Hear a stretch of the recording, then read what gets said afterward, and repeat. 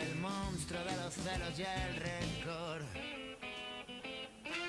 Y la mañana llegó como ceniza de una noche de fuego, y el humo que envolvía la alcoba nos hizo confundir el camino. Y el tiempo que pasaba cada instante devorando lo poco que quedaba en común, envolviendo con perfume de tristeza la dulce aspereza de la juventud, buscando un rincón o un respiro.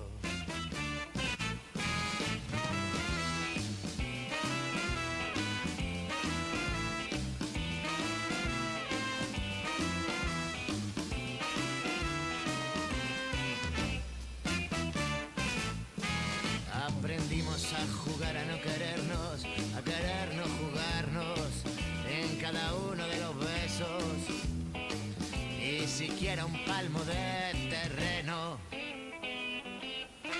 Y brotaron los barrotes de esta cárcel, de los tiestos del balcón, y tu amor una cadena, y cada hora contigo un eslabón.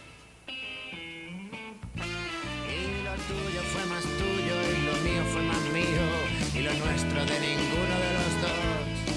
Y yo tu carcelero y tú mi verdugo, los dos del delito del amor, buscando un rincón o un respiro.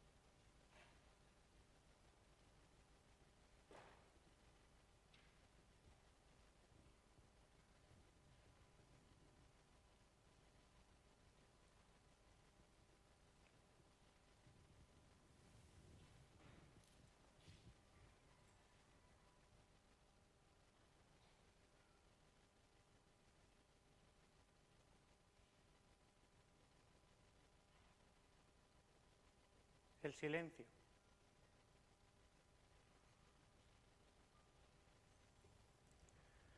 Corría el año 1952, agosto de 1952, cuando John Cage, profesor de nuestro conocido y querido Carles Santos, estrenaba en Nueva York su obra más conocida y más controvertida a la vez, 4:33. 4 minutos y 33 segundos de silencio. Una única indicación en la partitura, touch it. El músico o grupo de músicos debe permanecer en silencio por 4 minutos y 33 segundos. Me debe perdonar que me he saltado el segundo y el tercer acto de la partitura, pero también vamos con retraso. El silencio que se cierne hoy sobre los músicos es un silencio distinto. Para muchos, para la mayoría seguramente habrá pasado inadvertido que hoy es el día sin música. Día sin música por un IVA más justo sobre la música. Digo que para muchos habrá pasado inadvertido porque yo que soy estudiante de música no me había enterado hasta que Eloísa me lo comentó. Entonces,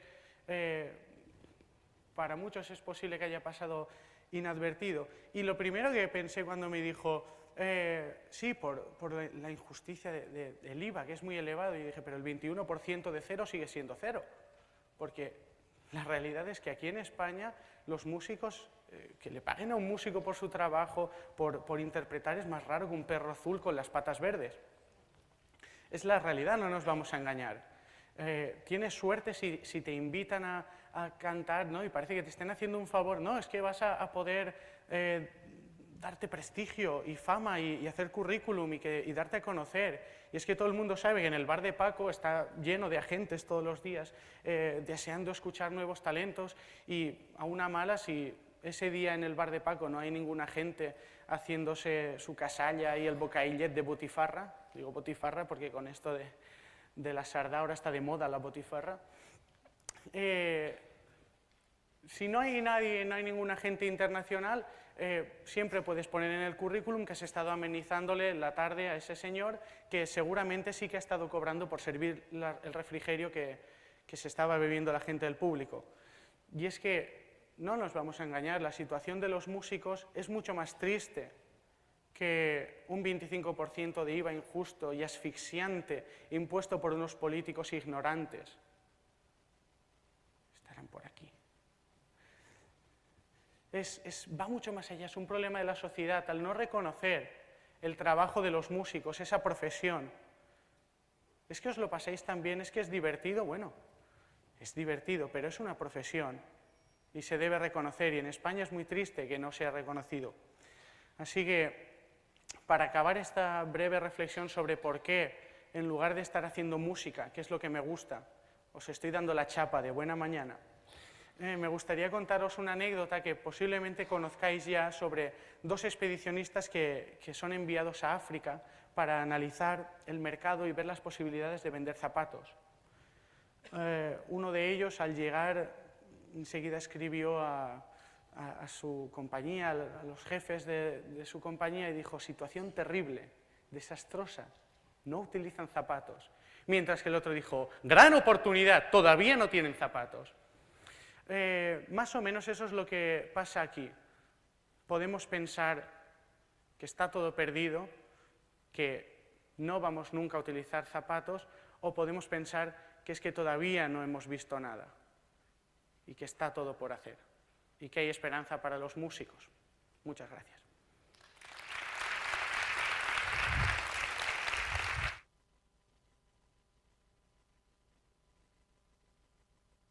Toni, no mos deixaràs així? No, tal que no.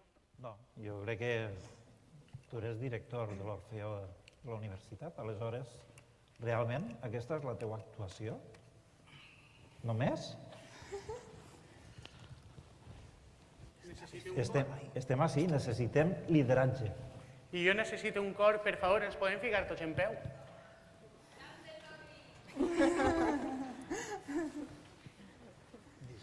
Avui és el dia sense música, hoy es el día sin música, pero nadie dijo nada de paisajes sonoros. Como la obra de John Cage nos hacía reflexionar sobre la naturaleza de la música, qué es la música. Estoy viendo a Salva allí. Entonces, Salvador Seguí, en su método, decía que la música es el arte de bien combinar los sonidos y los silencios con el ritmo. ¿Me usé?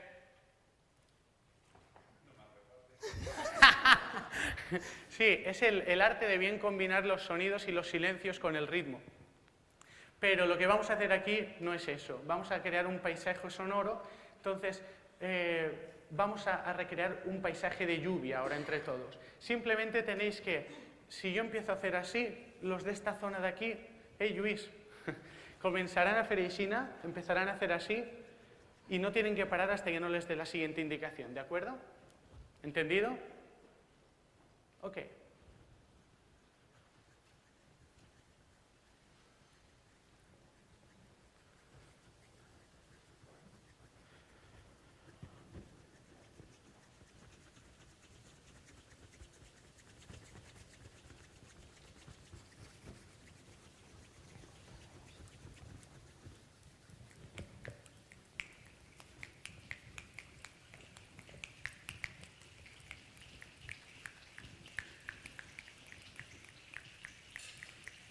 Qué coro más bueno.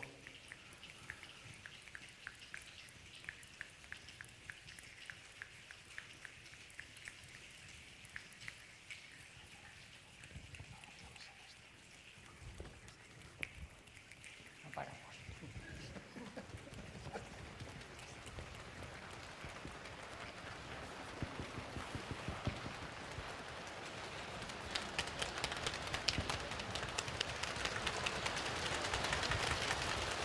Vale, 3 saltamos todos.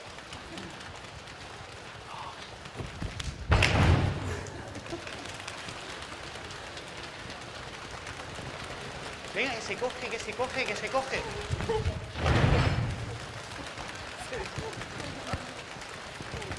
Va.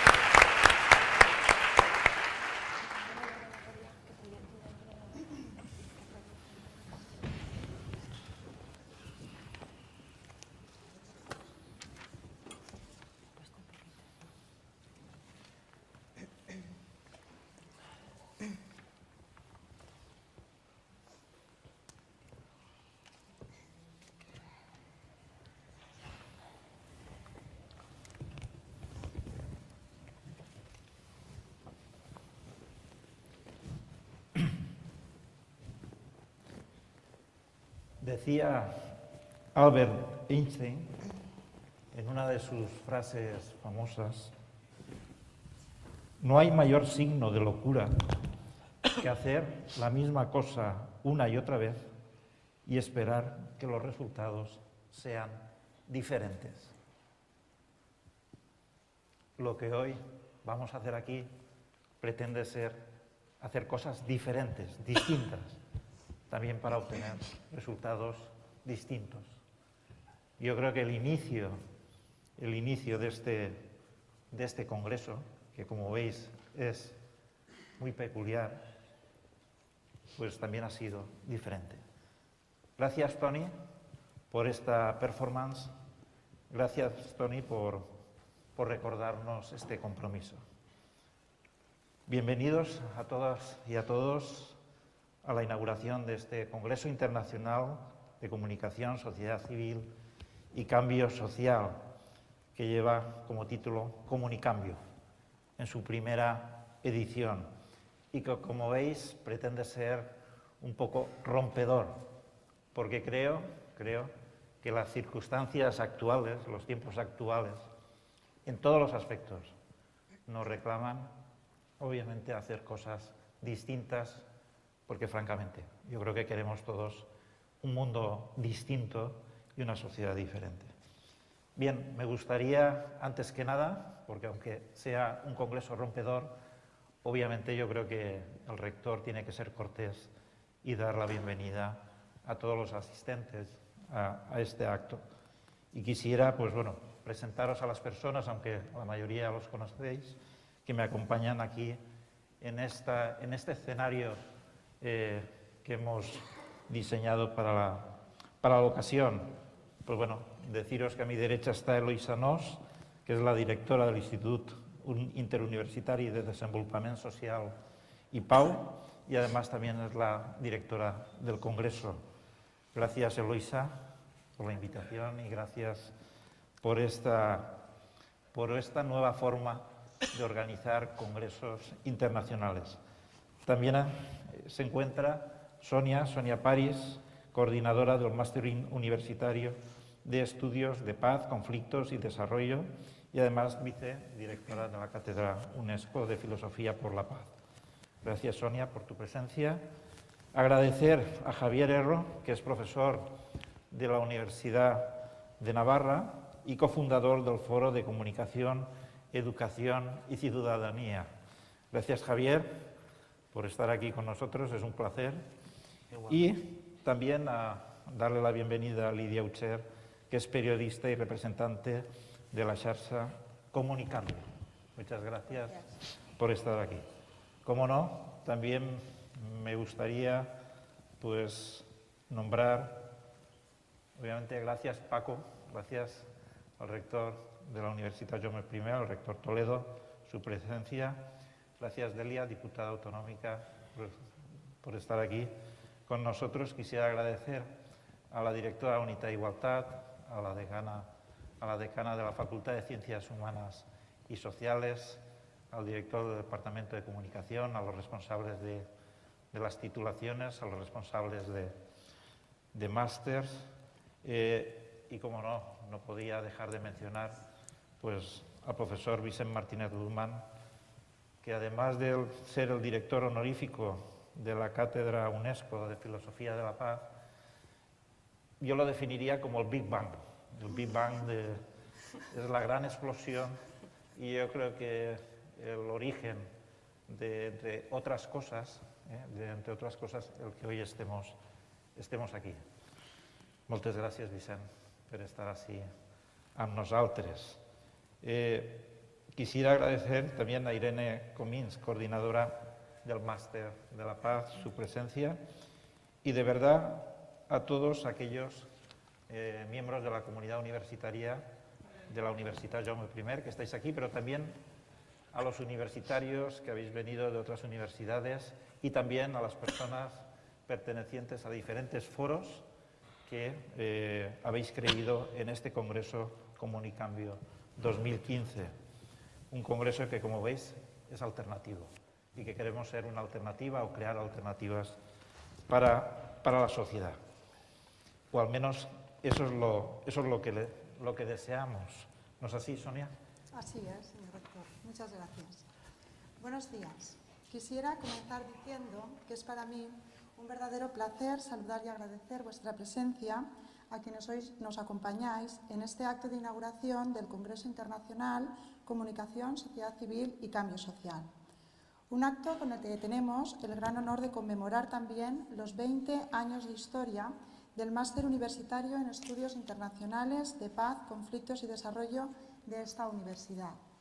Muchísimas gracias, Elo, directora del Congreso, que además ha sido y sigue siendo una de las partes imprescindibles del máster, por ofrecernos esta inestimable oportunidad como colofón de las diferentes actividades de celebración que hemos venido haciendo a lo largo del curso. Os imaginaréis qué satisfacción sentimos el equipo de trabajo del máster cuando oímos decir 20 años de historia y qué orgullosas estamos de haber formado parte de ella. Todas las personas que de una u otra manera nos hemos, y os habéis, comprometido con este proyecto, lo hemos hecho de una forma muy especial y personal, sintiéndolo como parte de cada uno de nosotros y nosotras. Sin lugar a dudas, este modo de proceder lo hemos aprendido de quien en su día ideó este programa y logró hacer de su sueño una realidad, el profesor Vicent Martínez Guzmán, a día de hoy director honorífico de la Cátedra UNESCO de Filosofía para la Paz y quien también se encuentra disfrutando de este acto con nosotros. Vicent puso todo su empeño y su saber hacer en la formulación de un máster que, tomando como referencia sus propuestas en el marco de la filosofía para la paz, permitiese capacitar agentes de paz y de regulación pacífica de conflictos, procedentes muy especialmente de países empobrecidos y de zonas de conflicto activo con quienes poder aprender. Con este mismo objetivo ha ido creciendo el máster y ha ido transformándose desde aquel primer título propio de la Universitat Jaume I, que fue en sus inicios, con un solo semestre de docencia impartido en inglés, al máster universitario en estudios internacionales de paz, conflictos y desarrollo, que es hoy en día, con 2 años de duración, 120 ECTS y 2 líneas de docencia simultánea, una en castellano y otra en inglés, habiéndose adaptado periódicamente a todas las normativas españolas en lo que a estudios oficiales de máster se refiere, y habiendo sido en este sentido uno de los 2 primeros programas de máster de nuestra universidad en obtener favorablemente la renovación de su acreditación como título oficial. Ni que decir tiene que Vicent sigue formando parte importante de esta historia y tanto para mi compañera Irene Comins, con quien tengo el gran honor de compartir la coordinación del programa, como para mí, su buen saber hacer sigue siendo nuestro mejor referente y sus consejos y recomendaciones nuestros mejores compañeros. Moltes gràcies, Vicent, per tot allò que ens has ensenyat, per deixar-nos aquest projecte com a herència acadèmica. Así también nos sentimos con los más de 250 profesores de numerosas áreas de conocimiento y reconocido prestigio nacional e internacional en el campo de los estudios de la paz, los conflictos y el desarrollo, que han impartido docencia en el máster, y a quienes no podemos dejar de agradecer su continuo apoyo e implicación, a pesar de los difíciles momentos económicos que en los últimos años hemos venido atravesando. Nos llena de orgullo ver cuán felices vienen a nuestra universidad y de qué manera se comprometen año tras año con su docencia. A todos ellos y ellas, muchísimas gracias, porque también son otra de las partes imprescindibles del programa. Gracias a la implicación de todos estos colectivos, al esfuerzo realizado por todas estas personas, podemos decir que el máster es un programa de referencia, con gran prestigio nacional e internacional en el campo de la Peace Research, que lleva el nombre de la Universitat Jaume I por todo el mundo y que contribuye máximamente a darle un carácter internacional. Las líneas propias de investigación del máster y de su doctorado, coordinado actualmente por la profesora María Jesús Muñoz, también presente hoy aquí con nosotros, recorren el mundo de la mano del profesorado participante y del estudiantado egresado y se enriquecen de las redes internacionales y nacionales que hemos ido consolidando durante estos años desde la Cátedra UNESCO de Filosofía para la Paz y desde el Instituto Interuniversitario de Desarrollo Social y Paz entre nuestra universidad y la Universidad de Alicante. Ambos, la cátedra y el instituto, paraguas institucionales que refuerzan el prestigio y la solidez de nuestro programa de máster y doctorado. Este congreso se ha organizado también entre numerosas redes nacionales e internacionales de manera colaborativa. ¿No es así, Elo? Así es, Sonia. Muchísimas gracias. Y ahora también veo a José María Tortos en primera fila, que fue el fundador del Instituto Interuniversitario en Alicante, y al que también agradecemos muchísimo que esté con nosotros hoy.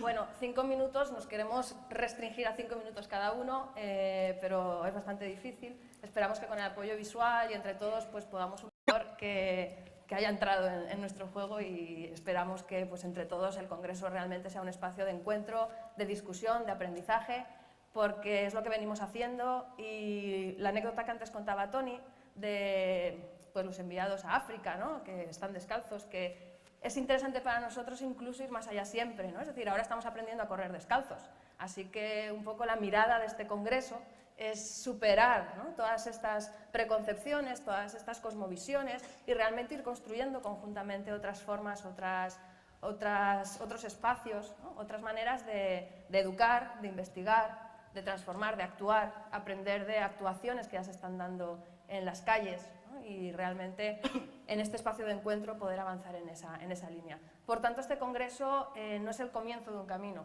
es un paso más en ese camino y un camino que además vemos serpentear en el futuro con publicaciones en las que se plasmen los resultados de estos días, ¿no? Y con más colaboraciones. Un camino en el que nos hemos ido encontrando y disculpar si no estamos todos porque es imposible, fijaos en los puntos suspensivos, por favor, hay muchos más, ¿no? Y realmente no puedo dejar de agradecer a toda la gente, a todas las unidades de la universidad, a todas las partes de la universidad, a todas las personas, los grupos que realmente están haciendo posible este congreso, que es fundamental comentar, ¿no? Que es un congreso en red, como mencionaba Sonia, pero que además se ha tratado de organizar de manera participativa, ¿no? Y que realmente es el fruto del trabajo de muchísimas personas que un poco iremos mencionando.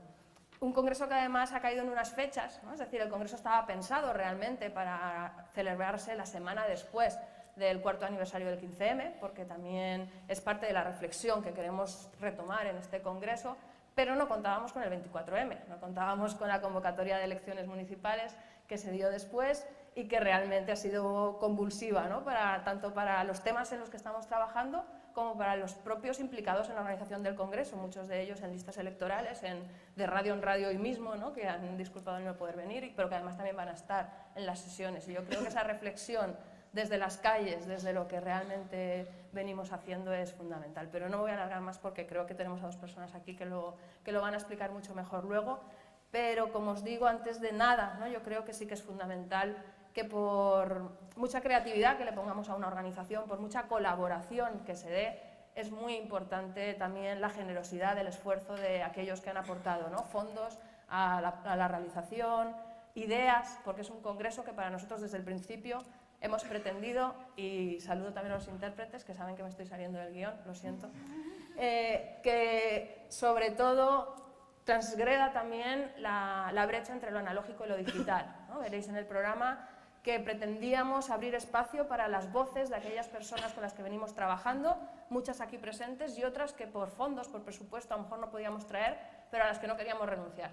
Con lo cual habrán vídeos pregrabados, habrán entradas en directo por videoconferencia, habrán vídeos entre estáticos y dinámicos, ¿no? Porque sabéis que los problemas técnicos también existen, pero eso es una de las cosas que hemos aprendido del 15M, de las personas implicadas, de los movimientos sociales, de Comunicambio, que las cosas se quieren hacer, se pueden, ¿no? Y de una manera o de otra, y lo conseguiremos. Así que, como os digo, sobre todo, empezar agradeciendo, ¿no? A todo lo que hemos aprendido juntos en este camino, de encuentros y desencuentros, todo lo que vamos a aplicar en este congreso, pero antes de darle la palabra pues, a esas personas de las que venimos aprendiendo, seguro que Sonia todavía quiere darle las gracias también a algunas personas más. Por supuesto, Elo, No puedo dejar de mencionar tampoco todas las instituciones que han respaldado la trayectoria del máster, como por ejemplo el Ayuntamiento de Castellón, Generalitat Valenciana, Fundación Caja Castellón, el Club Rotary de Castellón, entre muchas otras. También un especial agradecimiento para el equipo de gobierno de la Universitat Jaume I por su continuo apoyo, por su sensibilidad que desde siempre ha manifestado con respecto al máster, considerándolo como uno de los programas identitarios de nuestra universidad. Ahora más que nunca me gustaría seguir pidiendo su respaldo y su apuesta por estos estudios en la UJI. Finalmente, no quiero dejar de reconocer sinceramente la labor del equipo de trabajo del máster, del pequeño equipo de trabajo del máster, ya que sin su compromiso y su dedicación no sería posible seguir pilotando este proyecto. Hablo, creo que también en nombre de mi compañera Irene Comins y del mío propio, cuando digo que ambas mantenemos la ilusión y el firme compromiso por seguir trabajando para y por el programa, de seguir cuidándolo con mimo, con el fin de conservar sus altos niveles de calidad, para así continuar reuniendo en nuestra universidad a personas de tantos países diferentes, preocupadas por temas de paz, conflictos, género, mediación, cooperación al desarrollo, acción humanitaria y desde perspectivas tan distintas, epistemológicas, comunicativas, educativas, entre muchas otras. Un firme compromiso que nos ha llevado a ser muy creativas en épocas difíciles, habiendo sido, por ejemplo, el primer programa oficial de una universidad pública en llevar a cabo una campaña de financiación colectiva para la dotación de una beca a un estudiante procedente de un país empobrecido. Un firme compromiso que nos ha llevado también a que el máster haya sido elegido como el cuarto mejor del mundo en materias de cooperación al desarrollo y el segundo de una universidad pública según el ranking elaborado por el periódico El Mundo. Nos proponemos, nos gustaría que el máster siga teniendo la misma acogida, que podamos seguir construyendo su historia. La magnífica acogida de este congreso, en el que esta línea de trabajo va a estar muy presente, nos convence para seguir poniendo el énfasis en la interdisciplinariedad, la interculturalidad, la internacionalización como pilares fundamentales de nuestros programas formativos, de investigación y de acción social. No me queda más, pues, que desearos una feliz estancia a todos, a todas, durante estos días en nuestra universidad, que juntas saquemos un gran provecho al Congreso, que disfrutemos de todas las ponencias, comunicaciones y ojalá y nos podamos reunir de nuevo aquí dentro de 5 años en un acontecimiento similar y celebrar así el 25º aniversario del máster. ¿Qué te parece la idea, Elo? La lanzo al público, a ver quién se anima, que alguien vaya haciendo músculo para retomar un poco la organización de estos foros. Ahora mismo vamos a tomarnos un tiempo, pero vamos a disfrutar estos 3 días. Muchísimas gracias, Sonia. Mencionar también, ¿no?, a todos los miembros del instituto, como decía Sonia también, que están presentes en la sala. Y desde el proyecto, también hay que mencionarlo, el proyecto del MINECO de evaluación de indicadores de sensibilidad moral de la comunicación de los movimientos sociales, que es un poco el núcleo que ha intentado organizar todo esto como nodo. También muchos presentes en la sala y que iréis conociendo, no tenemos tiempo ahora de ir en profundidad, pero iréis conociendo en todas las sesiones que vamos a compartir estos 3 días, mañanas aquí, por las tardes en la Facultad de Humanas y en muchos otros espacios. Os animo a mirar por favor el programa para ir viendo todo lo que va a implicar este congreso, que como os digo, es exploratorio, pero es un pasito más en esos resultados que venimos trabajando conjuntamente, como dice Sonia, desde hace más de 20 años, desde epistemologías para la paz, epistemologías del sur, desde la educación para la paz con proyectos concretos, pero desde la investigación también de la comunicación del tercer sector, con el Centro para el Análisis del Tercer Sector que ya iniciamos en 2002 con el profesor Vicente Benet, también aquí presente, del Grupo de Investigación de Desarrollo Social y Paz, que también está en la base de este congreso, y con compañeros como la secretaria del IUDES de aquí de la sede, María José Gámez, el compañero Daniel Pinazo, Salvador Seguí, que antes ya ha sido nombrado, muchos compañeros que iréis conociendo, y a los que yo de alguna manera también les intentaba traspasar ese testigo, ¿no?, que iniciamos en el Foro de Comunicación, Educación y Ciudadanía, fundado por Javier Herro y Tere Burgui. Tere no ha podido estar con nosotros estos días, pero espero que esté por el streaming, y aprovecho para saludar a todos los compañeros que nos siguen en streaming. Aparte de las 250 personas inscritas formalmente en el Congreso presencialmente, hay más de 60 personas más que están por streaming, y otros muchos porque el streaming es abierto, porque una de las cosas que hemos aprendido en el foro es a compartir ese código base, ¿no?, un código base de formas de trabajo, un código base que compartimos, que no sé si recuerdas, Javier, cómo en Pamplona sobre todo lo que hicimos es empezar a identificarnos, pero también a identificar aquellas respuestas que cada uno podíamos aportarnos a las preguntas que traíamos con nosotros, y que yo creo que es una de las claves que sigue aportándonos estos encuentros. Todos traemos preguntas y traemos respuestas, y en el mosaico, en la combinación de todo ello, vamos avanzando. ¿Te acuerdas, Javier? Sí, me acuerdo, aunque me he hecho muy viejo desde entonces, pero todavía me acuerdo. Bueno, buenos días, gracias a todos y a todas, gracias al señor doctor, gracias Sonia, gracias Lidia, especialísimas gracias a Eloísa y especialísimas gracias a Vicente, que están por ahí. Porque yo siempre que vengo a la Jaume primero me pasa lo mismo. Primero, cuando he entrado aquí es que me apabullo ante ver semejante auditorio, pero no sé por qué, ya sé que esto se dice siempre, pero es que a mí me pasa muy exclusivamente aquí. Inmediatamente me siento tan en familia que empiezo a soltarme hasta extremos peligrosos, así que voy a ser muy escueto. Yo aquí en la Jaume y en la cátedra siempre he encontrado algo que no se encuentra por ahí, y es que no se habla de comunicación, sino que se hace comunicación. Siempre me he encontrado comunicado y comunicándome de lo extraordinariamente bien tratado. Entonces, gracias, porque veo que este encuentro va a ser lo mismo. Sobre el foro. A ver, el foro no fue una cosa de Teresa Burgui, sobre todo, aunque no está, y mía, sino fue de encontrarnos todos, y yo voy a recordar rápidamente solo 3 cosas del foro. Primero, que fue quedar para ponernos cara gente que estábamos trabajando, que estábamos pensando y haciendo comunicación.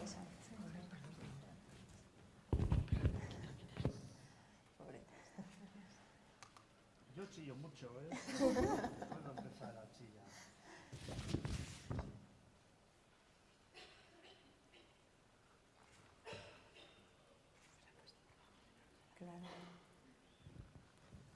Gracias.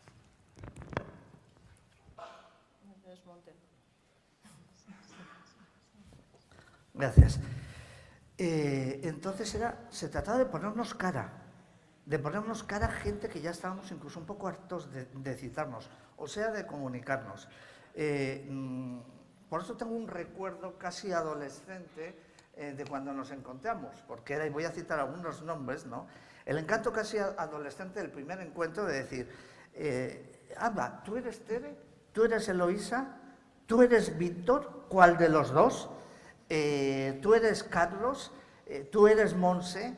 ¿Tú eres Paco? ¿Tú eres Manuela? ¿Tú eres Miguel? La intención era tan amplia y tan abierta como era comunicarnos para seguir comunicándonos. Bueno, pues de aquella pequeña locura resulta que ahora salen súper locuras como esta, que solo Eloísa y vosotros sois capaces de montar, ¿verdad? Y comunicambio. Comunicarnos de manera abierta, absolutamente fresca, espontánea, como viene a ser esto, ¿no? En lugar de formalmente. Esa es la primera idea. La segunda idea, o la primera metáfora, me atrevería a decir, que es comunicarnos, encontrarnos solo para comunicarnos.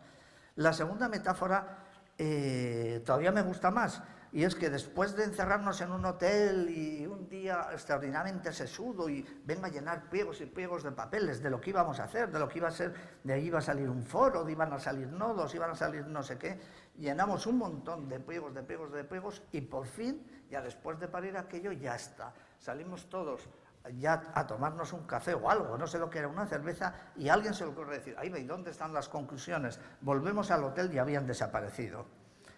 En un exceso de celo, las señoras de la limpieza habían tirado todo nuestro trabajo. ¿Sí? Entonces, recuerdo, aquí no voy a citar, nos recuerdo a uno de nosotros revisando los contenedores de los alrededores del hotel, buscando nuestro trabajo. Y eso, que puede parecer una simpleza, una tontería, una anécdota, para mí es absolutamente significativo. Tuvimos que salir a la calle a buscar la comunicación. Tuvimos que salir del encierro sexudo intelectualoide a buscar la comunicación a la calle. Y pasa como siempre cuando se busca por los márgenes, cuando se busca por lo excluido. No se sabe muy bien, yo nunca lo entendí, que nuestras conclusiones aparecieron. Bueno, pues yo así veo comunicambio, y por eso vengo emocionado, porque veo que aquí, no sé si la Jaume primero ha salido en la calle o ya está en la calle, pero lo que veo que las experiencias de la calle han entrado en la universidad. Digo, maravilloso, hemos metido los contenedores dentro del hotel, acabamos de cerrar el bucle. Perfecto. Bueno, pues ¿Y qué es lo que queda entonces de aquello? Pues yo no lo sé muy bien, porque ya la verdad es que ya me he hecho muy mayor, ¿verdad? Pero sí que me gustaría ya saber, y que Lidia, tú que ahora llevas todo esto, no sé, que cuentes algo de cuando todo aquello que comienza trabajando entre nosotros se ve que tiene una correspondencia en la calle, y que se ve que además tiene una correspondencia pública y socialmente, y tiene en las plazas, y tiene que ver con el momento que estamos viviendo, cuando la comunicación comienza a ser algo realmente transversal e importante en una sociedad como la nuestra, ¿no? Pues fue gracias a ti, Javier.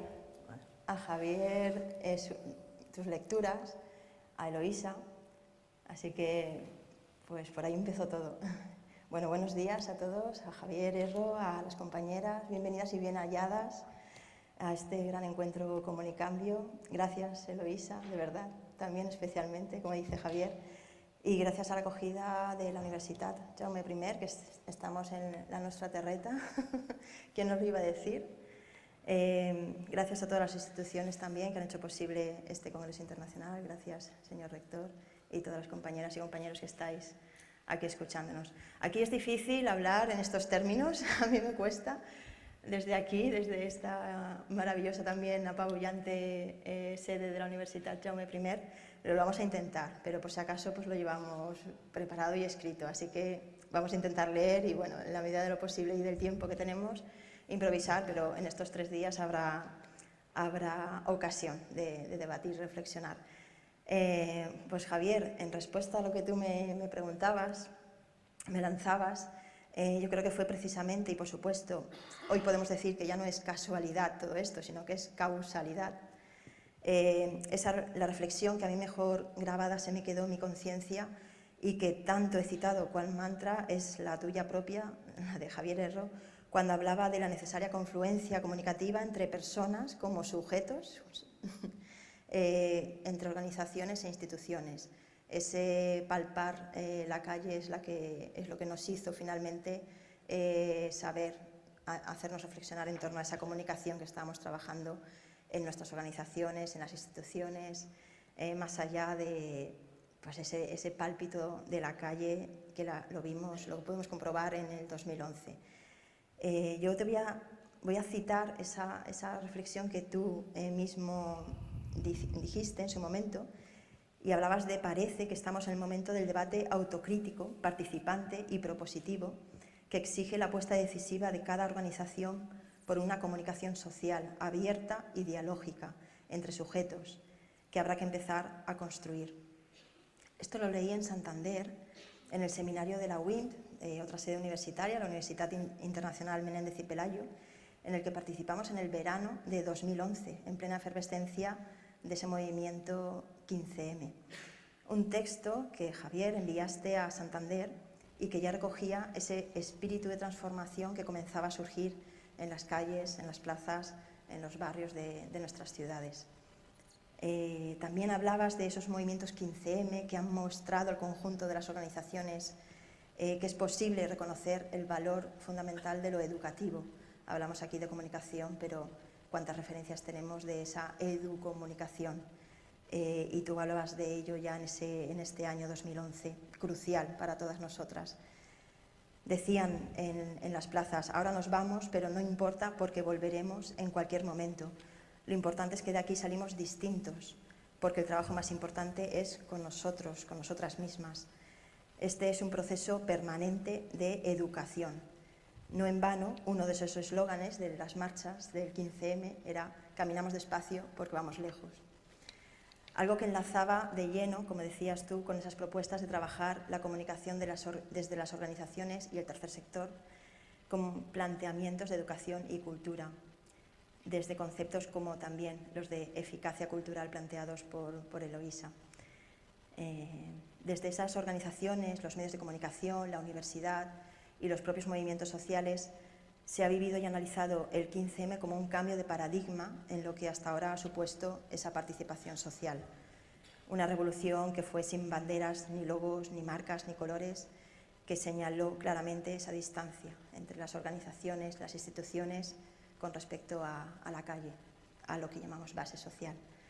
Javier, este texto fue una de esas primeras interpretaciones que leí sobre ese cambio de paradigma del que tanto hemos hablado y seguimos hablando, pero sí que no sé si tú consideras, como se dijo después, que tampoco caminábamos tan despacio ni íbamos tan lejos. Y en cualquier caso, si consideras también, si crees que esas prácticas comunicativas que empezábamos a cambiar en ese momento, fueron por delante o se quedaron atrás, haciendo ese paralelismo con la ciudadanía, con la gente que en 2011 sí que adelantó el paso a la política institucional de entonces. Te lanzo esa reflexión. Pues la verdad es que no lo sé. No sé si se han quedado atrás o están en el medio, o no lo sé.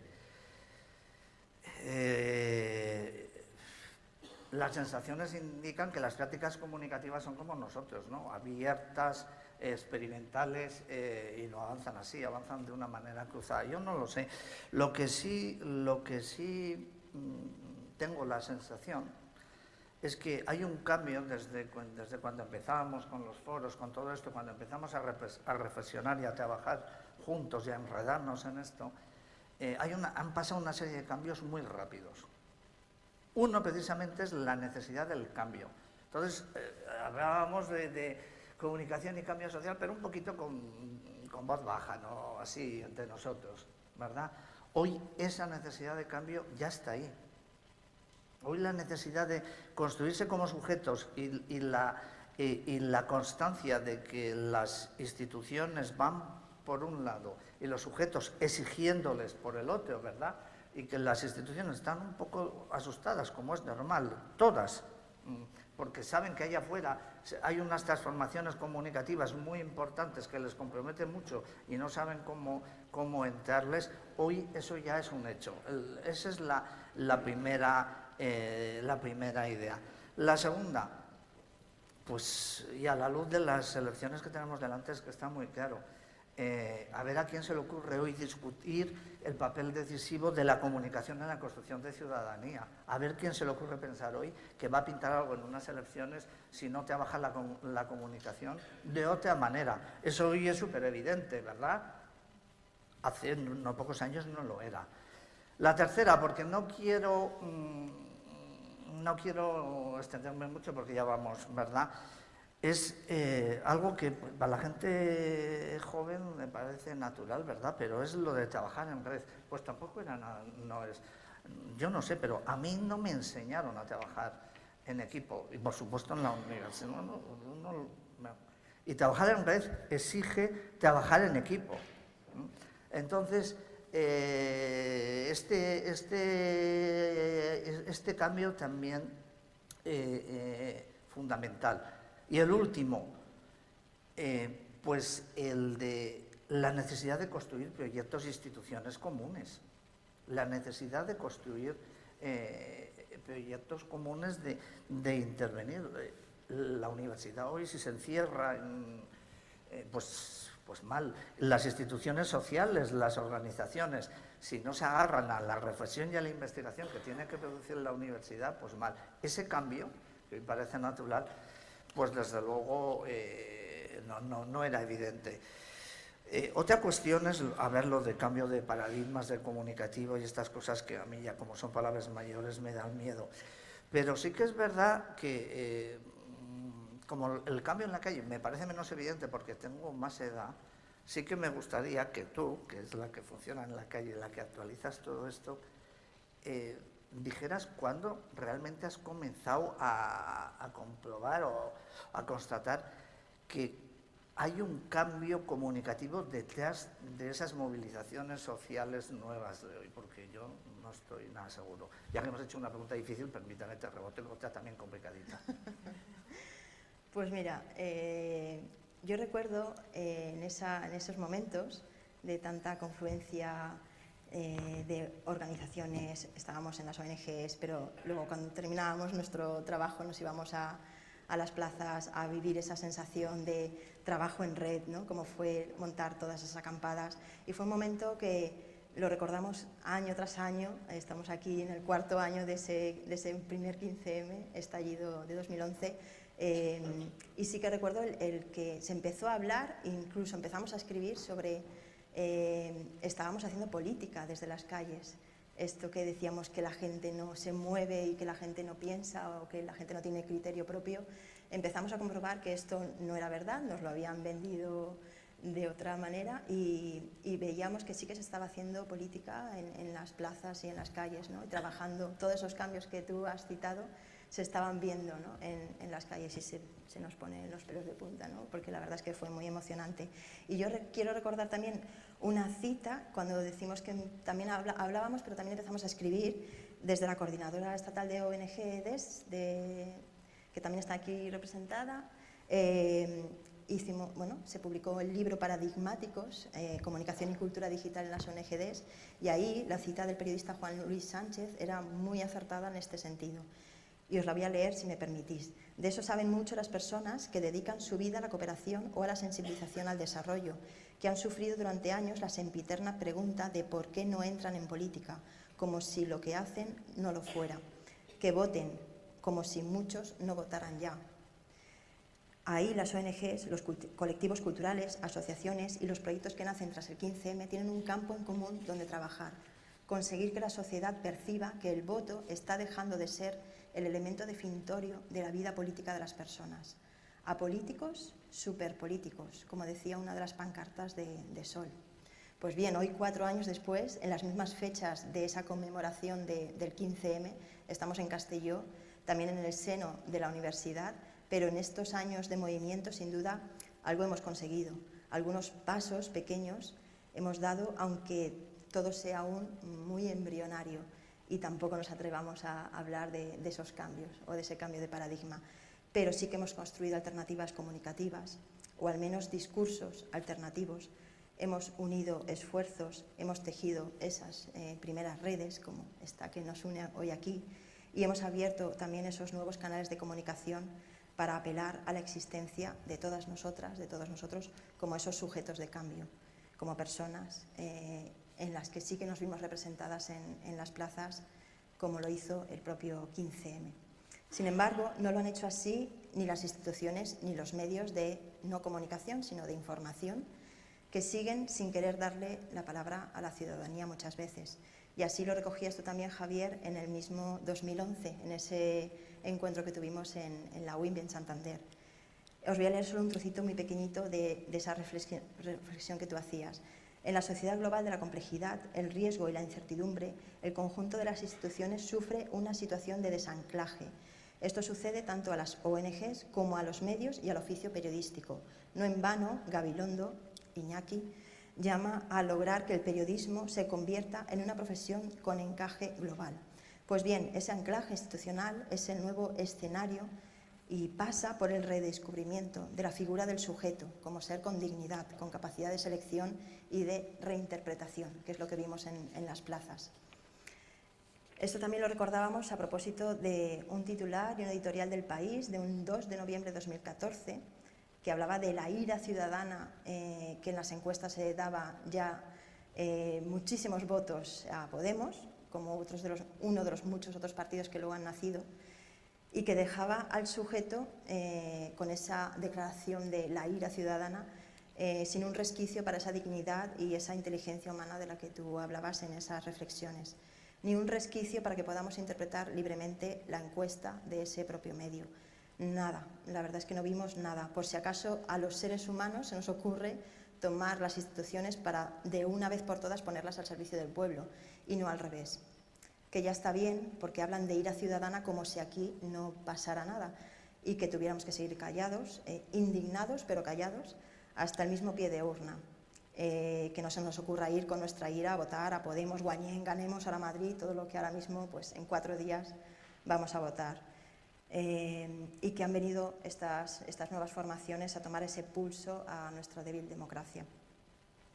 Esta sigue siendo nuestra indignación, Elo, por lo que debemos, creo, seguir encontrándonos y reflexionando, y para eso estamos aquí, construyendo discursos transformadores desde esa periferia del sistema, de la que somos todos parte, estemos donde estemos.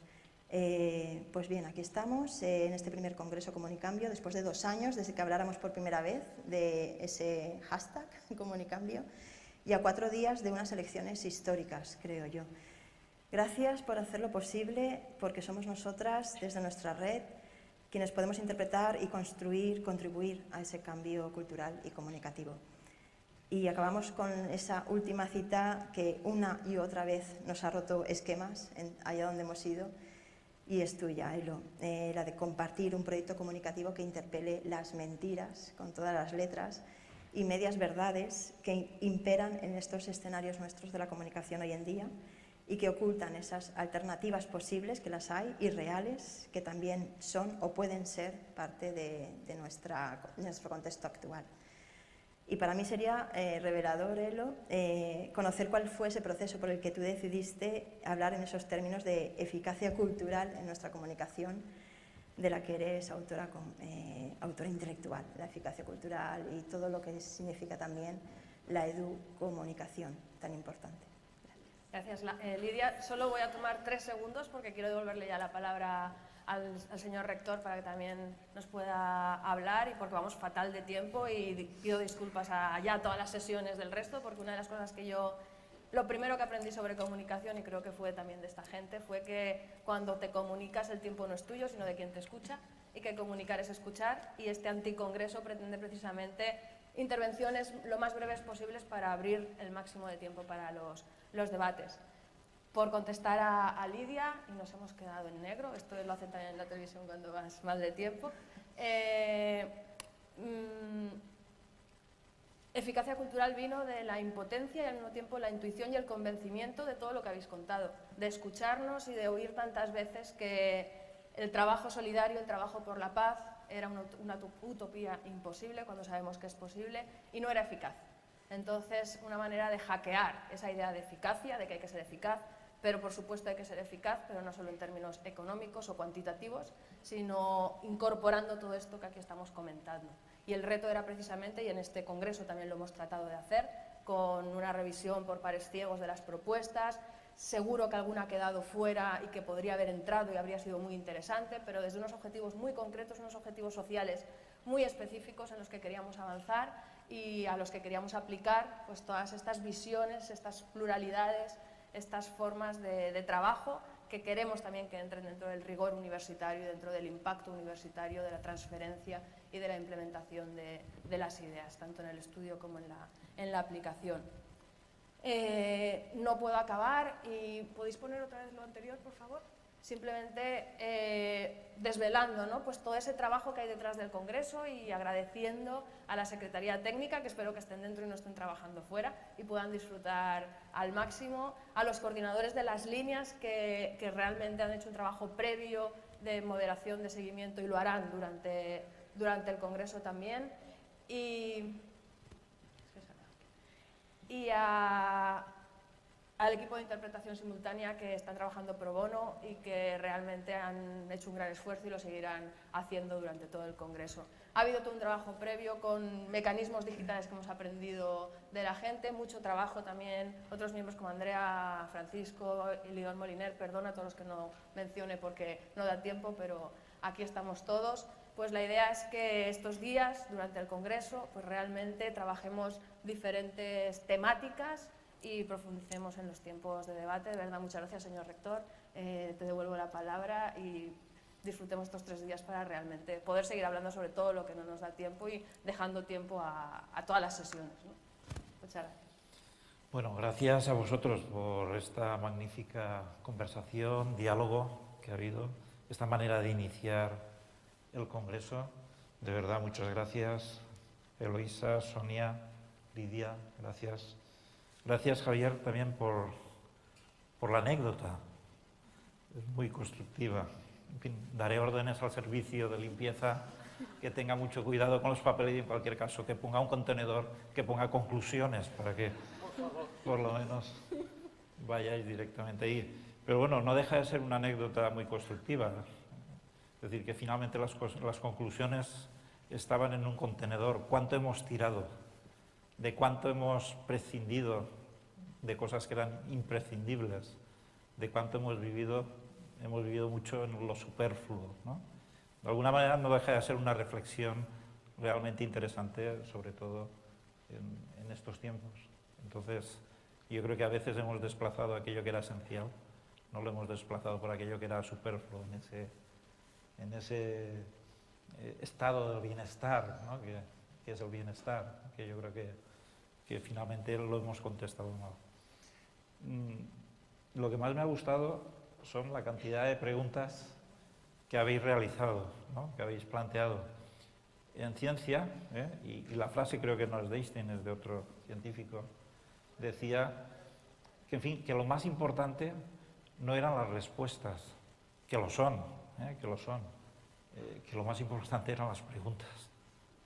El preguntarse, yo creo que eso es lo importante, es decir, de alguna manera indica pues, el acto de reflexionar sobre todo aquello que hacemos, y yo creo que es fundamental.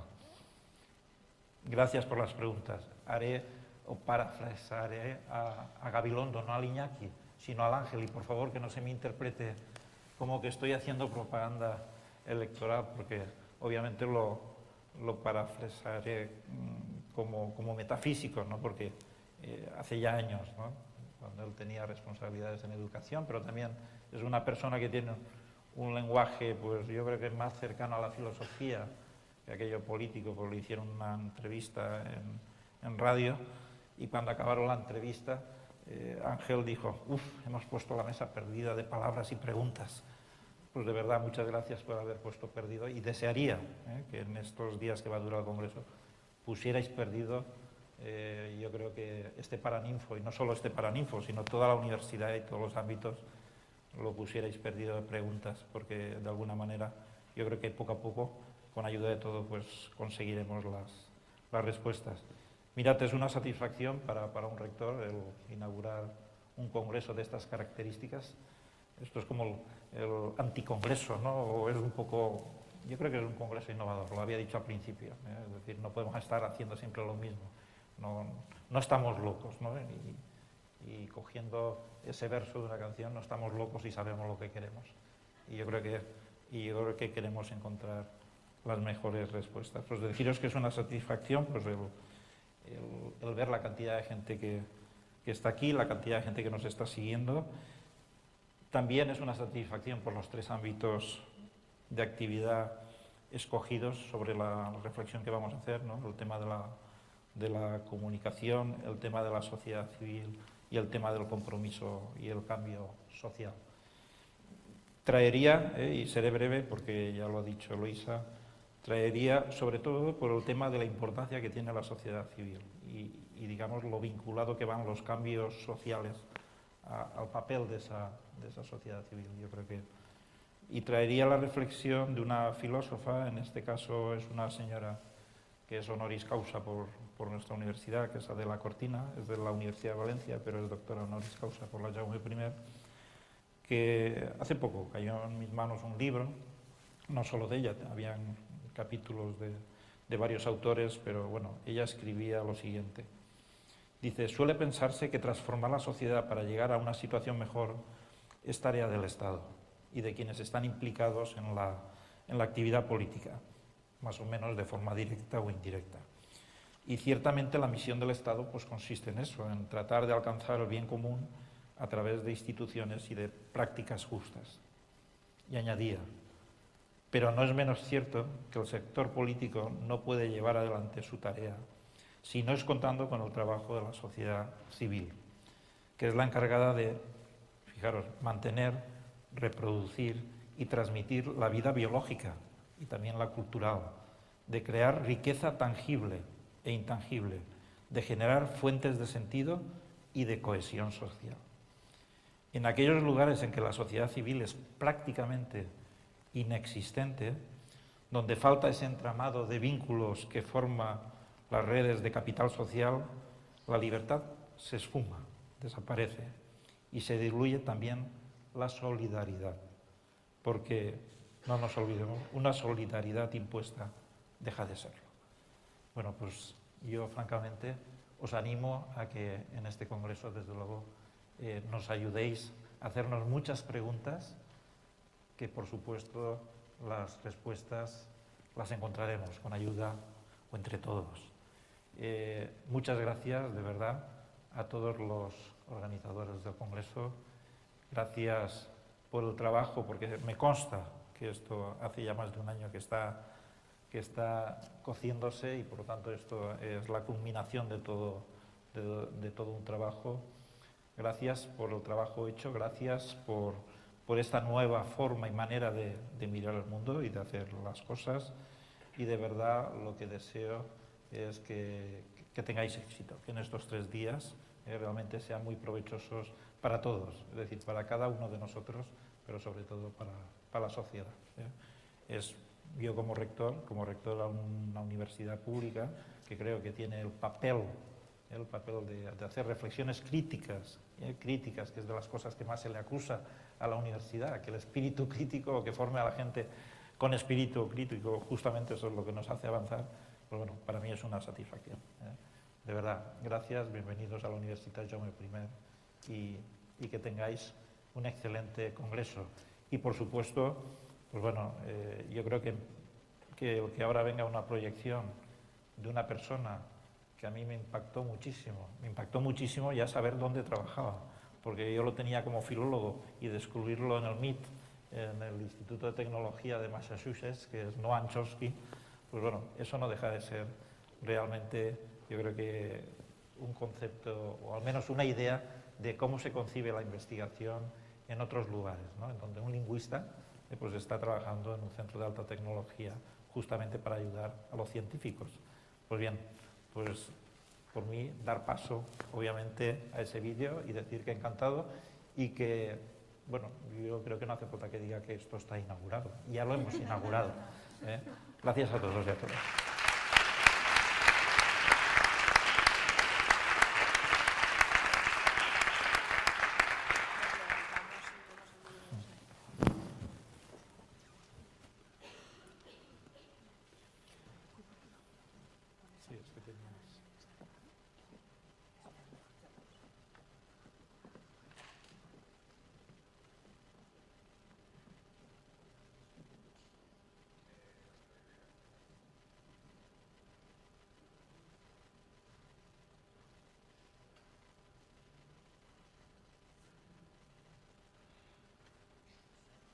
I'm sorry that I cannot be with you in person to take part in the International Congress that's opening today.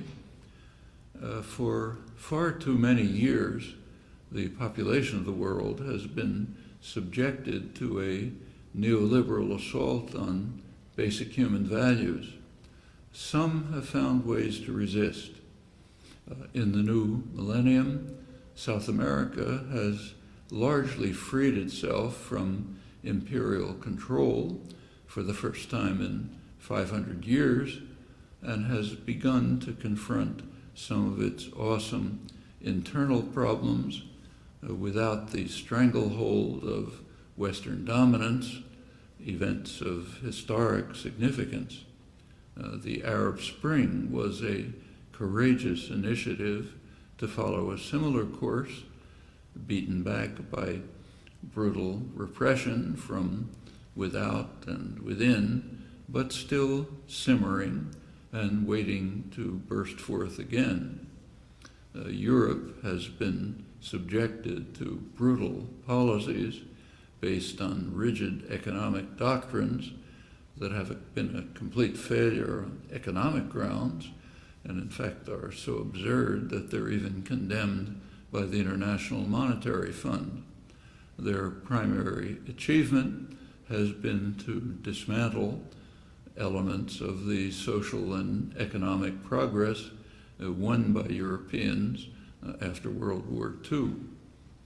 Courageous resistance has been developing, particularly in Spain and in Greece, elsewhere in Europe as well. In the United States, too, popular forces have been mobilizing to combat the policies that have imposed stagnation or worse on the great majority, while a tiny sector of extreme wealth elite, and for paving the world the way to a far better world, one that is within reach with dedicated struggle. I wish you the greatest success in these endeavors. The stakes are very high.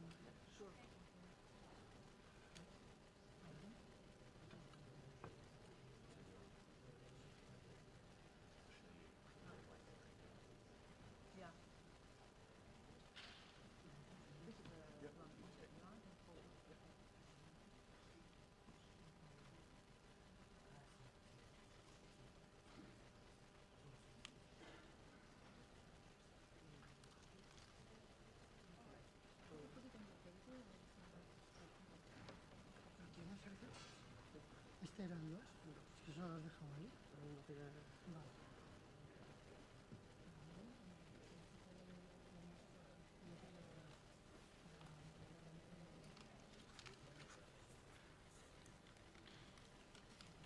Steven, shall we start? Are we ready? 1 second.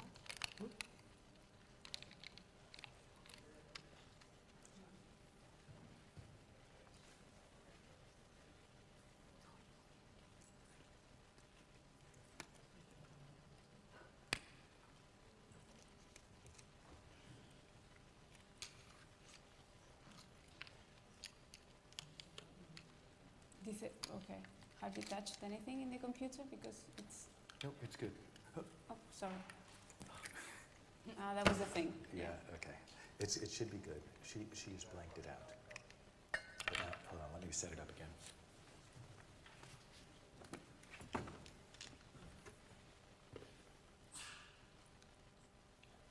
Okay.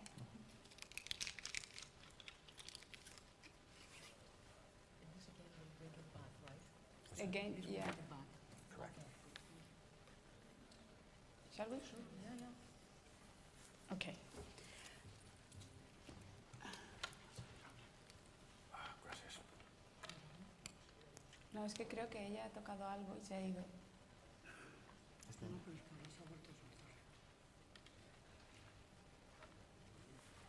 They are worried that, again, they cannot see the... Oh, don't worry, she can control it right there. Ah, es porque lo controla Yeah, ella yeah. desde allí, She desde el has it mando. controlled, yeah. They were worried that the Right. image just went off. Right. Ah, that's what, yeah, it was Yeah. just you, okay. Okay, well, I think we're ready to continue with 1 hour delay.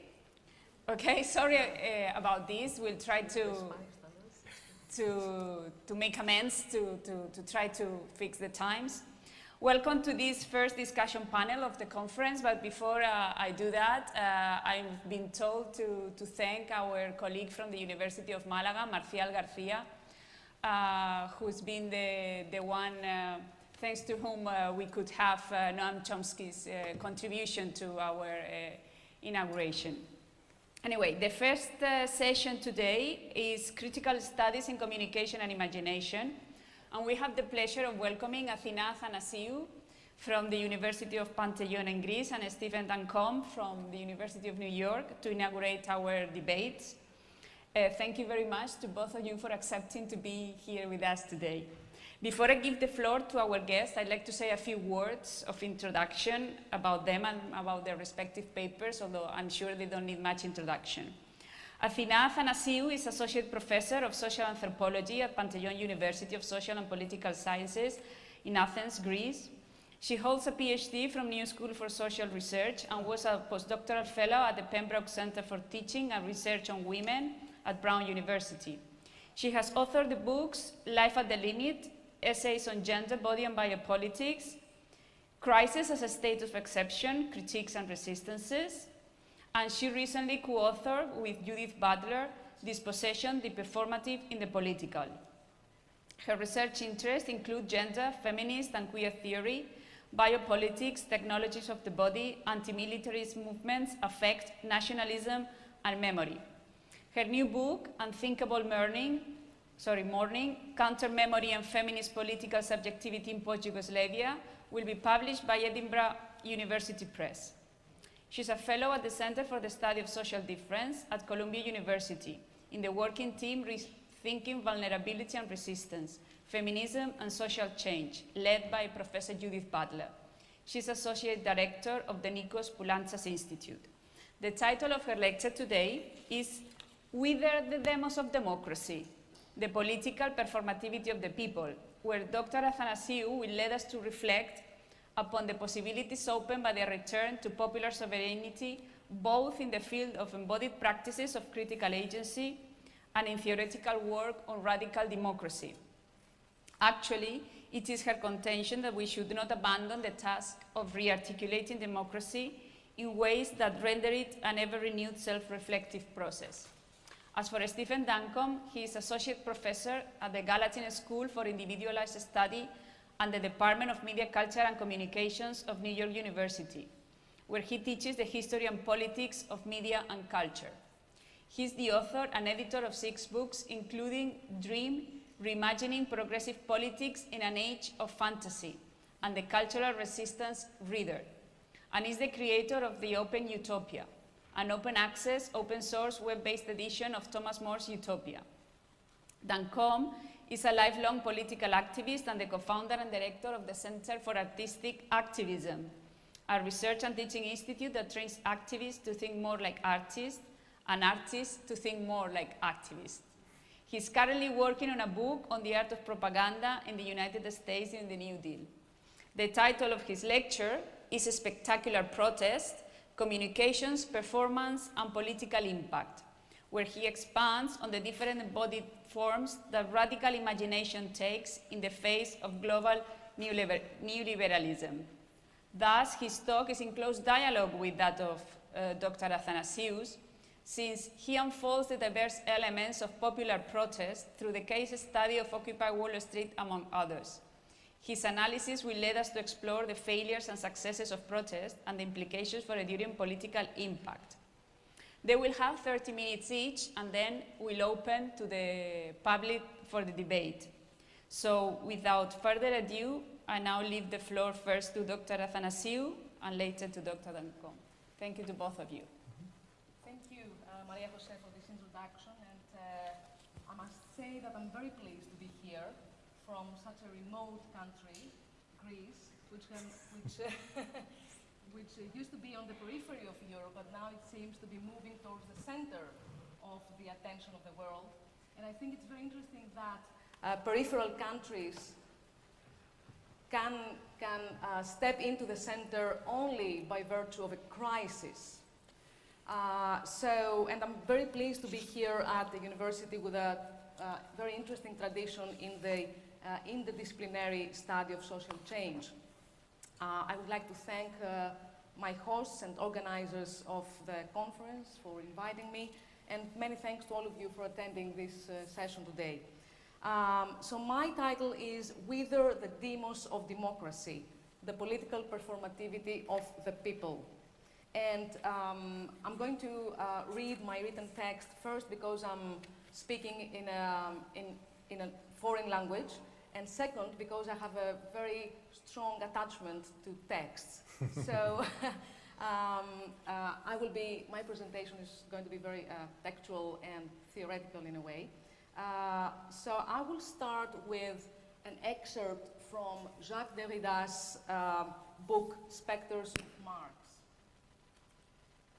Here goes: the effectivity or actuality of the democratic promise, like that of the communist promise, will always keep within it, and it must do so, this absolutely undetermined messianic hope at its heart. This eschatological relation. Hold on. I think that there are problems with your mic. Yeah, they might change it. So I couldn't be heard. I mean, shall I? At the beginning, yeah, you want to start? At the beginning.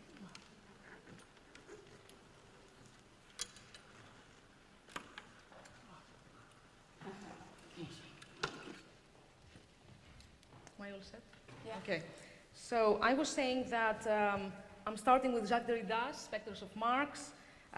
Maybe it's too early in the morning for talking about spectres, but the idea is that there's no other way to speak about democracy and the demos except for summoning some spectres here.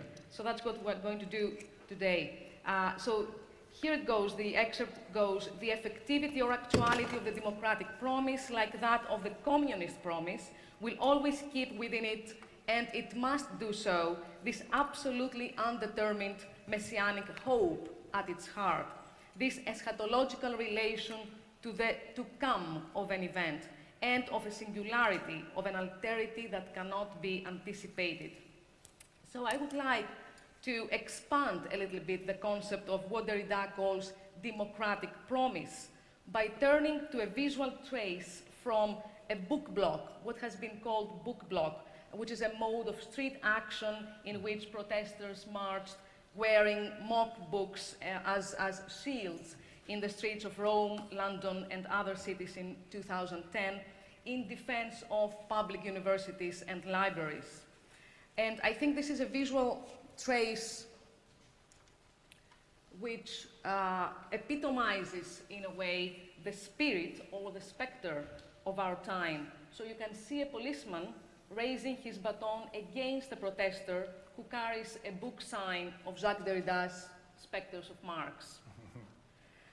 Now, since I venture to call this visual material and affective residue a trace, I have already inscribed myself into the task of being concerned with how the trace in Derrida puts into question the idea of presence or the present. In his study on Husserl, Speech and Phenomena, Derrida defines the constitution of a trace as, I quote, a possibility that must not only inhabit the pure actuality of the now, but must constitute it through the very movement of difference it introduces, end of quote. In Of Grammatology, Derrida employs the trace to extend the notion of writing in ways that include infinite iterabilities, which make writing possible through the erasure of the proper name. This is about a peculiar actuality, one that is generative and at the same time affected and inflected by boundaries and foreclosures, one that repeats indifference, and one that, in presenting itself, it becomes erased.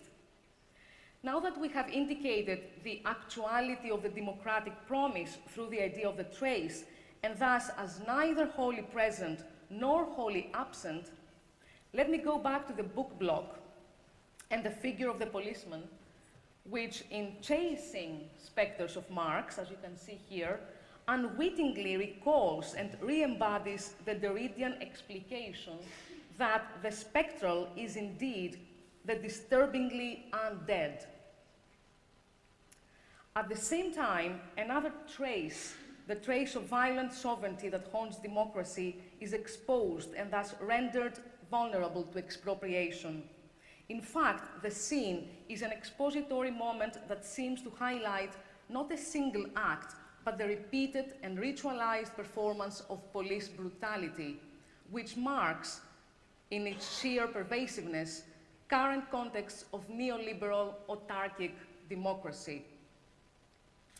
However, despite the current and ongoing reduction of democracy to a kind of indifferent proper name of capitalist governmentality that dismantles critical thinking, politics, and the public, traces are always left, and traces are produced, thus opening the political to the shared contingency of democracy to come.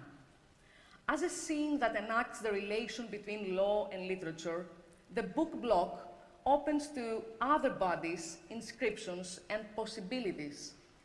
The list of the books that have been seen in the affective alliances of the book block suggestively denoted a long chain of undead critical literatures and epistemologies, from Theodor Adorno's Negative Dialectics, to Virginia Woolf's A Room of One's Own, from Mary Shelley's Frankenstein, to Samuel Beckett's Waiting for Godot, and from Donna Haraway's Cyborg Manifesto to Judith Butler's Gender Trouble, and many, many others. In the book blocks, people have taken to the streets to fight for critical thinking and public education, turning books into banners and shields against educational cuts and neoliberal regimes of university governance.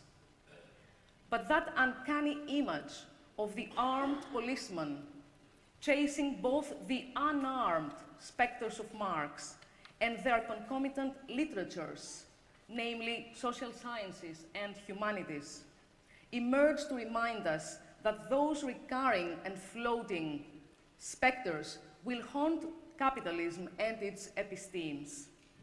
So I seek to understand here how this haunting might involve a return of democracy as a political configuration which expropriates the proper from its normative conditions of properness and property.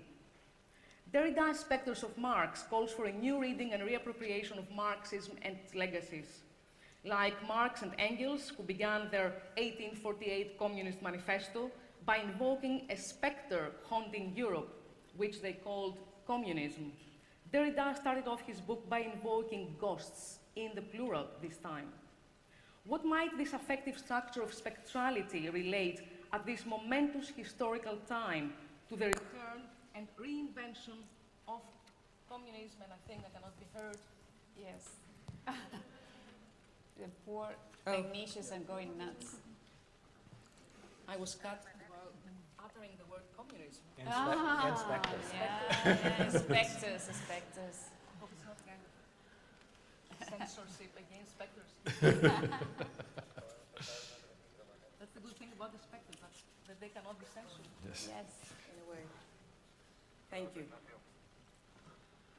So the return and reinvention of communism in left discourses and imaginaries. How is this return of popular sovereignty manifested in embodied practices of critical agency and current theoretical work on radical democracy? And how might radical democracy work to deconstruct both the economic governmental rationality of late capitalism and the consensus that democratic formalism seems to instigate today among the most fervent guardians of the neoliberal rule and the colonial history of the West. The spectre that has been haunting the world since 1848 is mobilized today in various protests of recent years to challenge the present dissolution of democracy into a synonym for prosperous bourgeois West, free market economy, and liberal globalization. At stake in my presentation today is a particular sense of democracy, the one related to the political self-rule by the people. As it is claimed, and this is a quote from Wendy Brown from her latest book, The Political Self-Rule by the People. As it is claimed and performed in context of market democracy, despite and against norms of competitive individualism and the post-democratic objection of the masses and the reduction of politics to management. My reflections are informed by current political enactments and struggles that cast democracy as a renewed modality of resistance and popular sovereignty. Therefore, although I'm firmly critical of late modern actually existing governmental configurations conveyed by the sign of democracy, my perspective also stands apart from analyses that discard democracy by identifying it with capitalism. I'm not proposing that we should lazily exhaust our political inventiveness and imagination to defending democracy, for sure not the actually existing one. Rather, I'm seeking to think on and with political aspirations to defend in the sense of revitalize what has not yet taken place, what has fallen short of its promise. What I claim is that the political forms with which we experiment should not abandon the ideal of democracy defined as a continuous political project of shared rule of the people. Especially in the conditions in which we today find ourselves, when neoliberal governmentality invests in the destruction of even the possibility for democracy, and when fascist hatred of democracy is on the rise. The task for thought is to engage in struggles for re-articulating the coming to being of democracy in ways that render it an ever-renewed, self-reflective, revolutionary process. I aim principally to rethink the democratic body politics forming in the anti-austerity protest sphere within regimes of power that subsume the political under the post-political discourse of debt crisis and market management. What emerges as the connective tissue among several of these political enactments is the desire to defend the democracy that has been gained through past anti-authoritarian, anti-dictatorial movements, for example in Spain and in Greece, and simultaneously the desire and struggle for a democracy yet to be acquired and reclaimed from capitalism. So I would like to ask what it is that mobilizes radical social imagination in times of neoliberal governmentality. This break with the managerial logics and logistics of crisis inscribes an openness to come and constantly pushes toward the not yet here, beyond the order of accumulating capital and poverty and against the recurring fascisms and racisms.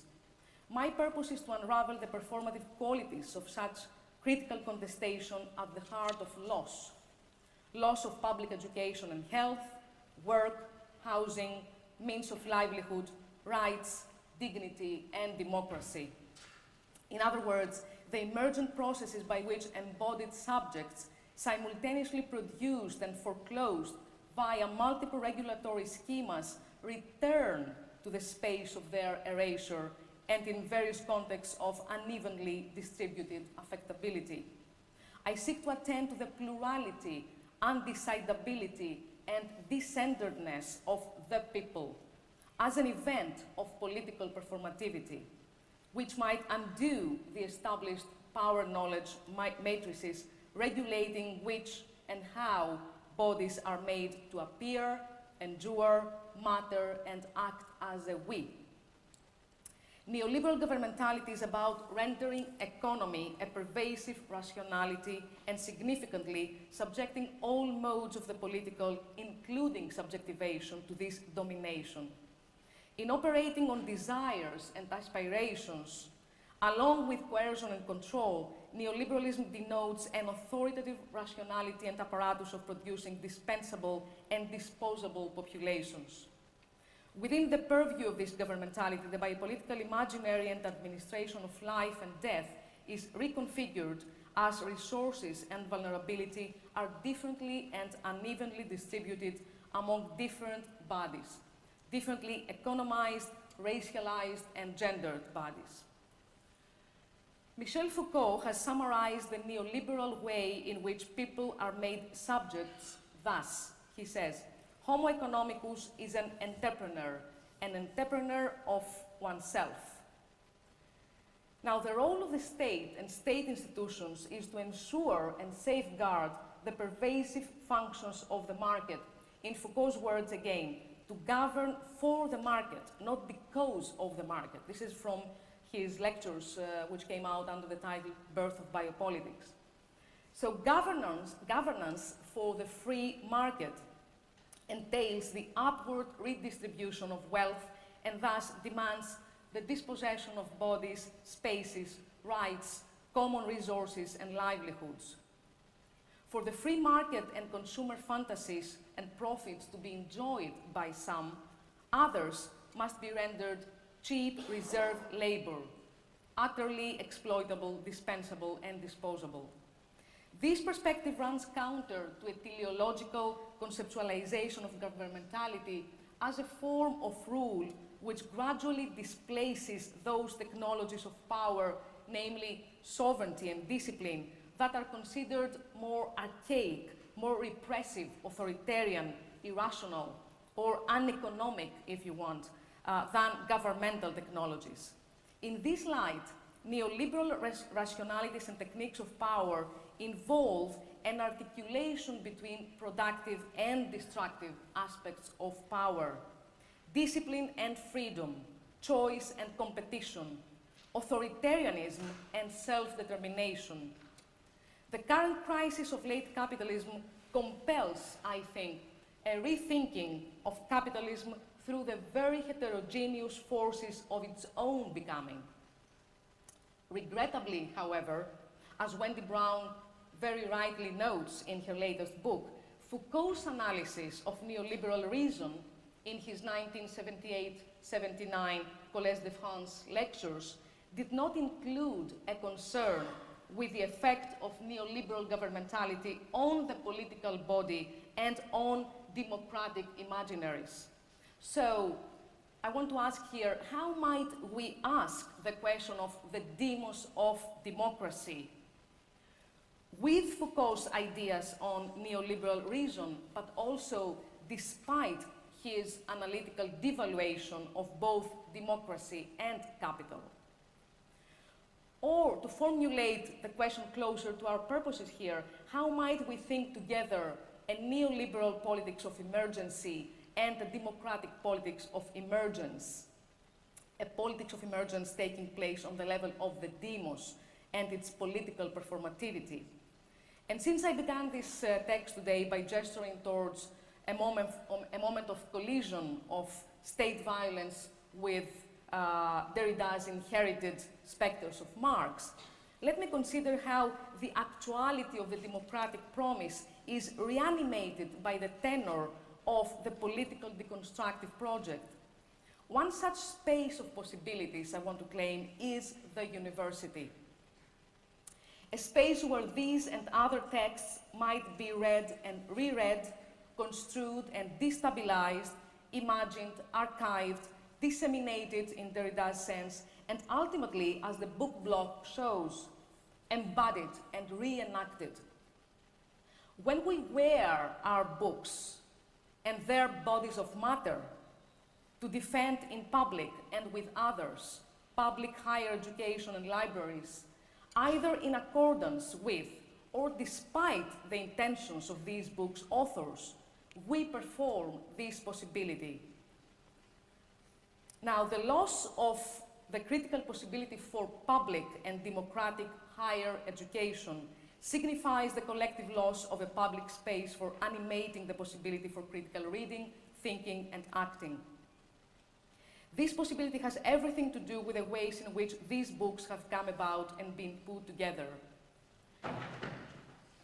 As the intimate public of the book block enacts in protest the growing corporatization of higher education in Europe and around the world, is premised upon a conception of knowledge as commodified property and a measurable commercial asset that needs to be immediately available to the entrepreneurial agendas of global elites. As the university turns into an area regulated by market standards, its corporate governmentality makes sure that it is accountable to these business elites through regimes of knowledge commercialization and quantitative assessment. Any other future for the university is considered impracticable, non-viable, in a word, impossible. To be clear, my point here is not to downplay the university's institutionalized effects of power sedimentation. Universities have always been places of entrenched authority, privilege, and hierarchies. My point here, rather, is to ask what kind of critique could be articulated to make sense of and to make a claim for what I call alternative humanities. Alternative humanities in both senses of the word, both alternative to high culture as the essence of humanism and humanity, and as an alternative configuration of what counts and matters as human. What is there to be reclaimed, then, when precarious bodies and books assemble in a crowd laying claim to the public at a moment marked by the corporatization of the public?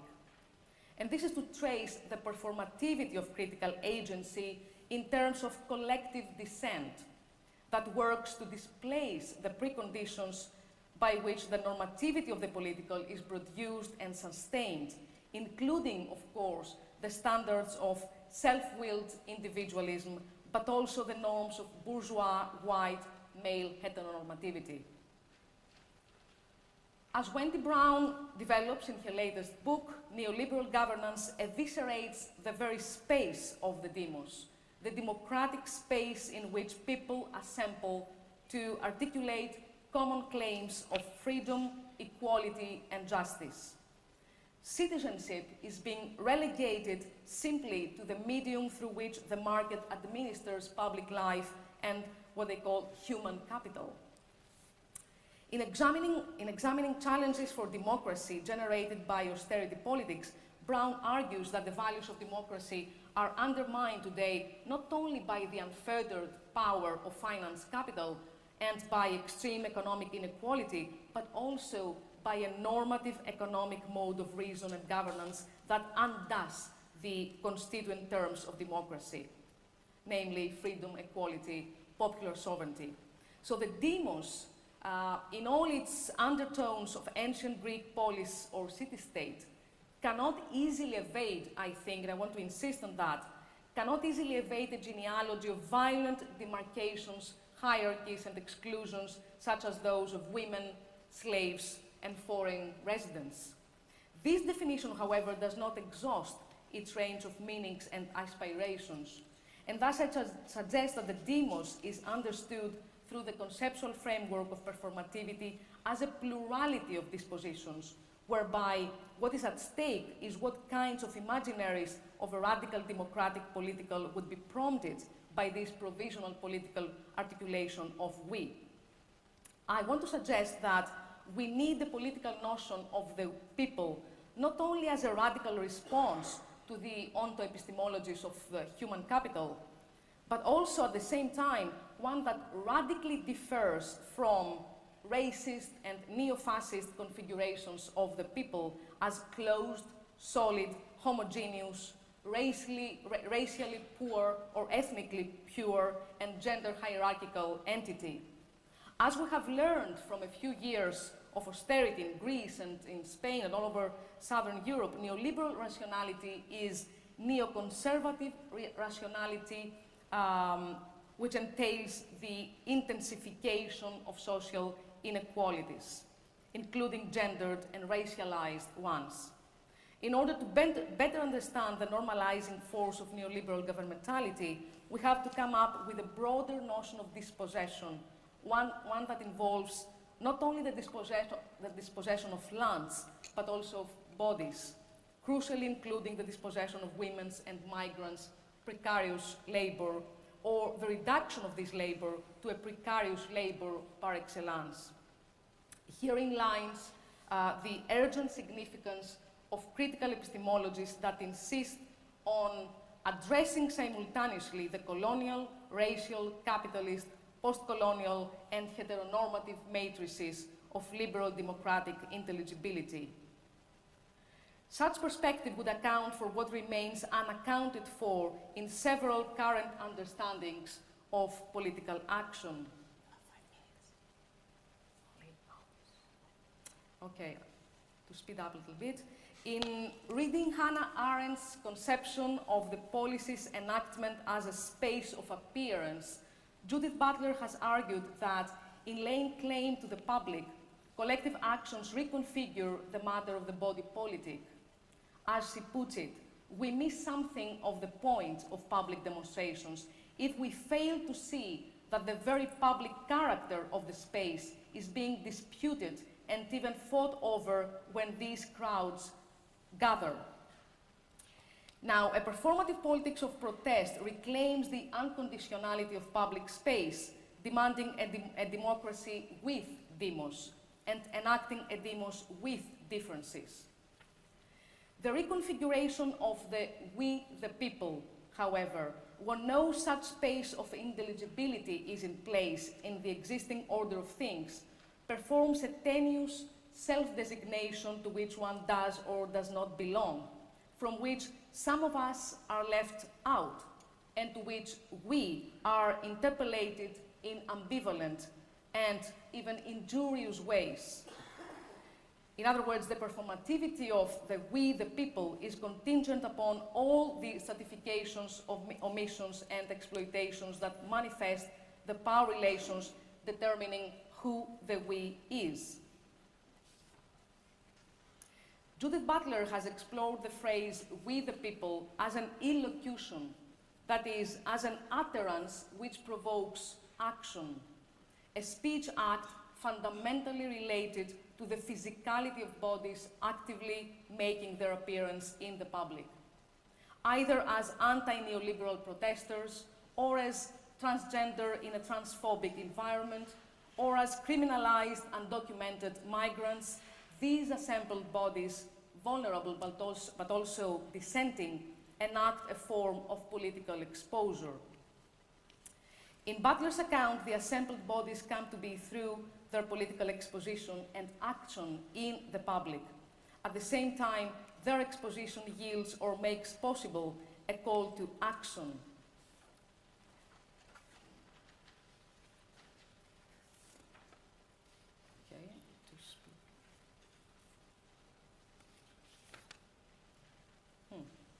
Sorry about that. So the conception of the people that I'm developing here is not resonant with the purity of the single and extraordinary event. In fact, it is not resonant with any purity whatsoever. Rather, it addresses the aporias and complexities that mark the processes of subjectivation through which subjects come to being as political subjects. It seeks to stand as a critique of both the managerial evisceration of the people and the conception of a total unified exclusionary demos. This is a quote from Michel Foucault's famous essay on what is critique. What is interesting here is how Judith Butler rereads Foucault's notion of critique by underscoring again the notion of desubjugation. This is a very important concept here. So critique in Foucault and in Butler requires some sense and some practice of desubjugation of the subject in the context of a specific politics of truth. And this is Butler's reading, of course, essay again, stressing the concept of desubjugation. As Butler has insightfully made clear, critique involves the practice by which the self forms itself in desubjugation by enacting again and again the question, who will be a subject here and what will count as a life? The current regimes of crisis provide the grounds for a critical re-engagement with who counts as part of the public, how the political is performed, how and where it takes place, what qualifies as political subjectivity, and how this political subjectivity is gendered, racialized, and classed. As I was speaking, as I was saying at the beginning, quoting Derrida, again about the specters of Marx and the spectral return of democracy, as Derrida puts it, that to come suggests that democracy will always remain aporetic in its structure. In other words, always deferred and yet present as an iterative and disruptive potential in the here and now. Thus understood, the condition of possibility for the people manifests a political performativity of popular power that remains accountable to the aporetic trace of the emergent. Taking up such line of investigation would help make us attentive to the plural and contradictory ways in which emergence emerges within power relations that complicate the unexpected, the dissonant, and the subversive. To conclude then, such ongoing agonistic eventualization encompasses a multitude of political configurations, counter-discourses, and bodily enactments which point beyond the logistics and the logics of accumulating capital and inequality, as well as beyond and against the recurring fascisms and racisms. It reclaims and resignifies the collective space for engaging or re-engaging with the political, with others, and with oneself in ways that make unrealized justice and democracy thinkable and possible again. Thank you very much.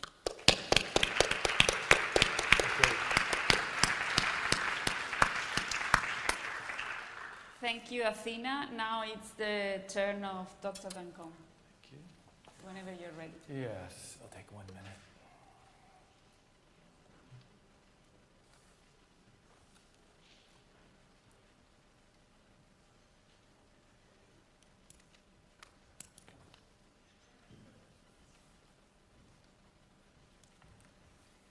Hola.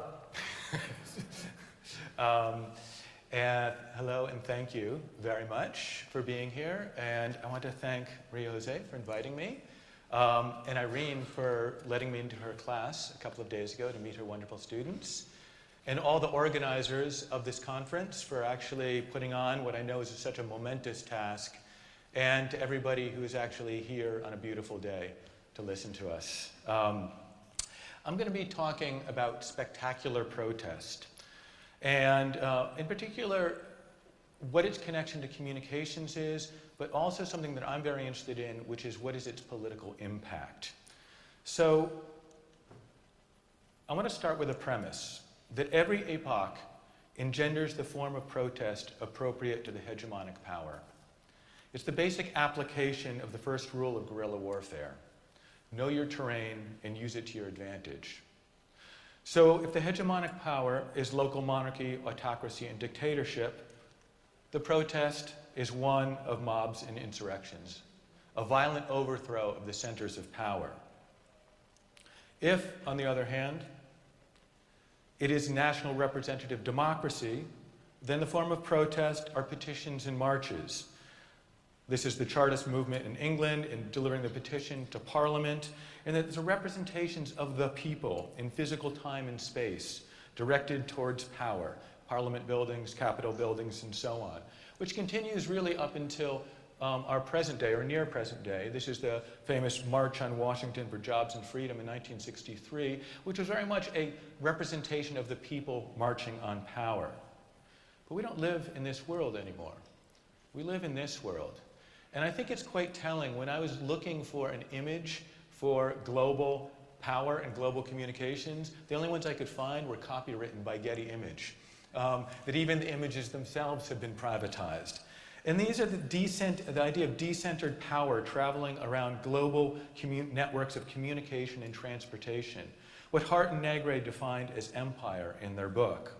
And of course, the response is in line with this, which is we have mediated images of dissent, revelations of injustice, performances of an alternative, created for global audiences and directed towards networks of communications. And the civil rights movement was actually one of the first movements to understand this, is that not only did they act in such a way as to represent the people in March on Washington, they also performed for cameras. The great civil rights historian Douglas McAdam once called Martin Luther King a genius for strategic dramaturgy, insofar as they staged their demonstrations to be seen around the world, particularly to be seen in the world, around the world in the context of the Cold War. Here's an image from the levitation of the Pentagon, an absolutely absurd protest in which people encircled the Pentagon hoping to levitate it. And of course, that wasn't the point. The point was the idea of it and the images which could actually flow from it. More recently, of course, the Zapatista movement, a very defined local struggle, but one which was simultaneously created for global communications. The altered globalization movements across the world.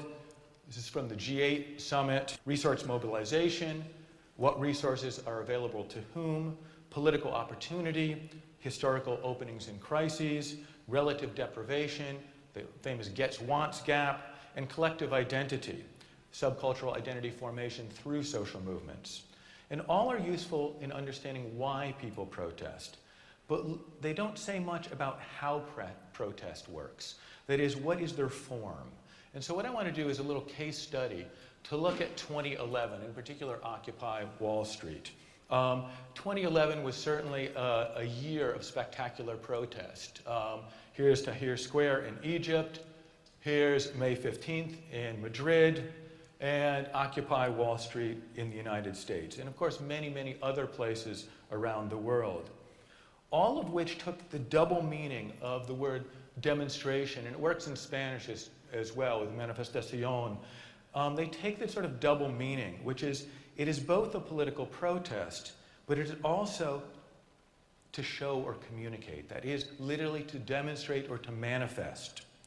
And so what I want to argue here is that we have to understand these forms of protest as communicative action.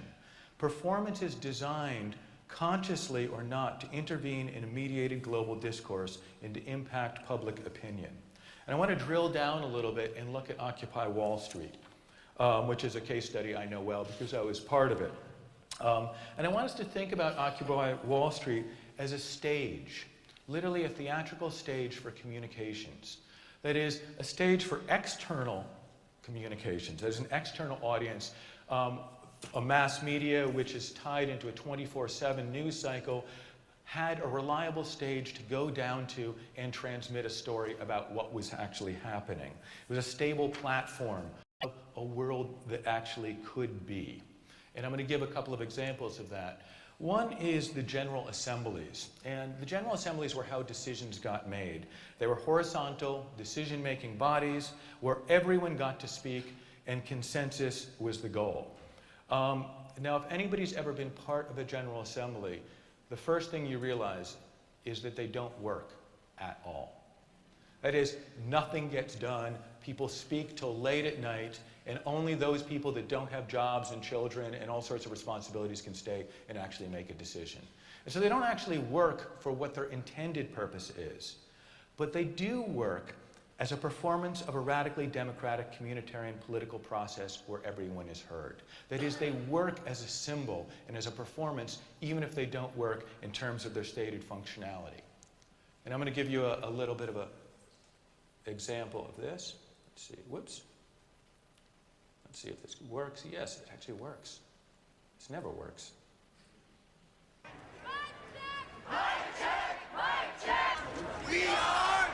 This is a General Assembly in Washington Square Park in New York City.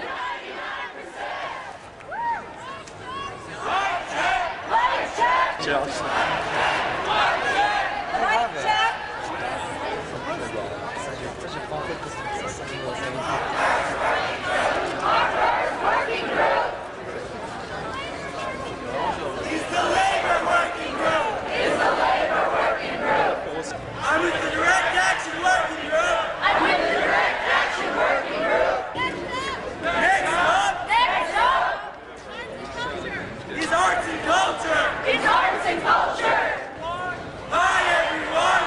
Hi everyone. I'm Mike with arts and culture. Okay. You might have noticed they have a particular form of communication, which was something called the people's microphone. And it was developed in response to the police not allowing protesters to actually have megaphones. And so the only way one could actually speak across long distances would be to call a mic check, then I say a few words, and then the last people that can actually hear then repeat those words and onwards until, in this case, it went back about 3 or 4 cycles. I also want to argue that it didn't work either.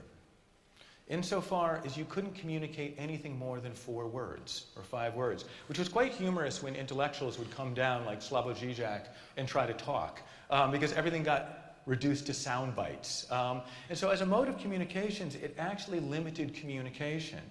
But again, it worked as a model, as a performance of a decentered horizontal communications, as a symbol of collective communications in which every word became the words of everybody in the actual organization or the protest. It wasn't the man with the megaphone that could actually make decisions and thereby get attention. It had to be communicated by everyone. Another interesting aspect of Occupy Wall Street was signs, thousands of signs, thousands of contradictory signs. And this was something which, in the movement and in the mainstream media, got a lot of attention, which is there was no unified message coming out of the movement because everyone had their own signification, their own signs. But I think, again, if you look at it differently, you start to understand that the plurality of signs taken together communicates an ideal of democracy as discussion and dissension, okay? Sort of democracy as, say, Rancière or Mouffe, Chantal Mouffe would understand it, rather than adherence to a singular ideology. That is, quite literally, this is what democracy looks like. And the final aspect I want to talk about is another peculiar thing that happened both at Occupy Wall Street, but in occupations around the world, which actually resonates a little bit with what Athena was talking about, which was the creation of public libraries. Not just public libraries, but public kitchens, public prayer sites, public yoga studios. Again, the public libraries didn't really work.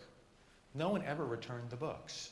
They just took the books, and that was the end of that. Now, there's 2 ways to read this. Charitably as a gift economy, or uncharitably as the problem of the free rider. But either way, I think to look at the functionality of the library in terms of traditional libraries is to miss the point. What they did was that they worked as a participatory, interactive experience and visual symbol of a non-market mode of exchange. A free, cooperative institution devoted to the expansion and enrichment of the public, an alternative humanities, as Athena was talking about. A public institution which, of course, had been undermined in the real world by neoliberal privatization. And in such a way, it was sort of an act of strategic nostalgia, okay? Which is to put the idea of a public service out there as a symbol to be communicated. So how do we make sense of this form of spectacular demonstrations? And I would say is to understand them as performances meant to be communicated through media and communications. To update Walter Benjamin's famous observation that the work of art reproduced becomes the work of art designed for reproducibility, we might say that protests in an age of global communications are those staged to be reproduced and disseminated on a global scale. Not always consciously as such. Die-hard occupiers will insist that GAs actually functioned as decision-making bodies, and Occupy librarians I've talked to are horrified at my suggestion that the libraries serve primarily a symbolic function. Yet whether consciously or not, they were a natural reaction, I would argue, and that's in quotes, to operating upon our highly mediated political terrain. That is, they operated as a form of communications themselves. Now, the function of protest is not just communications. It's actually to challenge and transform power. So I want us to think about, did they actually work? That is, what was the efficacy of this model of protest? And using the 3 examples I put up from 2011, the results are decidedly mixed. Here's Tahrir Square today. The political ground was seized by the better organized Muslim Brotherhood, and then, of course, they were deposed, and there's a return to power of the military and political elite in Egypt. There is Zuccotti Park today. There's a dissipation of a movement, although a shift in discourse to acknowledge, albeit in a much less radical form, the problem of economic inequality in the United States. If these were the only examples to consider, the analysis of the impact of these sorts of protests would be quite sobering. There seems to be a flaw in this spectacular protest and its ability to actually deliver the goods. And perhaps what it is a mismatch between the form of contemporary political protest and the necessities of contemporary political organization and social change. That is to say, all communication systems carry within them protocols for engagement, that is, ways of understanding and acting in the world. For example, the book. You read one word after the next. One paragraph leads to the next paragraph. You have a beginning, a middle, and an end. It leads to a sort of linear thinking and planning. That is, a planning of strategy. Whereas this is my desktop on my computer. There's no linear thinking here whatsoever. It's about multitasking, time shifting, hyperlinking, networking, and above all, non-linearity. That is, a type of being in the world, a type of communicating in the world that lends itself to the immediate and the expressive or the tactical. That is, spectacular protests are by and large a tactic, and what seems to be absent is what is needed for substantial and sustainable social change, which is strategy. Digging a little bit deeper into this difference is to think about speed. That is, communications of spectacle is instantaneous, whereas political organization is about duration over long periods of time. The civil rights movement in the United States, for example, while we remember those images from the mid-60s, had been in existence formally since the 1920s and informally since moments of abolition 150 years previously. We also need to think about scale.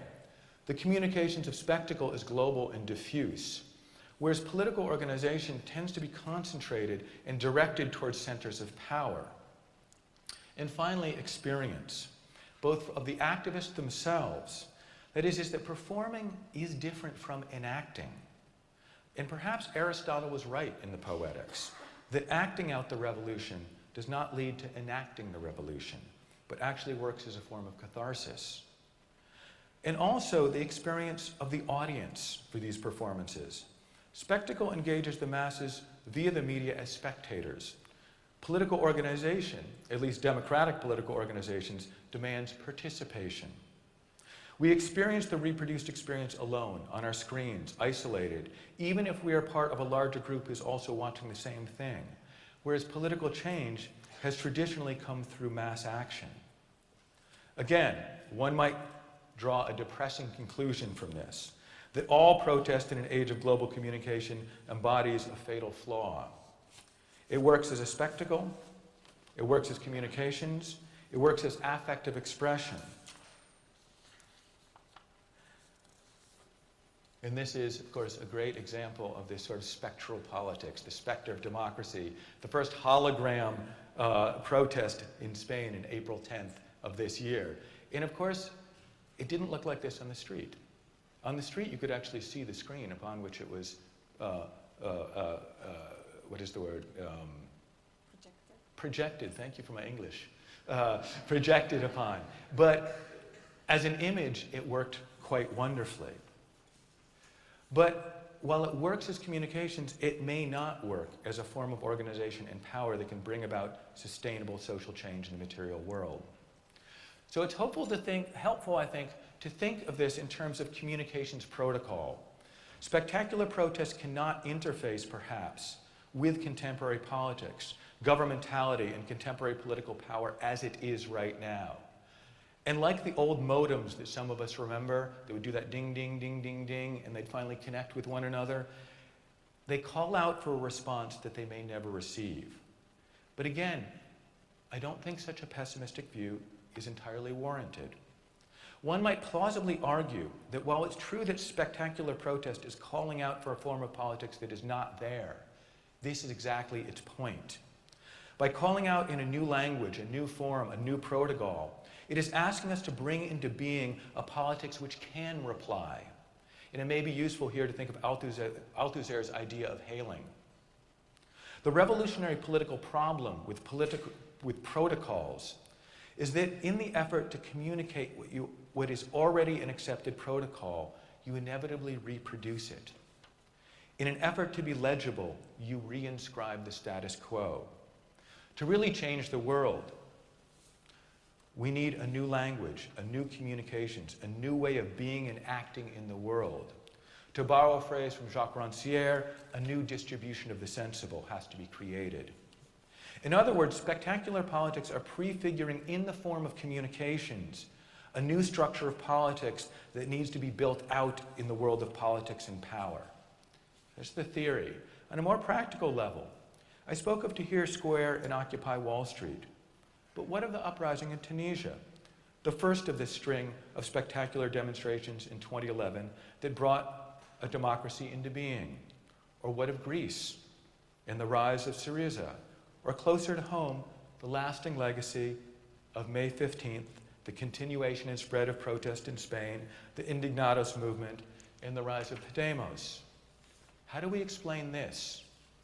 What factors facilitated the move from protest as communications to political organization and potentially power?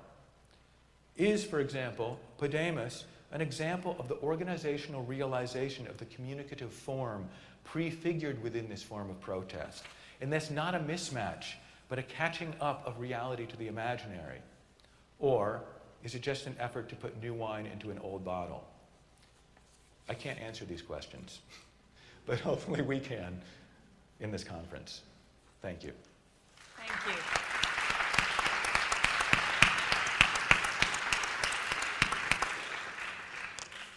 Okay, thank you very much to both of you. Thank you especially for sticking so closely to our time. So now is the turn to open the debate. Finally, we can all start talking together, okay? And we can introduce and interpolate the audience, and the audience can interpolate our guests. Anyone having any comment, reflection, question?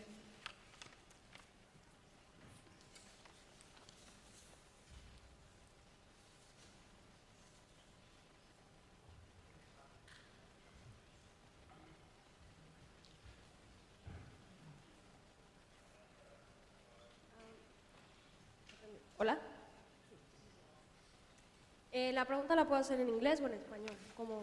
In English, please. Well, if you cannot do it in English, wait and she will. Oh. Can you do it in English? Yeah. Yeah, okay. I forgot mine. No, that's okay. She's gonna do it in English. Okay. Okay. Okay, it was, if I understand well, what you were saying was that there's a process in the protest that you have like the image, the mobilization, I don't know if this word exists in English, and that moves into proceso catártico. A cathartic process. Yeah. Cathartic process, yeah. And after that, then you have like the organization, and the organization of the movement will be also a transformation. My question is, do you think that the only participation is a transformation of the political life? And if we can understand that the transformation between mobilization to a movement and then to the creation of power or creating autonomy or resistance, that's a transformation for me. Like, I don't think that it's being outside, it's a transformation now. Like, my question is why it's not. Sure, sure. Is it for Steven or for Athena? Okay. Steven. Although I'm interested in what you think too. If I understand your question correct, it's why am I saying that the realization, the proper political realization of this form of protest needs to be in the form of governmentality, or at least taking the role of the state or taking over state functions. That is there actually the realization of this sort of world can be autonomy? Part of me agrees with you, particularly when we start thinking about that one of the things that these prefigurative protests do is transform the discourse by which we even understand what politics is, right? And insofar as it stays within that sort of world of culture, it can have profound effects insofar as it defines politics in a way that we don't even understand it today. Well and good. And things are so bad. So many people are being thrown out of their homes or locked up in jail that, and the inequality of wealth is so extreme that I think we need state power. I think the left has to take state power, and the question is, what sort of power do we take? But I think the idea of protest as something which is only against and then has some sort of value as an autonomous sphere, I once believed that. I don't believe that anymore. Do you want to contribute to what Steven said? Yes, sure. This is a very interesting question and thoughtful one. I'm thinking that what today's creative social movements keep teaching us is precisely the importance of how we are supposed to learn how to imagine in a better way, how to organize in a better way, and not only how to fail better, to use Slavoj Zizek's famous saying, that the whole point about politics is to learn how to fail better. We have to fail every time. Partly I agree with him, but it's time for the left, I agree with Steven, to learn how to handle our victories, if I might say so.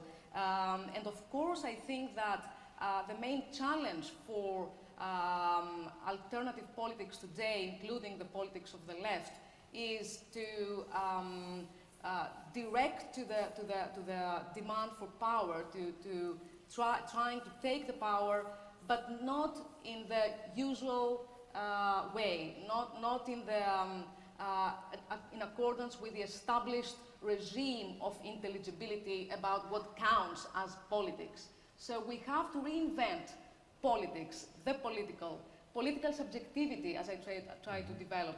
And I think what we both developed, if I can talk about you too, is this importance of a kind of affective aesthetics of dissent.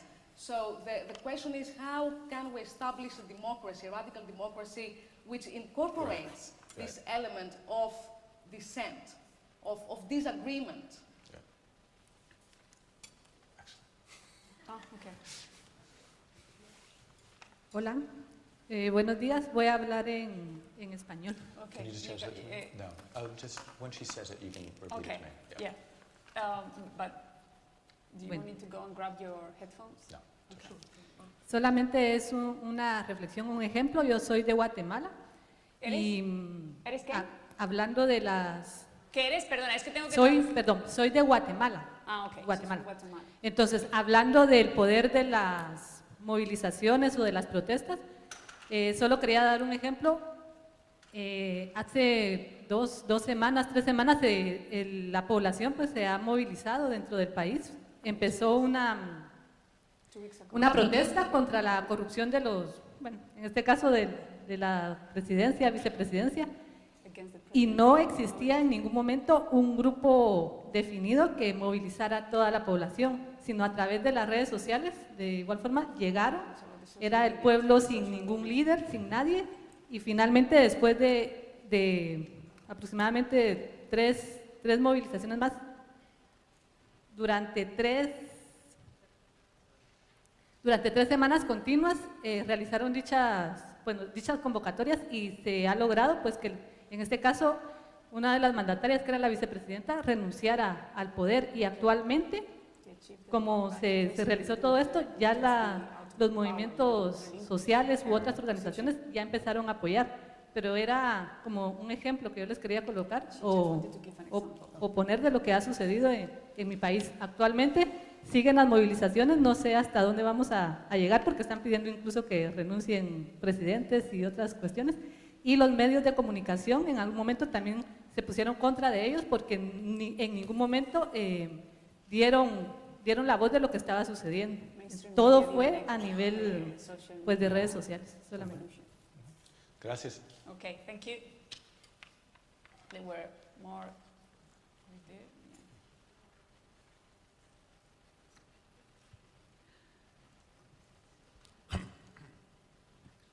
I'd like to raise the issue of what the definition of democracy is. I noticed in the first talk there seemed to be no interrogation of different conceptions of democracy, and there seemed to be I see a typical illusion of left-wing thinkers that democracy is what happens when people agree with us, rather than a conception of democracy where a lot of people will inevitably not agree with the left.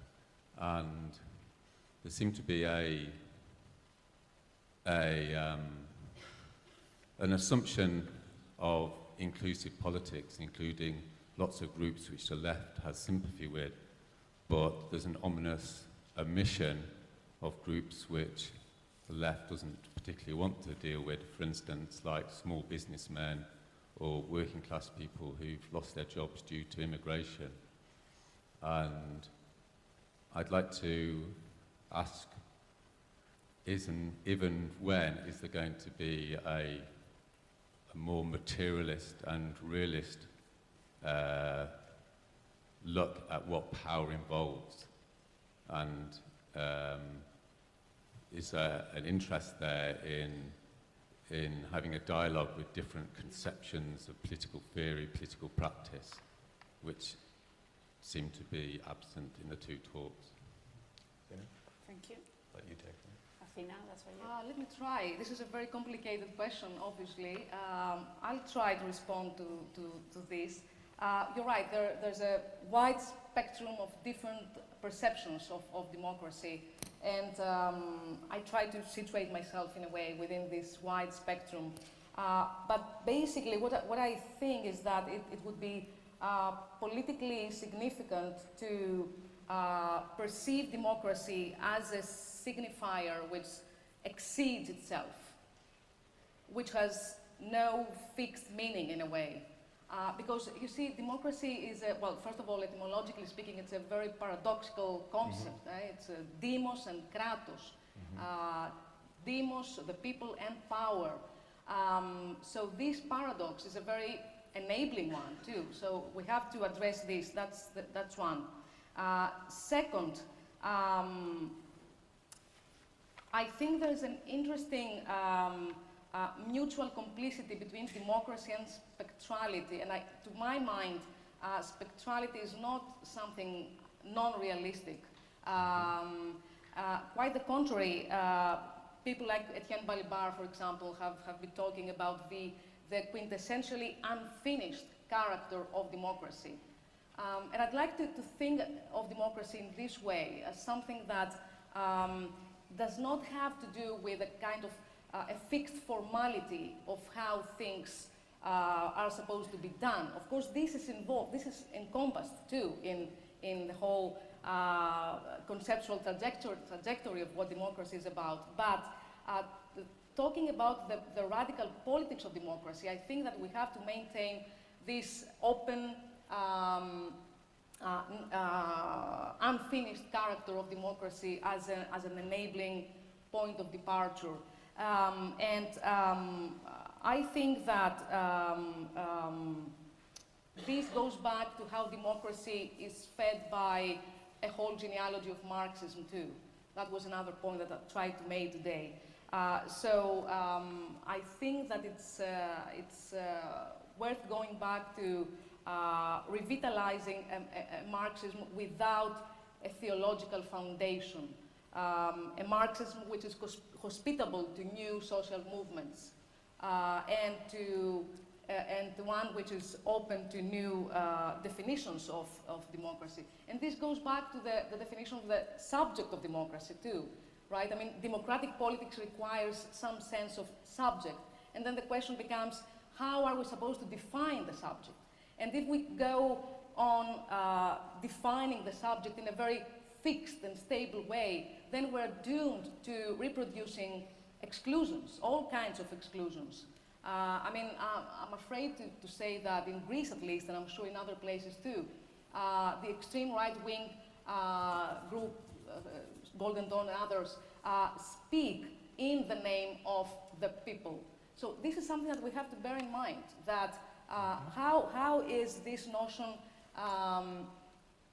open to expropriations and re-expropriations? So, to conclude, I think there's a very fraught politics of positionality that is involved in this kind of defining and redefining democracy. It's not a conceptual question, it's a political question, how democracy is to be defined. Thank you. Next question. Thank you. My name is Price Mark Apreko, and I'm doing my studies here in OHE. My question, I believe it's in a central position between the two expositions that you have made. It borders on democracy as the freedom and the right of people to communicate their intentions, and normally through their human rights. At the same time, the idea of policing is very international. And in the growing spate of people mobilizing for social change, we have had the police also playing a very crucial role. Unfortunately, what I'm discerning is that the police tend to use extreme power to curb people's expression or communication. And throughout the world, the police have operated on, for me, a kind of undefined authority, like the police can charge a group of people for disturbing public peace, public conduct, offensive conduct, that kind of thing. I find this thing increasing both in Africa, which is part of my world, and all other parts of the world. My question then is, how do we handle the police? Because eventually nobody even punishes them, and it is very important for me. Thank you very much. Good. So this is a great question. How do we handle the police? And I think it goes back to what we were talking about, these sort of affective aesthetics. So my other job, outside of being an academic, is I work with activists around the world. And so we were just in South Africa, for example, in Cape Town, working with sex work activists. And we were in Russia before that. And it was very clear we could not get permits to protest, particularly in Russia, and in Macedonia as well. But what we could do is stage art projects.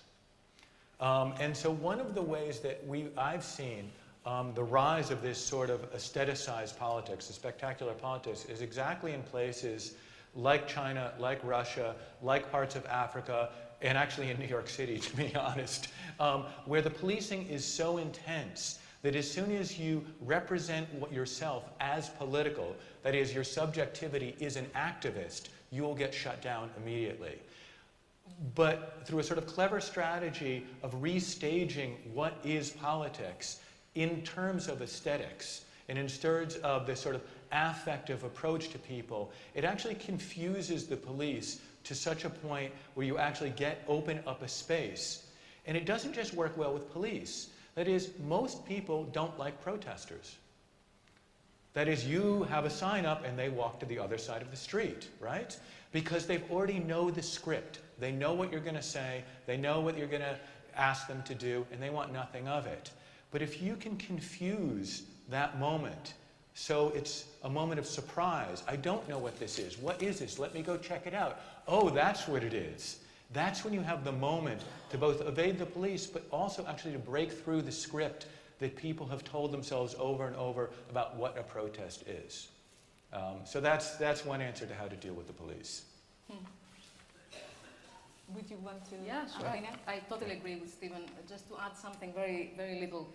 The question of how to move from policing to politics is a very, I think it's a very fraught question for us participating in the social movements today and in the left, and especially today at a time at which police brutality is a fundamental aspect of how the system works. I mean, it's one of its most unavoidable strongholds, and so policing is a fundamental aspect of how neoliberalism works as a neoconservative authoritarianism. And well, if we manage to avoid, somehow to deal with the violence, the physical violence, I think there's an open possibility for the movements to expose exactly this violent aspect of this neoliberal authoritarian governmentality. And I think one practical way to show this is to remain unarmed, to prioritize politics instead of policing. May I just intrude, and also because I like this idea of if you confuse the moment, and also linking it to things you write about, and you too, about the place of popular culture in all this performativity of the people. To what extent could popular culture in this scenario precisely be capacitating and opening to ways of confusing? Sure. Well, I think that the interesting thing about popular culture is it works not as confusion, it works as familiarity, which then gets confused when it's actually bonded towards another politics. And so, using popular cultural tropes that people actually find attractive, that's why they call it popular culture, is actually a wonderful way to get people to actually recognize you, not dismiss you as marginal political, but instead that you speak the lingua franca of the everyday people. And we are everyday people. We like popular culture as much as anybody else. Yet at that same moment, there's that surprise. There's a moment of surprise. I think I'm watching one thing, but then I'm watching something else. And this goes back to what Athena was talking about, which is this notion of the power of politics is actually to confuse the subject, is to actually transform the subject. And so, you think you're moving one way, and then all of a sudden you get hailed to be a different subject. And you're not wholly one or the other, and that creates this very powerful positionality. It's how jokes work, by the way. Yes, sorry. First of all, thank you for being here. We're masterpiece students of the university. I have a simple question. You have been talking about the rise of alternative political movements in the world, but you haven't mentioned the role of the media in destroying or satanize the alternative political movement, for example, in Spain, like Podemos, through the setting agenda. What do you think about that? Do you want to speak to that? Because probably agrees. Okay, I'll start. That's a given. We move on from there. That is, we will never be represented as we want to be represented. And so the only thing you can do is assume you will be misrepresented. And then you move from there. The idea that someday the media and the elite will wake up and say, oh my gosh, look at what these people are doing. We support them. They are right. And we will accurately reflect what they are saying. It's a myth. And so we have to start from saying, no. Let's create our own alternative media, or create spectacles which can be only read in one way. And I'll give you a great example. In the United States, there was an activist in the 1960s called Abbie Hoffman, who was famous for staging the levitation of the Pentagon. And he knew that any time the mass media would interview him, they would take his ideas out of context and shift it around and make a fool out of him. So what he did is every time he was interviewed, he swore a lot. and they would beep out his swears. And his idea is that they are going to show, whatever they say, they're going to show me speaking and beeping out long sections of my speech. And all of a sudden, to the population, they're going to think he must be saying something incredibly interesting because they're beeping out his speech. And it was this sort of jujitsu, playing with the media and understanding what their limitations are, and then working against them, working with them against them. Great. Yeah, just to add a little bit to that, I think media, for example, from my experience in Greece, for example, media is a device of propaganda against the current government. So I'm talking about the private media. Of course, as you may know, one of the autarkic gestures of the previous government was to close the public broadcaster. So there's no such a thing as a public television or but I think media politics has all to do with what Jacques Rancière talks about, defines as the distribution of the sensible. And there was an interesting anecdote at the very beginning of the negotiation between the new Greek Syriza government and the Troika. There were both Varoufakis, the finance minister, and Dijsselbloem were wearing headphones for the translation. Varoufakis was speaking in Greek, and there was a translation. And we knew already from the translation on the TV that Varoufakis had just mentioned that the Troika is over to Dijsselbloem. And then we're waiting, we're agonizing over Dijsselbloem's response to that. So we're all like that. And there was a time lapse because of the translation. And there was another anecdote. Of course, Varoufakis then, as you may know, he stood up very angry and he left the press,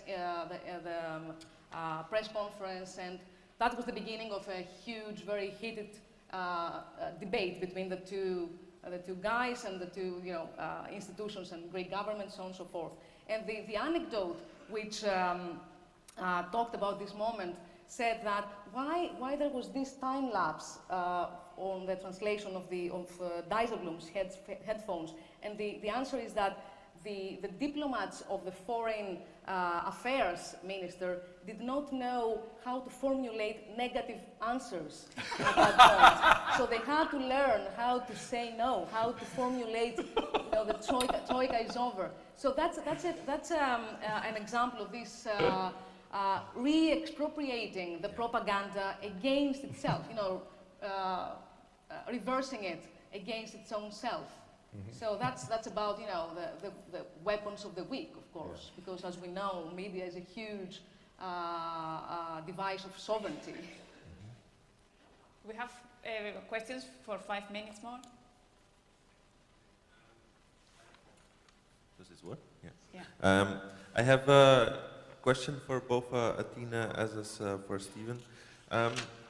When you were talking about the fact that the demos, that you wanted to have an inclusive demos, but I wonder myself if demos is not always exclusive.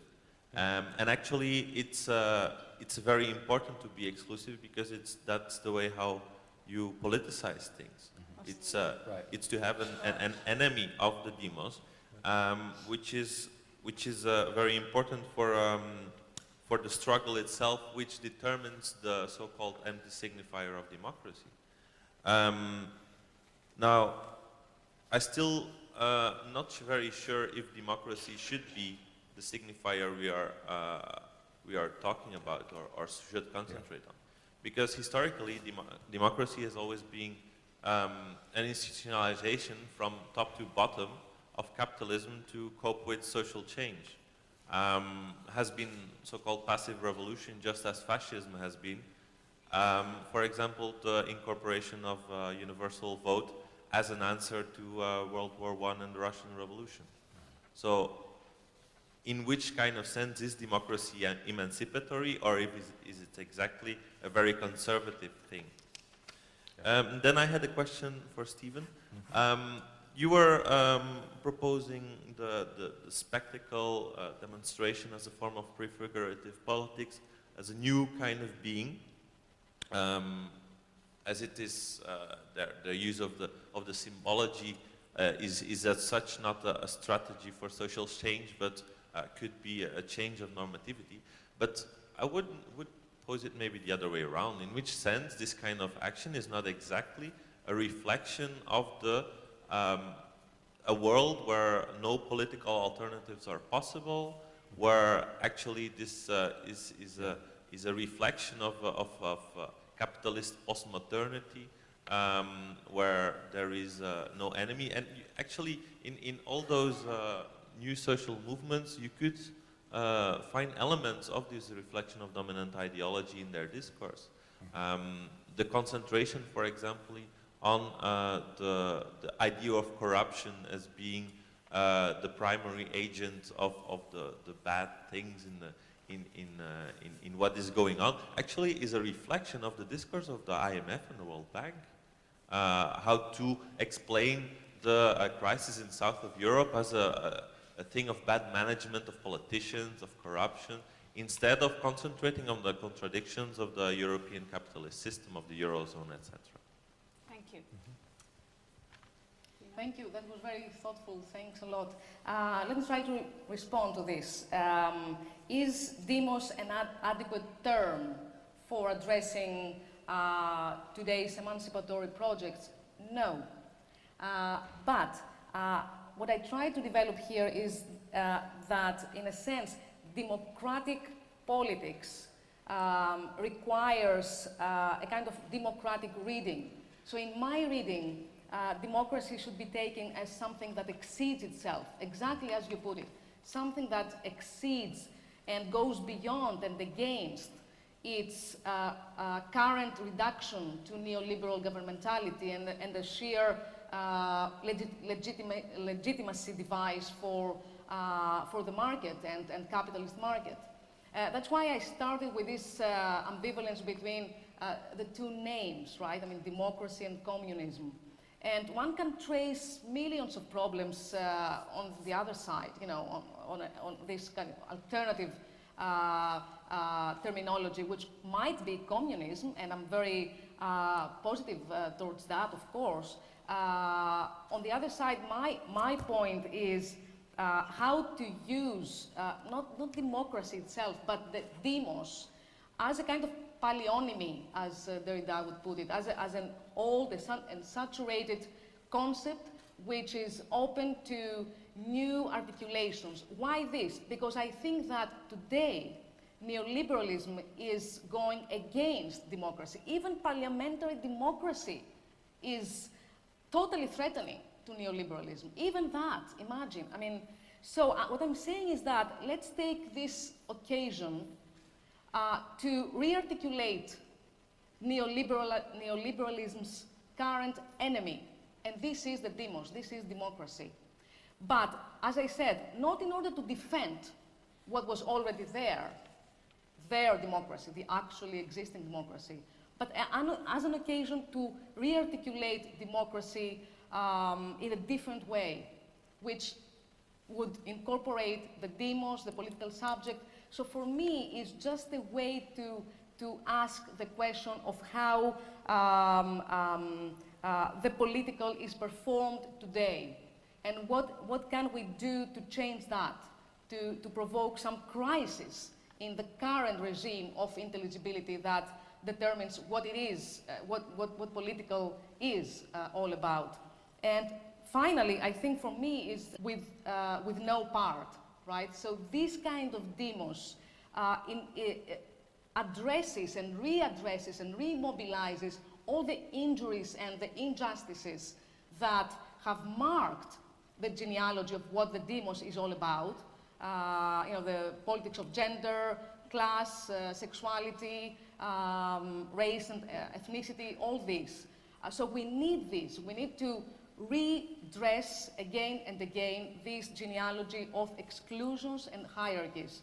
And then again, as we very well put it, this is not an all-encompassing political entity. This is not about the metaphysics of a new democracy. This is a way of situating the demos within and beyond the current situation? So if I answered your question. And I'll answer the question by saying everything that Athena said, just swap in spectacle. Because I actually think that it is exactly what I'm arguing, which is, and I think it's a very great insight that you have, which is if democracy is the dominant form of dominance, spectacular political dominance, the spectacle is the dominant form of cultural dominance. That is the world that we live in. And so the question always is, well, why do spectacle? Why not actually counter it with something entirely different? And I think that it goes back to at least there's two things. One is the pragmatic, which goes back to the first rule of guerrilla warfare. Know your terrain and use it to your advantage. This is the world in which we live. Spectacle is the visual lingua franca in which people understand our world. And one needs to be able to speak within it, not to be rendered mute. And spectacle can always exceed itself, and I really like that term, or using that form, but using that form in such a way as it can bring about different ends, to be more participatory, more open, more egalitarian, and so on and so forth. Because I think at stake is that what these sorts of actions allow for is opening up a space to think about what are our affective desires, and what do we want, and how do we deal with them? And I think that's a very important place in politics, is not to think of it in the sort of Enlightenment era just of rationality and rigor and discourse, and actually, I mean, rationality, I'm sorry, and why can I not speak English today? Sober reflection upon facts and so on and so forth, and cognition, but also to understand that politics has always been about affect, it's always been about desire, and that these things actually speak to that desire, and we can learn from it, and we can open up new political spaces. Okay, thank you very much. I'm afraid we don't have any more time for questioning because we are already running late. We have now a coffee break where we can continue talking about these topics, and we'll continue after the coffee break with the debates and the speakers. Thank you very much to all of you. Thank you to Stephen and Attila.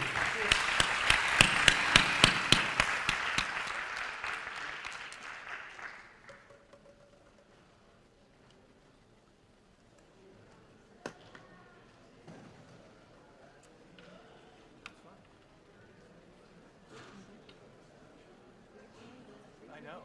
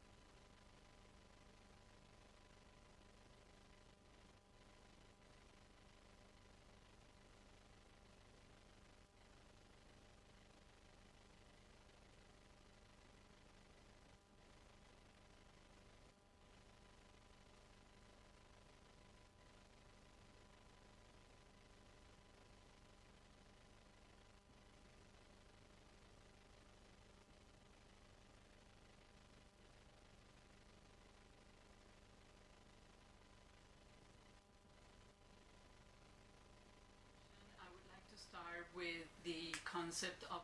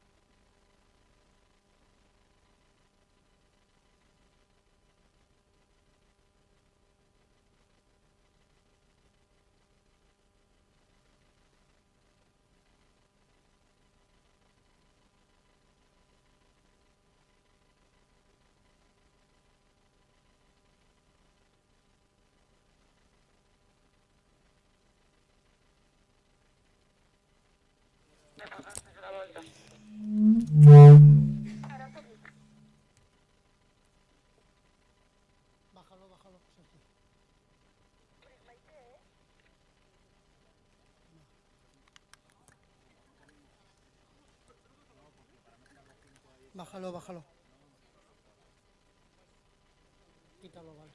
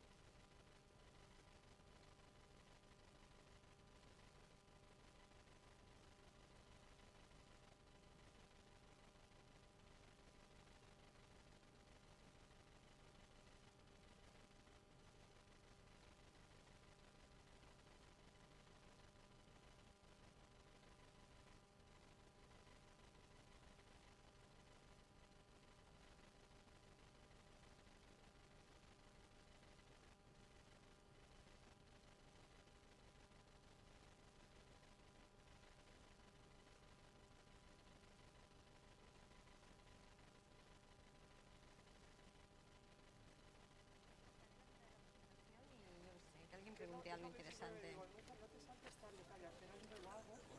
¿Eh?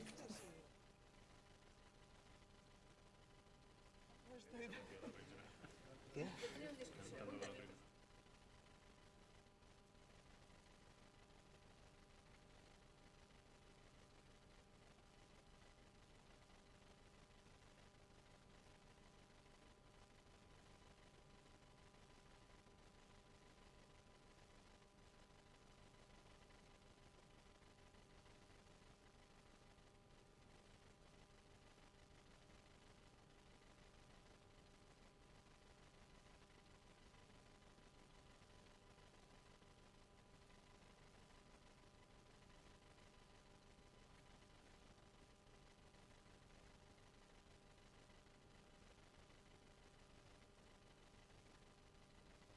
Mutuamente. No te preocupes, no será ese el problema.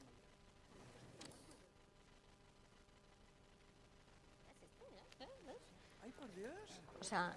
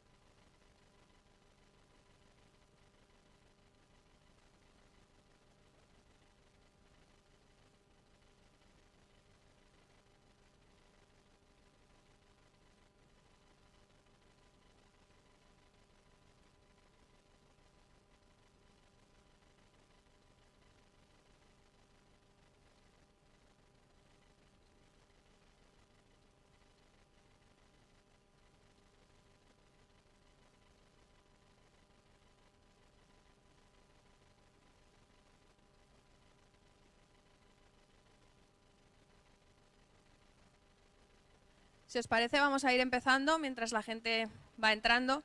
Voy a aprovechar un minuto informativo para dar tiempo también, ¿no?, a que empiece la sesión. Simplemente comentaros, como habéis visto, vamos atrasados en el calendario del día, pero bueno, habíamos contado con media hora de muelle, con lo cual, id sumándole media hora a todo. La idea es que la sesión de ahora sea hasta las 3, para tener tiempo de realmente disfrutar todas las intervenciones y tiempo de debatir entre todos. De 3 a 4 haremos el descanso para comer. Os recuerdo que tenéis en la carpeta de bienvenida el mapa con las diferentes cafeterías que hay en el campus, los diferentes lugares donde podéis comer. Y la idea es a las 4, 4 y 5, 4 y 10, encontrarnos en el Boulevard de los Sentidos, en el Boulevard Central de la Universidad, en la parte que está más cercana al Ágora, a los autobuses. Veréis que hay como unos bancos de cemento. Nos queremos encontrar allí para recordar a Miguel Romero, dinamizados por Silvia Chocarro, y a otros compañeros que podamos echar de menos, ¿no?, pues, en estas fechas tan señaladas. También recordaros que, bueno, desde allí a las 5 sí que tenemos que estar puntuales. Creemos que será media horita lo que estaremos ahí en el Boulevard, y a las 5 en punto tenemos que estar ya en las aulas de la Facultad de Humanas, que está al fondo del Ágora, para empezar las líneas temáticas de la tarde, de 5 a 7, porque sabéis que a las 7 saldremos al Ágora, que hay una meditación colectiva, y quienes nos interese, en lugar de la meditación colectiva, también hay en el centro de Castellón, en la librería Argot, a las 7:30, la presentación del libro de Víctor Sampedro, del Cuarto Poder en Red. Entonces tenemos un día intenso por delante todavía, que no os voy a quitar más tiempo. Recordaros de verdad que lo importante es sacar partido de los debates y de la presencia de invitados que tenemos tanto encima del escenario como en la sala. Y únicamente estas cosas que tienen los duendes de la imprenta. Habréis visto que en el programa, y si no lo habéis visto os lo digo yo, hay un erratazo. Mañana por la mañana se ha duplicado el horario de la sesión de apertura. Simplemente recordaros e informaros que mañana la primera sesión empezará otra vez a las 9:30, pero no es la sesión de apertura, no os asustéis, es la mesa de debate sobre redes y poder, y será de 9:30 a 11:30. ¿Vale? Es decir, que eso es un poco la errata que hay. Pone de 9:30 a 10, sesión de apertura, mentira. De 9:30 a 11:30, mesa de debate sobre Redes y Poder. De todas formas, os animo a que siempre vayáis a la web, donde tendréis toda la información actualizada y las noticias que vayan surgiendo y en las redes sociales. Me voy. Muchas gracias a todos. ¿Se oye?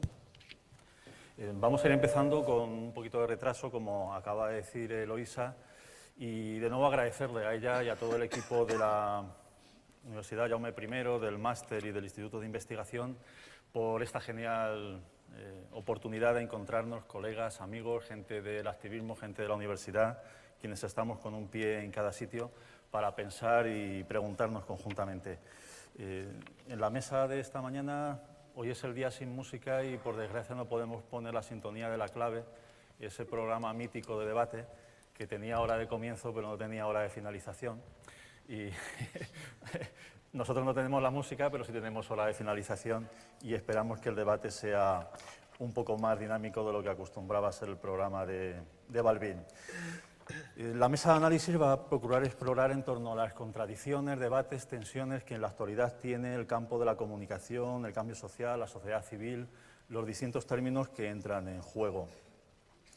En el actual contexto español hay un proceso de expansión de este enfoque internacionalmente conocido como la comunicación para el desarrollo, la comunicación para el cambio social, a pesar de que históricamente en España no tuvo peso, fruto del olvido de una serie de desplazamientos que vivió en el campo de la investigación y el campo de la comunicación aplicada por las organizaciones sociales.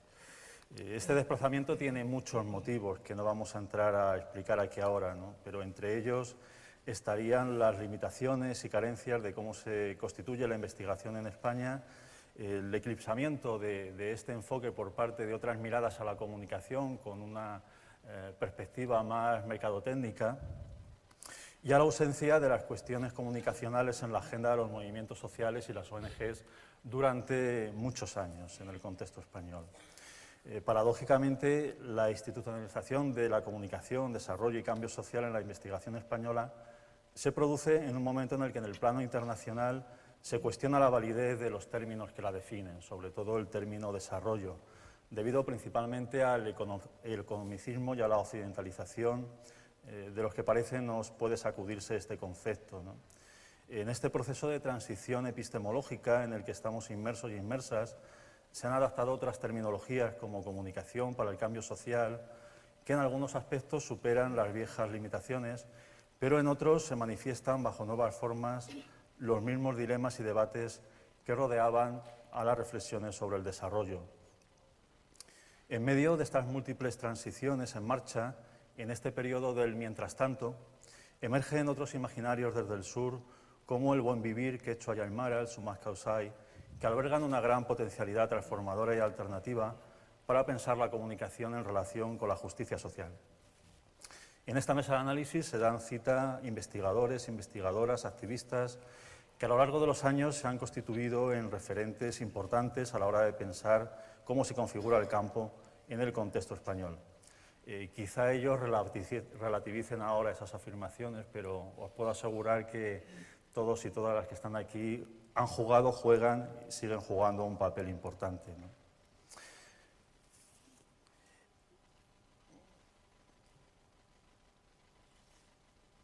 En la génesis de este marco en el contexto español ha jugado un papel clave expertos del campo de la educomunicación.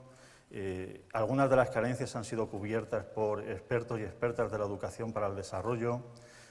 Juegan un papel importante quienes han trabajado en el campo de los medios ciudadanos, de los medios del tercer sector, las radios y televisiones comunitarias, como Manuel Chaparro. Y el campo no se puede entender sin una mirada que siga lo que Boaventura de Sousa Santos define como una mirada diatópica, con los pies y las miradas puestas en dos espacios, el espacio de la academia y el espacio del activismo social. En este sentido es innegable el papel central que están jugando en el contexto español coordinadoras de ONGs como la estatal, como la Federación Catalana, que tenemos aquí también representada. Antes de pasar a presentar a cada uno y a cada una con un poquito más de detalle, me gustaría hacer dos breves apuntes, uno histórico y otro contextual.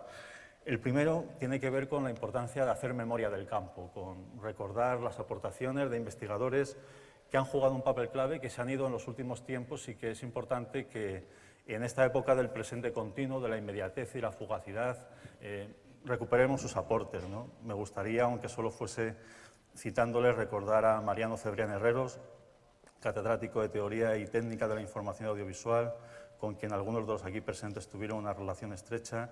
Me gustaría recordar a Paco Fernández Buey y su aportación fundamental al activismo social y a la hora de pensar sobre los movimientos sociales. Y también me gustaría recordar el papel de Miguel Romero, del que en la Pisana Meeting de esta tarde pues tendremos una reflexión dinamizada por Silvia Chocarro. Y la segunda referencia, de carácter contextual, va dirigida a los profesionales de la comunicación de la radiotelevisión autonómica valenciana, quienes después del cierre y el apagón informativo del año 2013, por parte del Gobierno autonómico, iniciaron un proceso de lucha en defensa de los medios de comunicación y de las necesarias políticas públicas de comunicación, de las que también se hablarán aquí. Unos medios, los públicos, necesarios para asegurar la pluralidad de voces y para asegurar la voz de la ciudadanía, la de aquellos sectores de la población, los de abajo, que no construyen ni se benefician de la construcción de aeropuertos sin aviones, y también la de aquellos a los que no les toca la lotería de Navidad todas las Navidades, ¿no? Pasamos, sin más dilación, a hacer una breve presentación de cada uno de los aquí presentes en el orden en el que irán interviniendo. Está a mi izquierda Agustín García Matilla, catedrático de Comunicación Audiovisual y Publicidad de la Universidad de Valladolid, en el campus de Segovia, aunque anteriormente fue profesor durante casi 20 años de la misma materia en la Universidad Complutense y también fue profesor en la Universidad Carlos III. Ha sido uno de los pioneros en la televisión educativa en España y en la educomunicación, con programas educativos. Está Javier Erro, licenciado en Ciencias de la Información por la Universidad Pública de Navarra, profesor asociado de esta universidad en Sociología y profesor invitado en el Máster de Gestión de Comunicación Institucional de la UPV. Ha sido profesor e investigador en Comunicación para el Desarrollo en la Universidad Centroamericana José Simeón Cañas de El Salvador, profesor del Máster en Ayuda Humanitaria en Deusto, del curso de Cooperación para el Desarrollo de Levante y del Máster de Cultura de Paz de la Cátedra UNESCO de esta universidad. Ha publicado más de una 50 de artículos periodísticos especializados. Podríamos hacer aquí una rememoración de todos ellos, pero sin duda fue uno de los autores clave a final de los 90 y comienzo de los 2000 para introducir en el campo español esta mirada comunicacional del tercer sector de la sociedad civil, y sin él, sin duda, pues no habría tenido un momento significativo este campo en nuestro contexto. En tercer lugar, a la izquierda del público y a mi derecha está Manuel Chaparro, periodista, doctor en Ciencias de la Información por la Universidad Complutense de Madrid y profesor de la Facultad de Comunicación de Málaga, director del Grupo de Investigación, Laboratorio de Comunicación y Cultura Como Andalucía, y también coordina la red andaluza de medios comunitarios, EMA-RTV, de la que fue fundador ya en 1984. Sus especialidades están relacionadas con políticas públicas, medios y movimientos sociales, comunicación y empoderamiento. Es autor, entre otros libros, de Radio Pública Local, La democratización de los medios, Sorprender al futuro, Comunicación para el desarrollo, Información audiovisual, y actualmente, fruto del I+D que ha coordinado sobre medios públicos locales y del debate que lleva manteniendo sobre nuevos imaginarios. Seguimos por la izquierda del público, de ahí en la esquina, Montse Santolino, licenciada en Ciencias de la Información por la Universidad Autónoma de Barcelona, posgrado en Cooperación y Desarrollo por esta misma universidad, responsable de comunicación de la Federación Catalana de ONGD, la FEDE, miembro del Foro de Comunicación, Educación y Ciudadanía y corresponsable de contenidos en Cicomunica, un blog especializado en comunicación para el cambio social. Investigadora en varios posgrados, colabora con el Instituto Universitario de Desarrollo Social y de la Paz de esta universidad y como periodista, también ejerce activamente, fue jefa de redacción de La Magalla, la revista de la Federación Catalana de ONGs. Junto al colega y amigo Jordi Miguel Capel, coordinó recientemente un cuaderno publicado en el Centro de Servicios de la Asociación Torre Llussana de Barcelona, titulado Càmera, Llums, Interacció, Manual de Comunicación Asociativa en TENS 2.0, ¿no? Interesante para quienes estamos aquí también, ¿no? Y finalmente, en esta ronda de presentaciones, y no por ello menos importante, está con nosotros y con nosotras Manuela Mesa, una pedagoga especializada en educación para la paz y el desarrollo y en estudios de paz, directora del Centro de Educación e Investigación para la Paz, CEIPAZ, antiguamente el CIP. De 2007 a 2013 ha sido presidenta de la Asociación Española de Investigación para la Paz. Ha dirigido y llevado a cabo proyectos de investigación sobre violencia transnacional y prevención de conflictos en América Latina, en los casos de Colombia y América Central. También ha realizado diversos estudios sobre educación para el desarrollo en el ámbito español y europeo. En 2009 fue nombrada vocal experta del Consejo de Cooperación al Desarrollo, órgano de consulta del Secretariado de Estado de Cooperación Internacional. Entre otros libros, ha coordinado el monográfico Cooperación al Desarrollo y Construcción de Paz, publicado en Documentación Social en 2006, y ha sido coordinadora durante muchos años de los anuarios del Centro de Educación e Investigación para la Paz. Bien, hecho este recorrido que, como digo, solo hace referencia a algunos de los trabajos importantes de las personas que integran esta mesa, la pregunta que tenemos encima y sobre la que vamos a intentar reflexionar conjuntamente es cuáles son los enfoques, los debates, las tensiones, los conflictos que hay actualmente presente en este campo, en el contexto español, en el campo de la comunicación, la sociedad civil y el cambio social. Para ello vamos a organizar en primer lugar una ronda de máximo 15 minutos por parte de cada uno de los intervinientes. Tengo ahí la tarjeta amarilla preparada, el papel de los 2 minutos. Le pedí a la organización los micrófonos del programa 59 segundos, estos que se bajan cuando llega el tiempo, pero me decían que no estaban listos, pero bueno, son profesionales de la comunicación y lo van a demostrar. Una primera ronda de 15 minutos, después de ello pasaremos la palabra necesariamente a ustedes y a continuación sería bueno que entrásemos en un debate porque las posiciones auguro que no son homogéneas las de quienes integran la mesa. Sin más dilaciones, Agustín, muchísimas gracias, Víctor. tiene la palabra. Muchísimas gracias también a Eloísa por ser alma también de estos encuentros, a la Universidad Jaume I, a Montse, Manuela, Manuel, Víctor y el propio Javier, porque son a 2 personas que las conocía de antes, pero es un gusto estar aquí con todos vosotros y todas vosotras, ¿no? Creo que hay que empezar pues, con una cita de Omar Rincón, que nos acompaña felizmente, y que dice: la comunicación es más de expresar y narrar que de contenidos. La comunicación es más de escucha que de habla, y si existiese el desarrollo, eso debería ser, escuchar antes que hablar, ¿no? Yo creo que esta es una de las claves que nos hace criticar y ser muy críticos con nosotros mismos cuando hacemos planteamientos que de alguna manera paradójicamente contradicen nuestra ideología, nuestros grandes ideales, nuestros grandes objetivos, ¿no? Hay que decir que, por ejemplo, en la Universidad Española, incluso profesores que pretenden desarrollar una comunicación procesual incurren en lo que Paulo Freire y Mario Kaplún denominaban comunicación bancaria, o siguen el modelo behaviorista o conductista, que pone énfasis sobre todo en los resultados frente a esa escucha activa, ¿no? Y yo creo que, por ejemplo, cuando analizamos las contradicciones de nuevos grupos políticos, de nuevos movimientos, estamos viendo que es paradójico que, por ejemplo, la gran crítica que se puede hacer a la universidad, esa crítica estereotipada, venga de críticas a actuaciones como personas como Monedero, Errejón, en donde de repente encontramos gente que está obteniendo pingües beneficios en una asesoría a un gobierno determinado, o de repente alguien que se puede decir, no, incurre en errores dentro de lo funcionarial, dentro de no seguir las reglas administrativas de la universidad. Y claro, tenemos que decir que eso es criticable también, ¿no? Deberíamos ser los primeros en criticar a algunos, entre comillas, de los nuestros.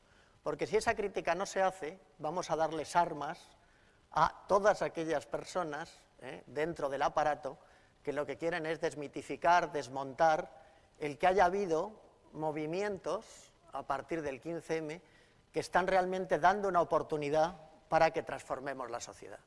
Aunque solo fuera por la oportunidad que se ha dado, de que haya gente que intenta aglutinar, que intenta recoger esa alternativa de ruptura con los partidos preexistentes, con ese aparato de lo que ya sabemos que no funciona, pues, aunque lo hagamos en bajito, no debemos dejar de hacer esa autocrítica fundamental que nos va a llevar a poder transformar realmente la sociedad, ¿no? Y esa crítica tiene que empezar en la universidad. Habéis oído que yo entre comillas, puedo ser presentado como catedrático, como decano de una facultad, pero claro, tengo que ser el primero en desmitificar cómo seguimos funcionando con equipos de docentes y de investigadores tóxicos que lo que hacen es quitar ilusión a los estudiantes que intentan desarrollar un pensamiento crítico y una actitud crítica para transformar la sociedad. ¿Y cómo estamos haciendo, cómo estamos intentando poner nuestro granito de arena? Pues yo os hablo desde un campus, entre comillas, periférico, de una de las universidades más antiguas de España, la Universidad de Valladolid, en una capital de provincia que es Segovia, que no llega a tener los 60.000 habitantes, y lo que se está intentando es dar coherencia a lo que sería un modelo procesual de comunicación, ¿no? Y para ello deberíamos volver a los grandes clásicos. No fue Paulo Freire el primero, fue Célestin Freinet el que en la segunda década del siglo XX se planteó, a partir de una gran limitación física, al haber sido herido en la Primera Guerra Mundial y tener un problema de pulmón, el que tenía que romper con los muros de las aulas. Y esa ruptura con los muros de las aulas le llevó a experimentar el texto libre, a jugar con una tecnología básica que era la imprenta escolar y a decirle a los chavales que lo importante era ese intercambio, ese reconocimiento de su propia realidad para poder comunicarse con otros escolares de toda Francia. A partir de ahí estamos descubriendo que el interés por el ser humano, el interés por la individualidad, el interés por la persona, precede a cualquier otra parcelación o fragmentación, que es uno de los grandes errores de los modelos de educación que seguimos, ¿no?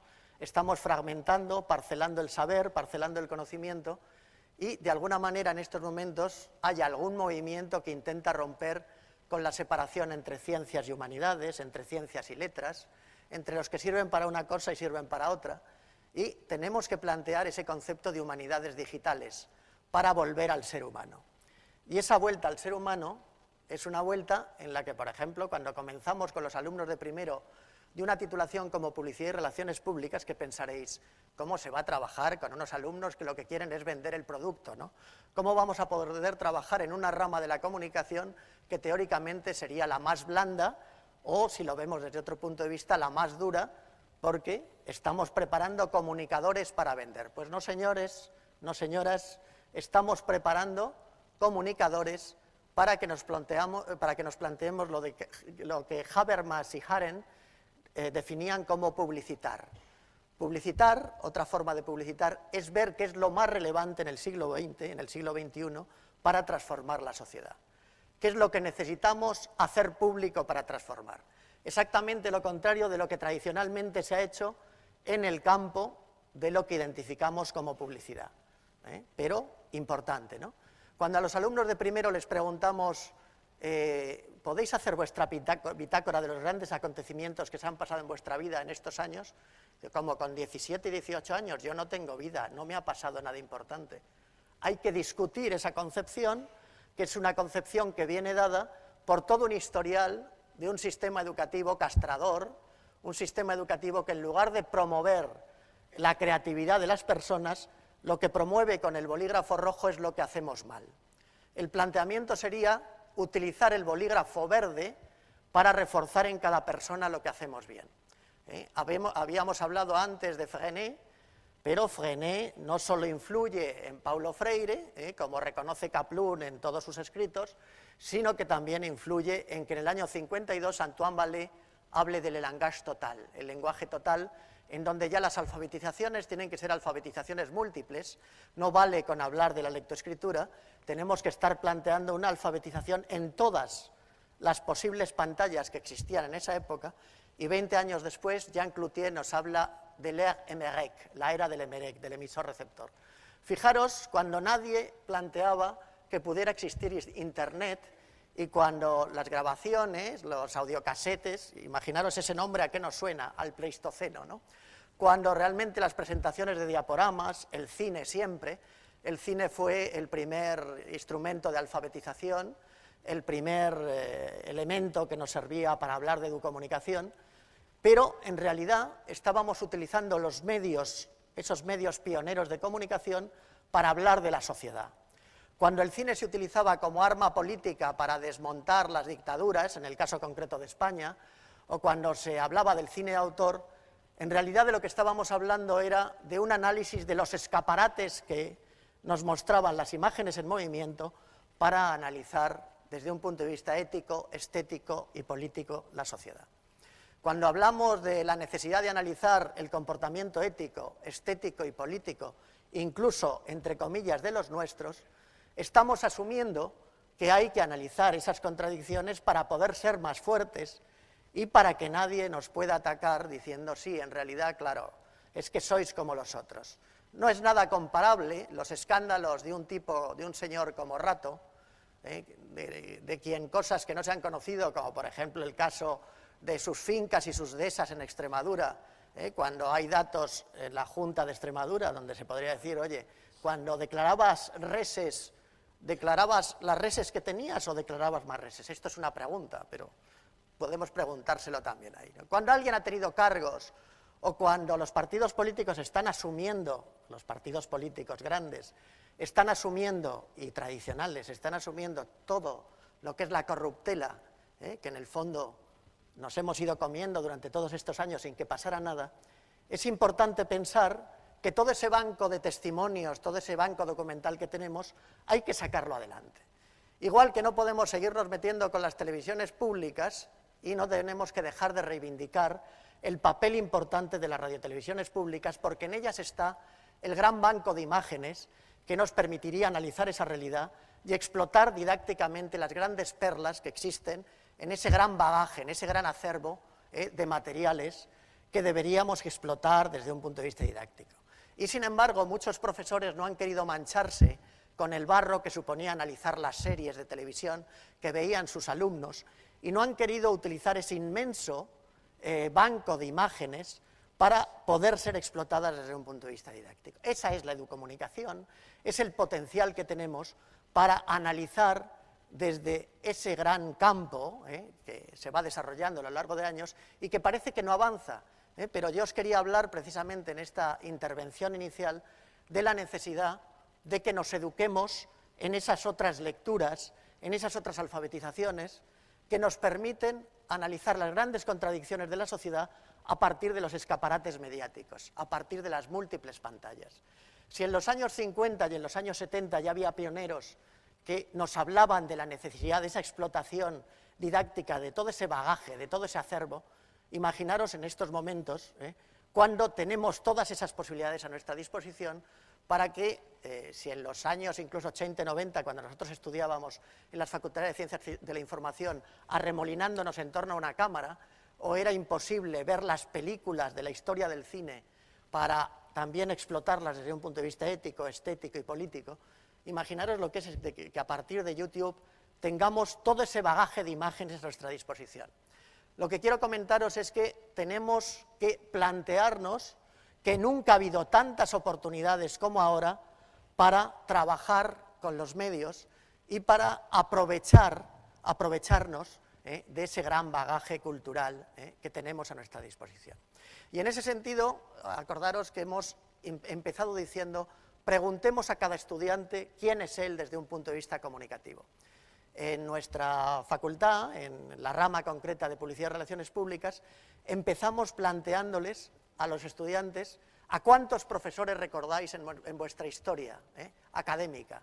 Son raros los que dicen 2, 3 nombres, a veces dicen esos nombres en negativo, a veces lo que plantean es el terror o la frustración que tuvieron con profesores que en lugar de estimularles a la creatividad, les decían, como comentaba antes, lo que hacían mal.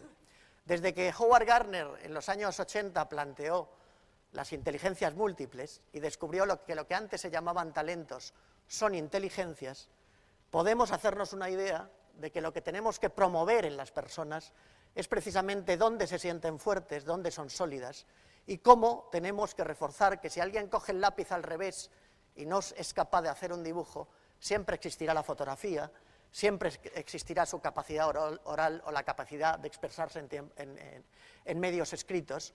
Y lo importante es que de alguna manera, por una parte, planteemos la reflexión sobre nuestra propia historia, existen las bitácoras personales, planteemos la necesidad de que todo el mundo cree, en nuestra facultad planteamos que cualquier alumno de primero tiene que acabar haciendo una producción propia y personal, y planteemos también de que todos los medios son íntegramente explotables. En España hablamos del cerdo, del que nada se desaprovecha. Pues bien, deberíamos tomar ese concepto de la comunicación desde esa perspectiva. Estamos analizando los medios como el cerdo del que nada se desaprovecha. Si no somos capaces de sacar esa memoria histórica para denunciar a los incumplidores, a la gente corrupta, a los corruptores y a los corrompidos, difícilmente vamos a aprovechar en profundidad todo eso, ¿no? Y por otra parte, tenemos teóricos que nos siguen dando la razón. En los años 80, la inteligencia emocional descubrió que antes que enseñar contenidos conceptuales en materias concretas y con la parcelación de las diferentes asignaturas, debíamos sentir que no desarrollar la inteligencia emocional de las personas nos puede llevar a que existan, me quedan 3 minutos, a que existan, por ejemplo, personas que son jueces que se saben toda la legislación existente, pero que luego de repente dictan sentencias injustas o dejan libre al maltratador, del que existen claras pruebas, de haber estado hundiendo la vida a una mujer durante toda su vida o a muchas mujeres. O existen incompetentes desde un punto de vista de la emocionalidad. Csikszentmihalyi y el propio Kevin Gardner también nos plantea, Ken Robinson, perdón, nos plantea 2 conceptos fundamentales y básicos. El elemento, tenemos que descubrir y ayudar a descubrir a cada persona su elemento en la vida, y por otra parte el concepto de fluir. Cuando, concentrados en algo que nos apasiona, somos capaces de olvidar todo y de fluir, ¿no? Una de las cosas que hizo Csikszentmihalyi en su libro Creatividad es recoger la experiencia de premios Nobel, de grandes empresarios, y todos decían lo mismo: ni el poder, ni el prestigio, ni el dinero. Lo que nos mueve es otros valores, lo que nos mueve es la necesidad de encontrar ese fluir. Seamos maquiavelianos mejor. Sabéis que existen esos 2 conceptos. El maquiavélico es el político sin escrúpulos. El maquiaveliano sería aquel que busca el superobjetivo en su vida, con bienes para la sociedad, con una búsqueda del bien común, para hacer hablar a nuestros estudiantes, para que descubran su propia vida, para que descubran en qué son competentes, para que descubran su creatividad. Y si hacemos todo eso, podrá haber desarrollo y cambio social. Pero no podemos estar hablando de conceptos políticos o volver a Derrida y a Foucault si no somos capaces de hablar en román paladino a las personas, llegar a cada una de las personas para que consigamos transformar desde la individualidad lo que es el concepto de ética, el concepto de transformación, y de una vez seamos optimistas. Tenemos todas las condiciones para transformar la sociedad. No podemos seguir dando ese mensaje pesimista de que siempre repetimos lo mismo. Quienes llevamos trabajando en la educomunicación 30 o 40 años, no nos importa excesivamente que parezca que haya gente que descubre el Mediterráneo, que nunca cita los clásicos, que se siente representante ante Europa o ante el mundo y que vuelve a ocultar la necesidad de descubrir a esos autores clásicos, que son Mario Kaplún, que es Paulo Freire, que es Luis Ramiro Beltrán, que son personas que siguen dando el callo y trabajando, muchas de ellas y otras que ya han muerto, pero han dejado su testimonio. Hay más oportunidades que nunca para transformar la sociedad, pero debemos ser absolutamente críticos, empezando por nuestro propio testimonio personal, por nuestra ética, por nuestra estética y por nuestro concepto de la política, que debe ser un concepto con mayúsculas y no autocomplacernos y seguir reforzando nuestros respectivos egos. Hay que romper, no solo teniendo la coartada de un grupo que parece que transforma y lleva el espíritu del 15M, sino siendo absolutamente coherentes para existir, porque existir es pensar y pensar es comprometerse. Y, decía Bergamín, vive como piensas para no tener que pensar como vives. Gracias.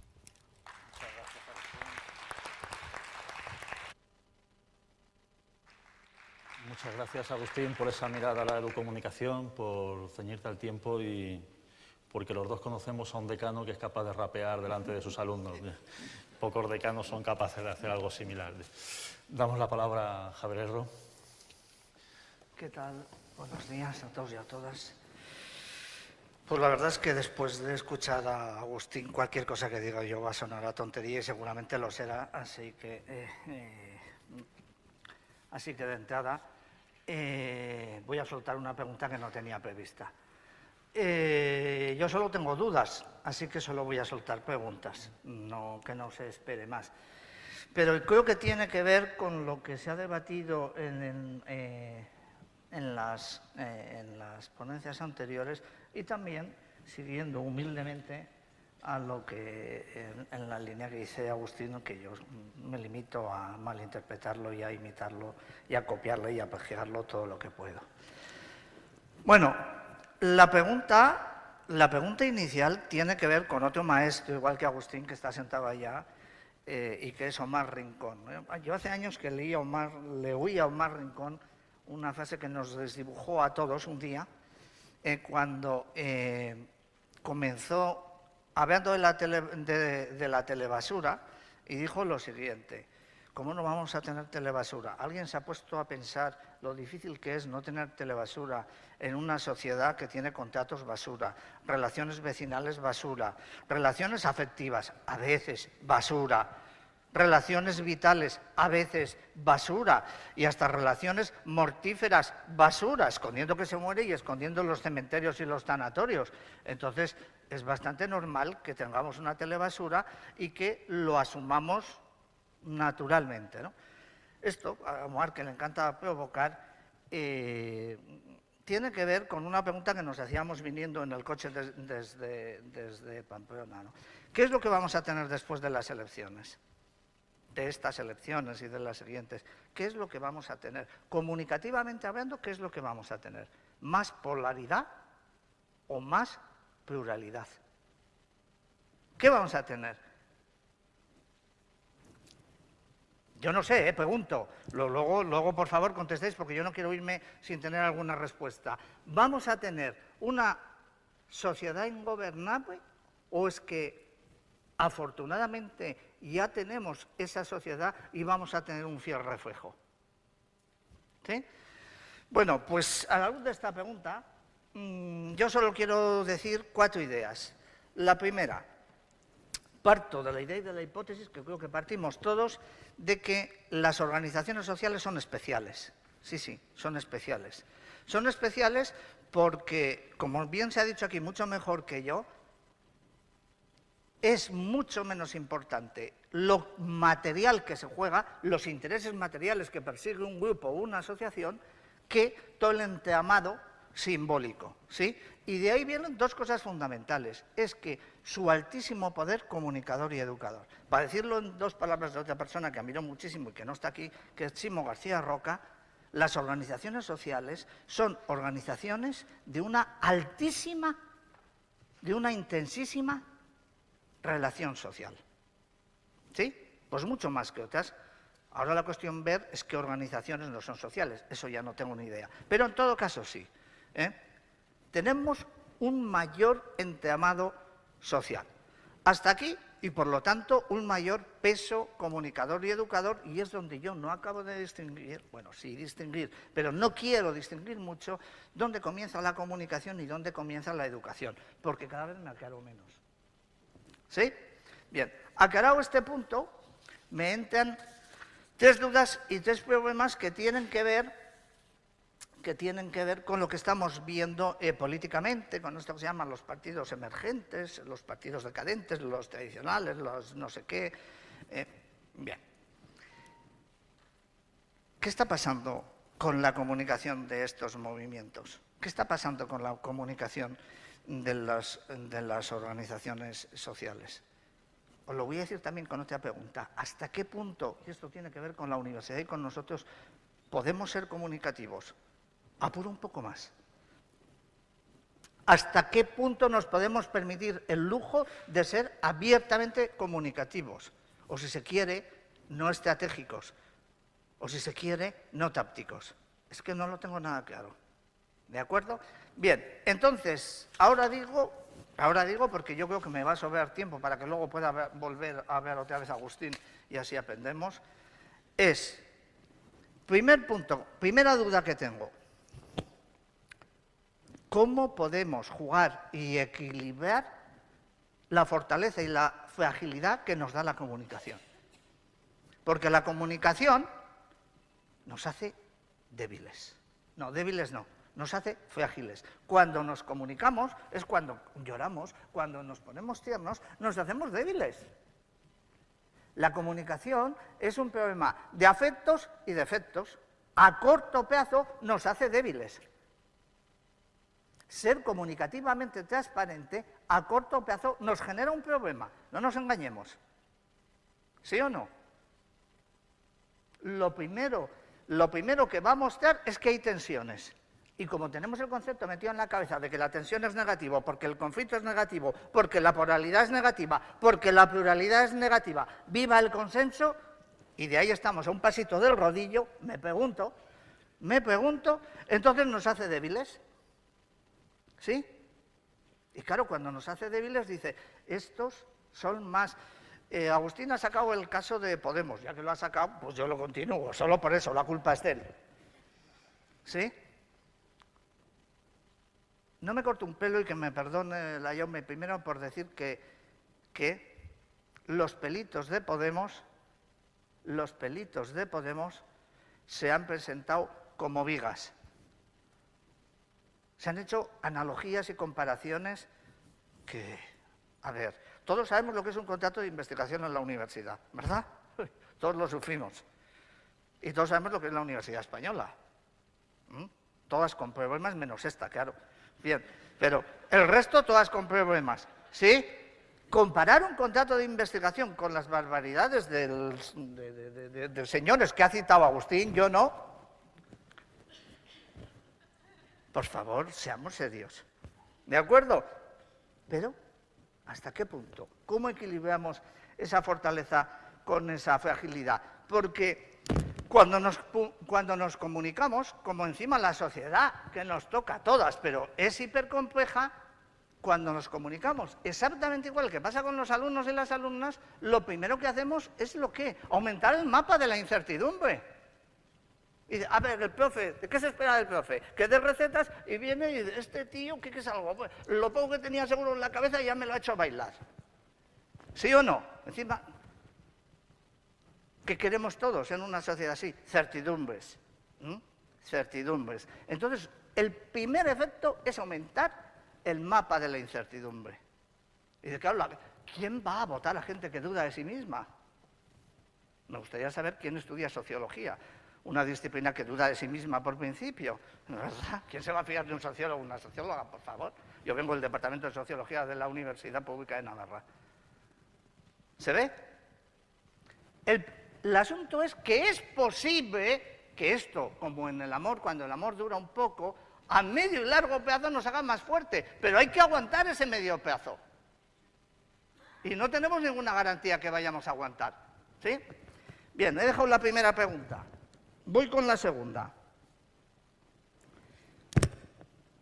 ¿Cómo evitar desde los movimientos sociales y de las instituciones sociales la disolución de la comunicación en la educación? Porque seguimos sin saber qué es la comunicación dentro de la educación. Agustín lo sabe y lleva 20 años o 30 machacando y hasta le hacen caso porque es un genio muy brillante y además un tipo muy divertido.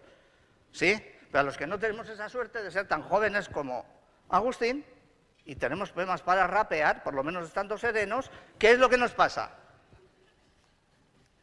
Que se sigue disolviendo la comunicación en la educación.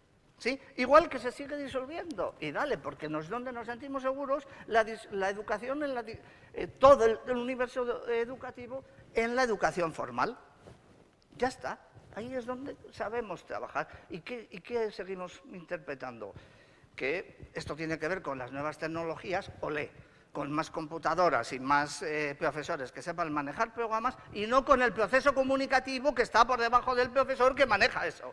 Es decir, nos apoyamos en el PowerPoint para soltar el rollito pipi pipi.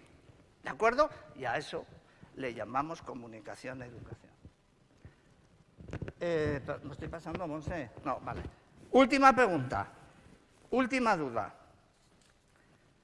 sobre las organizaciones sociales. ¿Cómo construir de verdad, cómo creernos una comunicación que no se agote en el discurso? Que no se agote en el discurso. Que no se agote en el discurso. Porque resulta que es como en el discurso nos movemos bien, podemos analizar el discurso y vamos a destrozar, mira, aquí hay los símbolos y esto y no sé qué, pero la estructura, cuidadín, no la tocamos. Estoy autocriticando a las organizaciones sociales. ¿Se ve? Esta crisis de la cooperación, este desastre que ha hecho el gobierno español con la cooperación española, reducirla a mínimos y no sé qué, ha mostrado casos sangrantes de organizaciones sociales que se han sentido y han vivido, y no me corto un pelo de decirlo, han tomado actitudes neoliberales desde posturas de izquierdas. O sea, tenemos un discurso de superizquierda, supercomunicativo, pero llega la hora de echar a la gente y hacemos un ERE puro y duro. ¿Qué es lo que pasaba?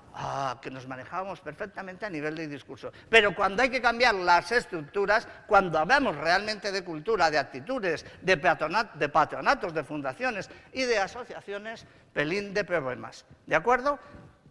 ¿Me quedan 5 minutos? 2, pues solo necesito 1. Sí, solo necesito 1, es verdad. Porque aquí me entra la duda final que yo tengo, es si realmente somos capaces de ponernos a comunicarnos abiertamente como organizaciones sociales. Si sabemos, si somos capaces de asumir la disonancia y la pluralidad como necesidad, si en lugar de ser vendedores de productos, como decía Agustín, vamos a ser vendedores de comunicación o no. Si realmente nos gusta que nos levanten la mano para decir, oiga, usted se ha equivocado, qué bien, aprendamos. ¿Sí? Si estamos preparados como organizaciones sociales de olvidarnos de nuestras predilecciones y enfrentarnos de lleno y así, de frente, con la indeterminación democrática de la comunicación y de la transformación social. Si estamos dispuestos a sentarnos para decir, esta gente no va a ir donde nosotros queremos, donde nosotros prefijamos que no nos siguen, qué bien, van a ir donde les dé la gana, porque el proceso de comunicación tiene su propia dinámica, si lo entendemos de una manera abierta y democrática. Y no estoy seguro que seamos capaces como organizaciones sociales, porque a lo mejor llevamos demasiado tiempo trabajando con ese lenguaje necesario, y no nos falta ese lenguaje necesario que se hablaba en las intervenciones de antes. Así que no tengo más que dudas.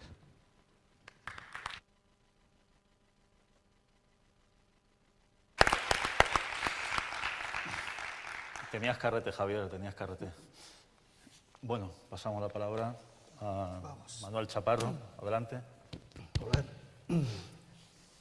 Tres cuestiones previas antes de empezar. Una, recogiendo tu penúltima pregunta, te pongo un ejemplo de las contradicciones de estas organizaciones sociales, activismo, desde, no sé si es de posicionamientos inocentes, interesados o de qué, que cada uno defina. Cuando hemos hablado de los planes de la cooperación española, durante la última etapa del gobierno Zapatero hubo una transformación porque se consiguió que el eje comunicación estuviera presente en las políticas de cooperación. Ya no le voy a poner el calificativo de la cooperación, pero estaba presente, me refiero a lo del desarrollo.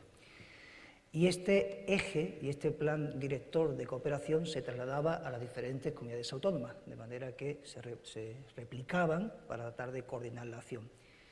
La llegada de este incalificable último gobierno destruyó la iniciativa que se había puesto en marcha con errores, y cuando este plan director que elimina el eje comunicación en los planes de cooperación se traslada a las comunidades autónomas.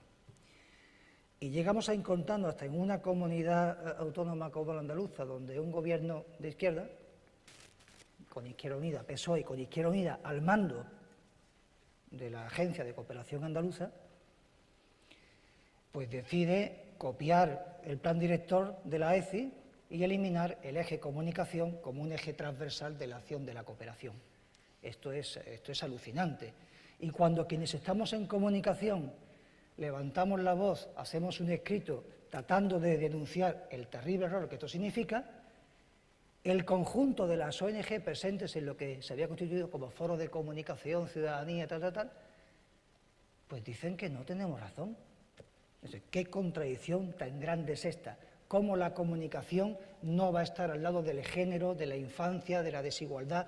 ¿Cómo vamos a facilitar el empoderamiento de la ciudadanía sin facilitar las herramientas de comunicación a quienes pretendemos salvar? Que esa es la otra gran ironía, ¿no? Ese es el primer apunte. El segundo, Eloísa, muchas gracias por todo lo que has montado. Quienes alguna vez nos ha tocado hacer cosas como esta, pues sabemos lo que significa.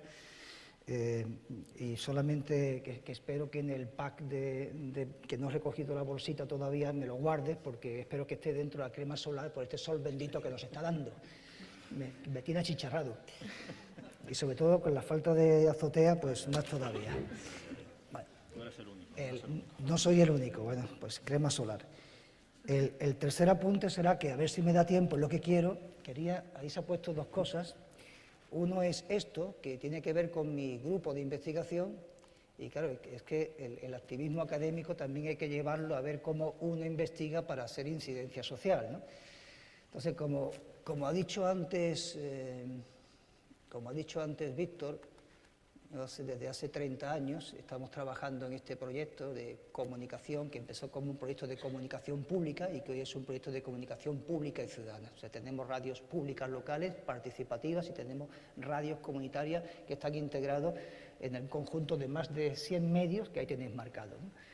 Claro, a lo largo de este tiempo pues hemos tratado de construir una nueva narrativa de intervención social, una nueva narrativa que significa pues un nuevo lenguaje para no cometer los mismos tropiezos con el que la mayoría de los medios de comunicación nos cuentan diariamente la realidad, con una palabrería indigna y una palabrería hecha para gente cada vez más estúpida, ¿no? Que la estupidización de la sociedad tiene que ver con estos mensajes.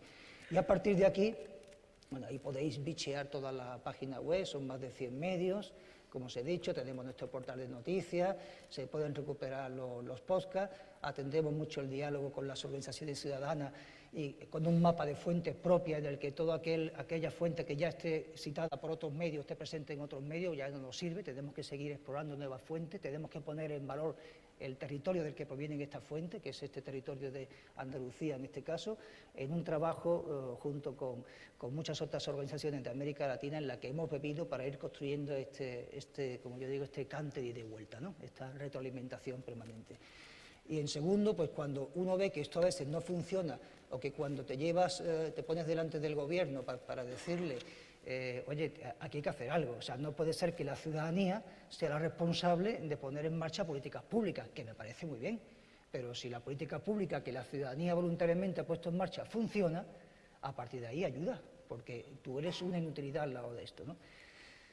Como no se convencía, pues en el grupo de investigación nos propusimos detectar los errores que había en estos medios con los que veníamos trabajando y lo que queríamos era que cuando se decían que estos medios no son rentables socialmente, que es la primera acusación, esto no es rentable socialmente, en esta época de crisis más vale que dediquemos recursos a salvar otras situaciones que sí, que son dramáticas, pero sin el poder de la palabra, más dramatismo se añade y más silencio existe todavía y más se invisibilizan los problemas.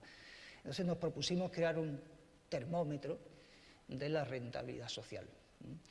Esto, quienes procedan del campo económico, pues han triunfado, ¿no? Porque la economía pertenece a las ciencias sociales y, sin embargo, han llegado a crear indicadores matemáticos cuasi perfectos que todo el mundo reconoce.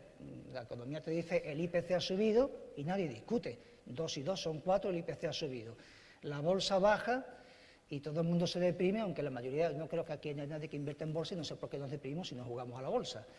La bolsa sube, todo el mundo contento, pero mi bolsillo sigue estando igual, pero la economía te da estos valores. El Producto Industrial Bruto es de $4.000, pero yo no tengo $4.000 o 4.000 euros en mi bolsillo. Pero la economía ha conseguido esto.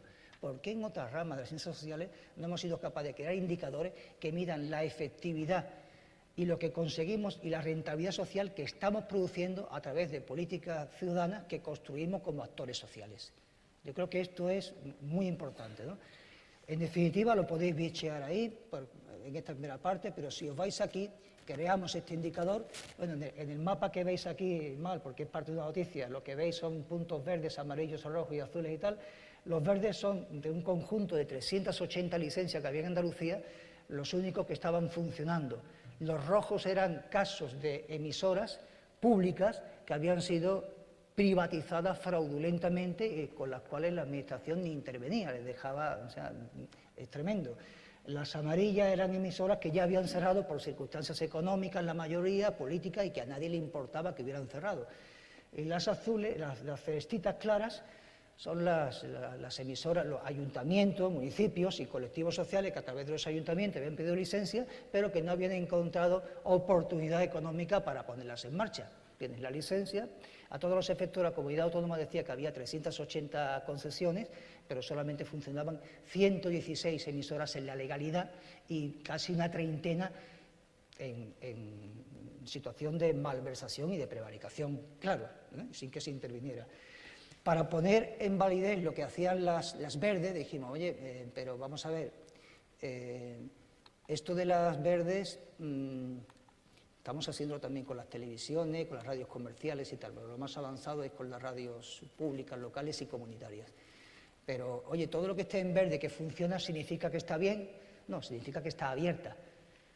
¿Esta inversión pública aporta rentabilidad social? Sí, no, ¿cómo la medimos?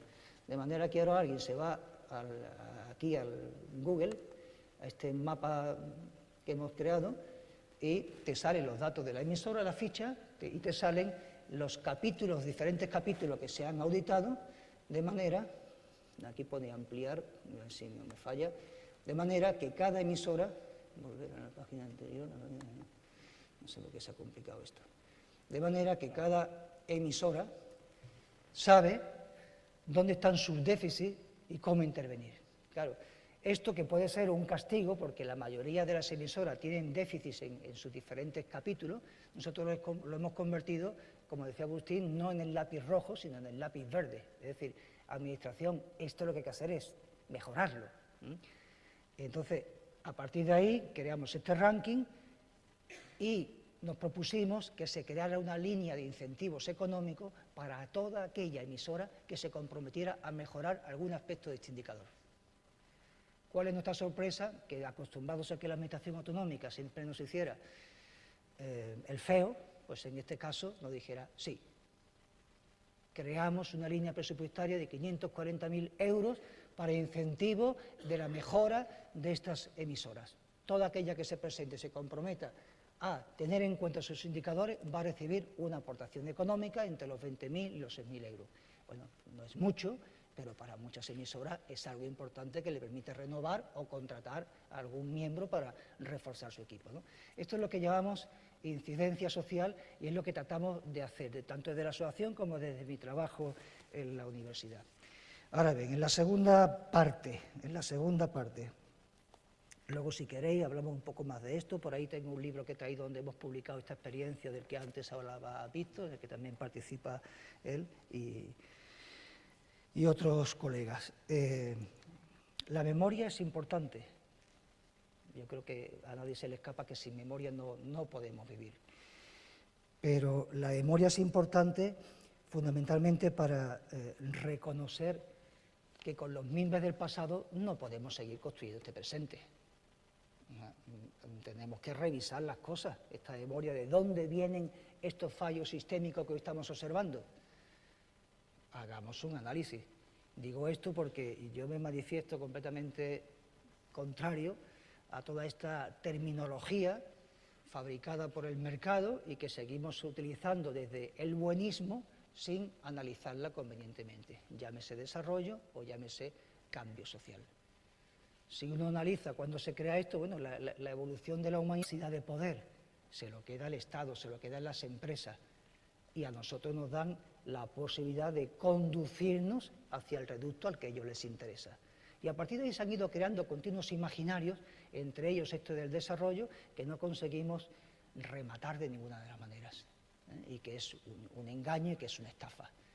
No voy a entrar en mucho debate, yo espero que el compañero Omar, con quien me siento tan identificado en la presentación del libro mañana, podamos explorar un poco más este discurso, porque para mí, a lo que hemos llegado es a una distopía del desarrollo. El desarrollo no es una utopía, el desarrollo ha creado esta distopía en la que vivimos, esta distopía que no genera ilusiones, que no genera expectativas y en el que cualquier reto ya sabemos que está llamado al fracaso. Y por eso nos hacemos estas preguntas permanentes. O rompemos con este imaginario y empezamos a demolerlo y recuperar la verdadera memoria, o estaremos aquí en una trampa permanente. En definitiva, a lo mejor, por ejemplo, cuando digo esto de romper los imaginarios es como cómo construir una nueva narrativa que no sea tan excluyente ni tan aberrante como la que utilizamos. Permanentemente la palabra desarrollo, la palabra sostenible aparece en el lenguaje sin que de verdad analicemos las consecuencias de esto. Tan estúpido como aquel ejemplo que alguien nos ponía del occidental que llega a la selva y regalas aquellos machetes, ¿no?, a los pobres indígenas, porque ven la dificultad que tienen pues, para cortar leña, etcétera. Y al cabo del año vuelve y dice, ¿qué tal con los machetes? Pues estupendamente, ¿no? Porque lo que antes tardábamos 4 horas, ahora lo hacemos en 1 hora. ¡Ah, qué bien! ¿Y a qué dedican las otras 3 horas? Pues a bañarnos más en el río, a jugar más con los niños, a reírnos más y a dormir. Y el occidental, lógicamente, se quedó escandalizado. Porque dice que nosotros como animales hemos perdido la capacidad de contemplación. No nos dedicamos a contemplar. Contemplar es, ya no es que sea un lujo, es que es una estupidez porque tenemos que estar produciendo permanentemente. Y hemos pactado que determinadas horas al día, determinados días de la semana, pues sí podemos hacer algo más de contemplación, normalmente viendo la caja tonta de las 1000 y pico de líneas ahora. Claro, esto no nos vuelve a resintonizarnos con la naturaleza. Y cuando hoy planteamos cómo construir una nueva sociedad, volvemos a decir, no, hagamos otro desarrollo, pero ¿cómo otro? Si eso ya lo está diciendo el mercado, y nos plantean el desarrollo verde, nos plantean el desarrollo sostenible, nos plantean todo tipo de camuflaje para distraernos en estas envolventes. La semana pasada, creo que hablando en Málaga con Lidia Ucher, o en un debate ahí que medio teníamos, yo le decía, para mí no es el comunicambio, para mí es el comunicambia, porque esto es un acto individual. O empezamos a reconocer cuánto de error hacemos en el día a día y qué propósito tenemos, o esto, por más que debatamos, por más que nos reunamos, por más que nos achicharremos con estas lámparas solares, no conseguiremos transformarlo, no cambiarlo, sino transformarlo. Yo siempre lo digo, el simple gesto de tener esta botella aquí es una aberración. Esto nos desanimaliza, porque no nos conecta con la naturaleza. Que el 60% del agua potable del mundo esté ya embalsada, esto empobrece la naturaleza, las especies de las que vivimos y la diversidad. Y no somos conscientes y estamos haciendo un congreso en el que nos comemos el tarro para ver cómo transformamos y cómo cambiamos y seguimos directamente haciendo ya uno, ¿no? Seguimos haciendo cosas completamente estúpidas que ningún animal hace. O sea, recuperemos nuestras esencias, enganchémonos y busquemos de qué manera denunciar esta realidad, de qué manera construir narratividad que no hable de pobres sino empobrecidos, que no hable de desarrollo sino de empoderamiento de la ciudadanía, que no hable de cambio social sino de transformaciones y de gobernanza, que hablemos de cómo podemos utilizar las herramientas de comunicación para conquista de gobiernos individuales para que las conquistas sean colectivas. Porque el que no sea capaz de gobernar su destino y cada vez tenemos menos posibilidad de gobernar nuestro destino, no va a poder luego contribuir a que el grupo se gobierne, a que la región se gobierne, a que un país se gobierne. Esto, lejos de lo que sea el buen vivir, los pueblos andino-amazónicos lo conocen mucho mejor. Luego sus gobiernos puede que los traicionen, como viene ocurriendo últimamente por desgracia, pero ellos sí lo saben. Y sí saben que la vida, que aquí no hemos venido a trabajar. No hemos venido a trabajar, que aquí hemos venido a disfrutar y que nos han engañado. Y que lo de Adán y Eva es un invento bíblico que ya es muy antiguo, a ver si lo descartamos. Y yo, como decía el Silvio Roquero, como dice, la canción decía, hemos de ganar el pan con el propio sudor. Menos mal que aquí en Sevilla, con tanto calor, sudo aunque no haga nada. Pues yo reivindico eso. Bueno, gracias.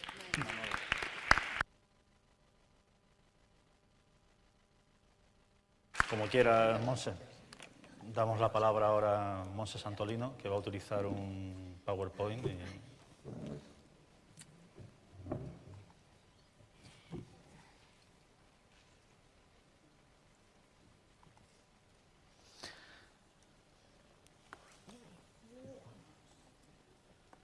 La pantalla completa aquí.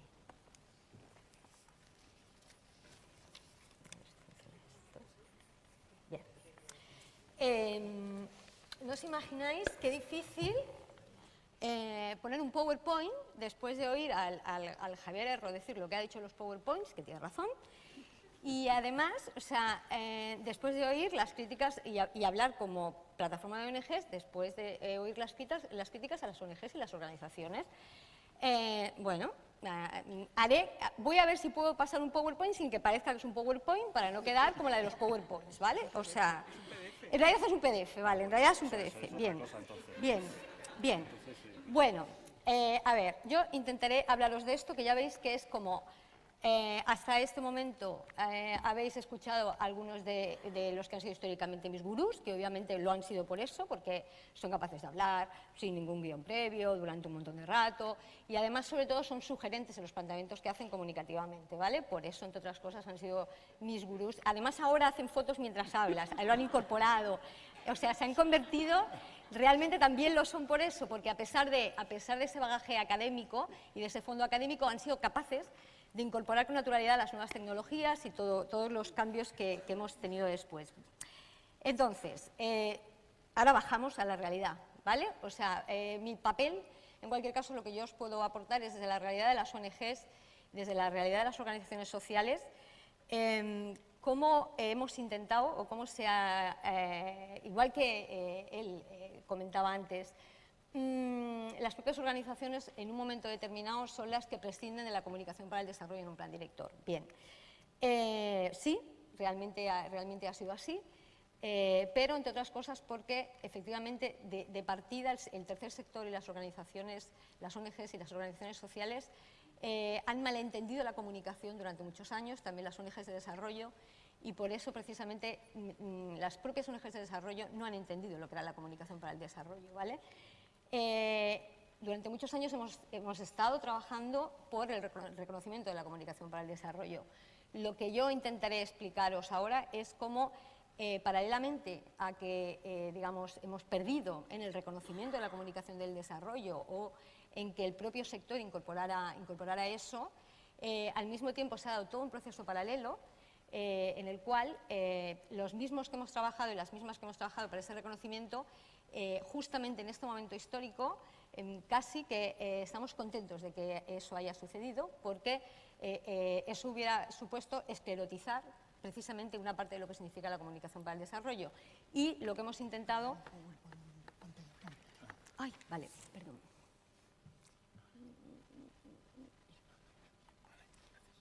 ¿Dónde está la pantalla completa? Ah, no estoy capaz de... Aquí, espera, aquí no. Sí. Entonces, bueno, básicamente hemos trabajado en esta línea, ¿no?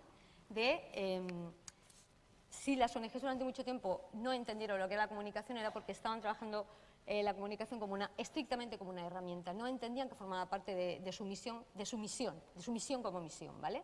Entonces, paralelamente y en el marco de Comunicambio, en el marco de todo un proceso de reflexión y análisis del cual vosotros formáis parte, hemos intentado aterrizar eso desde las propias organizaciones sociales en algo que le hemos dado en llamar comunicación asociativa para el cambio social, o sea, incorporar eso dentro de la propia lógica de las organizaciones y no como un discurso ajeno, y entendemos que esta es la manera realmente como eso puede incorporarse a la propia lógica de las organizaciones. En mi caso represento aquí, hoy en esta mesa represento a la FEDEPUNCAT, que es la Federación Catalana de ONGs, que ahora le hemos cambiado el nombre y recientemente le llamamos Organizaciones para la Justicia Global, pero también a un proyecto que ahora mismo yo estoy gestionando, que es el Deaf Reporter Network, que es un proyecto europeo y que pretende formar una red de periodistas y profesionales de la comunicación para el desarrollo. Este proyecto, que es el final de todo un largo proceso que intentaré explicar, se ha convertido en una de esas brechas que hemos abierto, uno de esos espacios para trabajar con lógicas y de comunicación para el desarrollo, de comunicación para el cambio social, pero desde dentro del propio sector. Entonces, obviamente, tal y como ya se ha hecho hasta ahora, las ONGs, particularmente no las ONGs, sino las ONGs de desarrollo, han jugado un papel importante en la apropiación, en la extensión del concepto de la comunicación para el desarrollo y el cambio social. por dos razones. Primero, porque por su relevancia social durante mucho tiempo se han convertido en modelo para todo el tercer sector. La manera de gestionar la comunicación de las ONGs se ha exportado a ONGs de medio ambiente, a ONGs de carácter social, ha sido un modelo precisamente porque hacían una inversión comunicativa que se traducía en una relevancia social que el resto de organizaciones han pretendido copiar, pero además también con el dinero de la cooperación para el desarrollo se ha hecho mucho trabajo de reflexión y análisis sobre la propia comunicación. De hecho, los propios foros Educación, Comunicación, Ciudadanía venían de una inquietud y venían de intentar generar esos espacios de reflexión y debate desde el propio sector, desde la propia comunicación asociativa. Entonces, solo a modo de rápido relato, la propia historia de las ONGs o la propia evolución de las ONGs un poco nos marca también después cómo hemos conseguido darle un poco la vuelta, o por lo menos lo estamos intentando.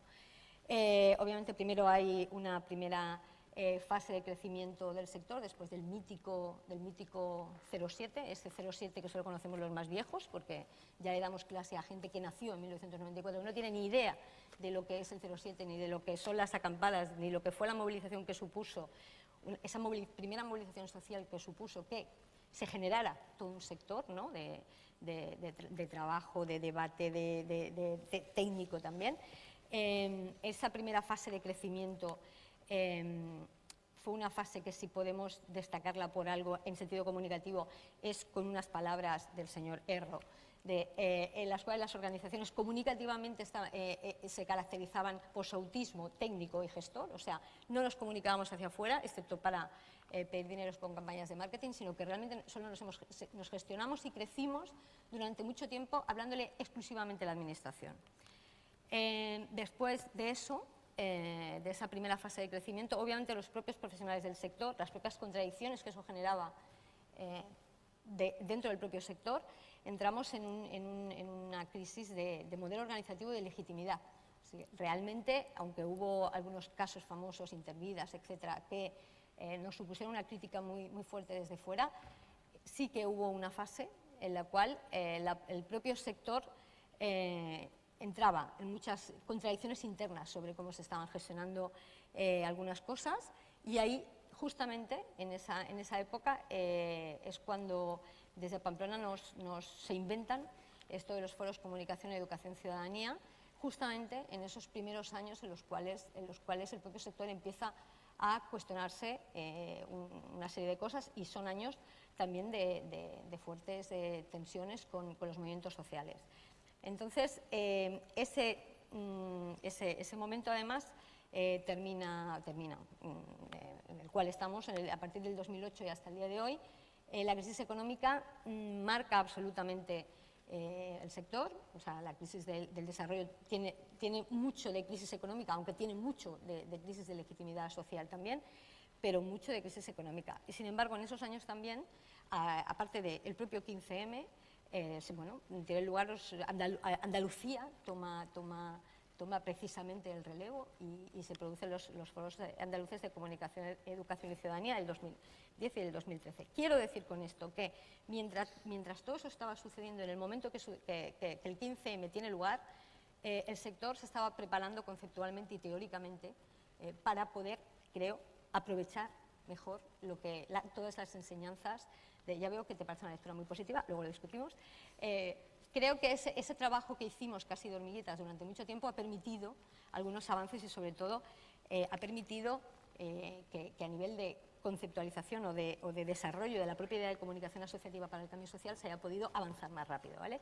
El 2011, justamente, aparte del 15M, se produce como una inflexión teórica en nuestro pequeño sector, aunque el libro que el propio foro edita, el de la izquierda, técnicamente se publica el 2010, pero cuando se difunde es el 2011, y además desde Reino Unido nos llega este estudio, el Finding Frames, que analiza campañas hizo una gran campaña precisamente de las organizaciones británicas, en las cuales, o sea, esos dos libros, en ese momento justo en el año del 15M, vienen a poner absolutamente en cuestión y coinciden en su crítica a un paradigma de cooperación, un paradigma de desarrollo, un paradigma comunicativo que es justamente el legado LIFE, que además se menciona explícitamente de esta manera en Finding Frames, ¿no? O sea, de lo que supuso, de en qué momento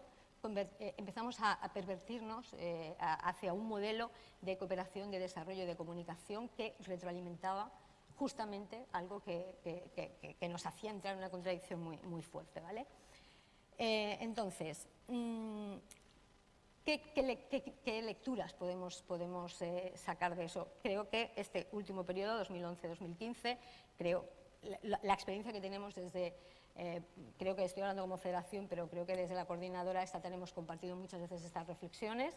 Esos dos estudios, el momento, todo el proceso previo de foros, todos los encuentros en los que habíamos tenido, este espacio compartido entre organizaciones, movimientos sociales, que es lo que, digamos, entra de una manera muy clara con el 2011 y la propia academia, ¿vale? La centralidad, o en primer término ya la comunicación, entra como narrativa y como discurso, y no solamente como herramienta comunicativa, ¿vale? Entonces, justamente esos libros de los que, esas obras teóricas de las que hablábamos antes, ponen el discurso y la narrativa en el centro, cuestionan muy directamente las organizaciones con eso, pero además entendiendo a las organizaciones como discurso en sí mismas. O sea, no solamente cuestionan la manera instrumental, histórica, como las organizaciones han trabajado la comunicación, sino que además la propia organización como discurso se problematiza. O sea, las organizaciones tienen que entender que un poco la gran máxima también de algunos de esta mesa, pero sobre todo de Teleuri, todo comunica. Absolutamente todo lo que hacemos en la organización, no solo lo que hace nuestro departamento de comunicación, comunica. Estamos transmitiendo mensajes permanentemente y absolutamente.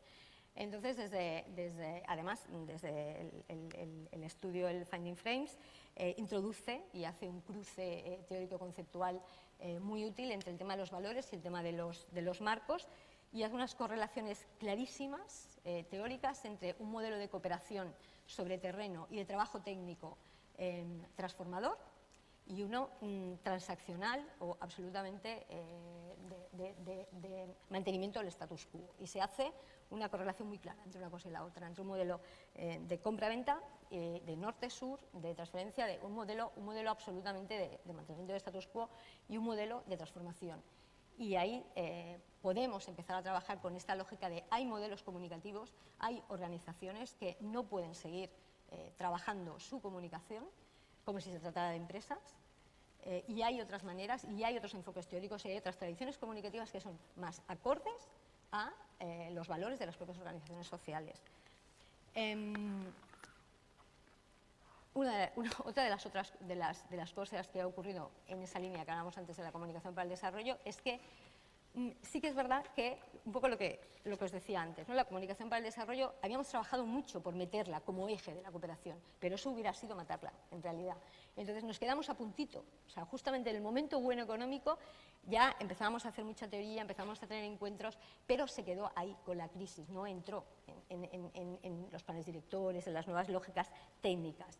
Además, los recortes económicos afectaron de una manera salvaje a los departamentos de comunicación, pero al mismo tiempo el 15M, los movimientos sociales, particularmente la paz, se convirtieron en el modelo comunicativo y un modelo válido a seguir por las propias organizaciones. Y de alguna manera la lectura podríamos decir que las propias organizaciones ahí se vieron como organizaciones, tuvieron que en muchos casos admitir que nuestro modelo organizativo también, o sea, ese grito de no nos representan también, y van por las propias organizaciones, que también formaban parte de una cultura de la transición, de una manera de hacer que estaba absolutamente desfasada.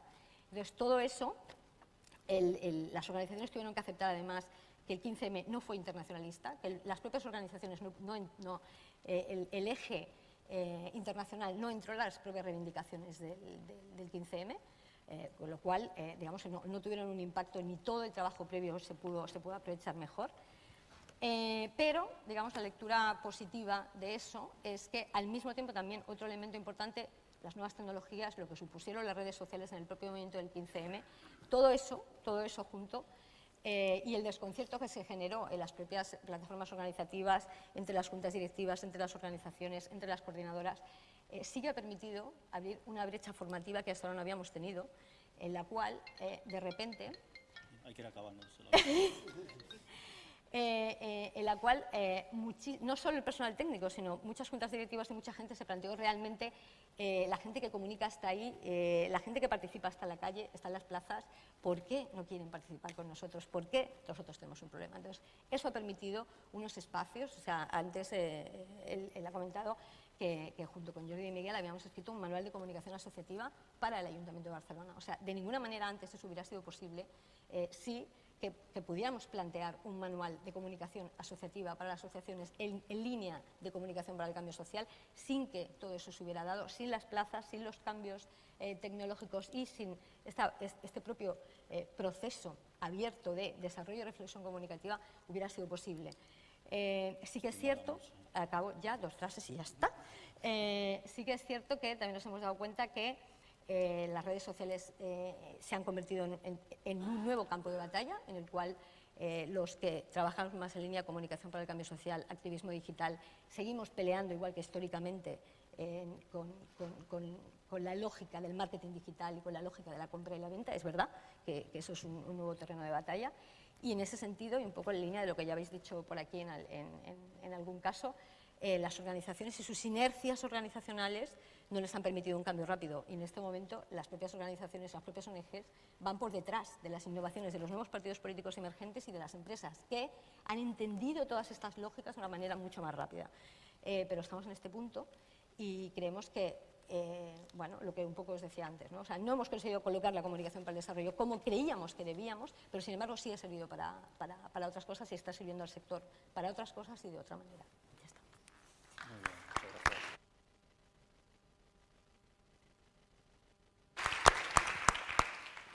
Bueno, y pasamos la palabra y el ordenador ahora a Manuela Mesa. También va a hacer uso de un PowerPoint. Horrible PowerPoint. Similar. Se pasa así, ¿no? Sí, sí, sí. Vale, bueno, pues buenos días, soy la última después de 5 presentaciones, pero bueno, estoy muy contenta porque realmente la presentación que ha hecho Montse complementa lo que yo quería plantear en estos 15 minutos, que es un reto que puedes comunicar en 15 minutos, ¿no?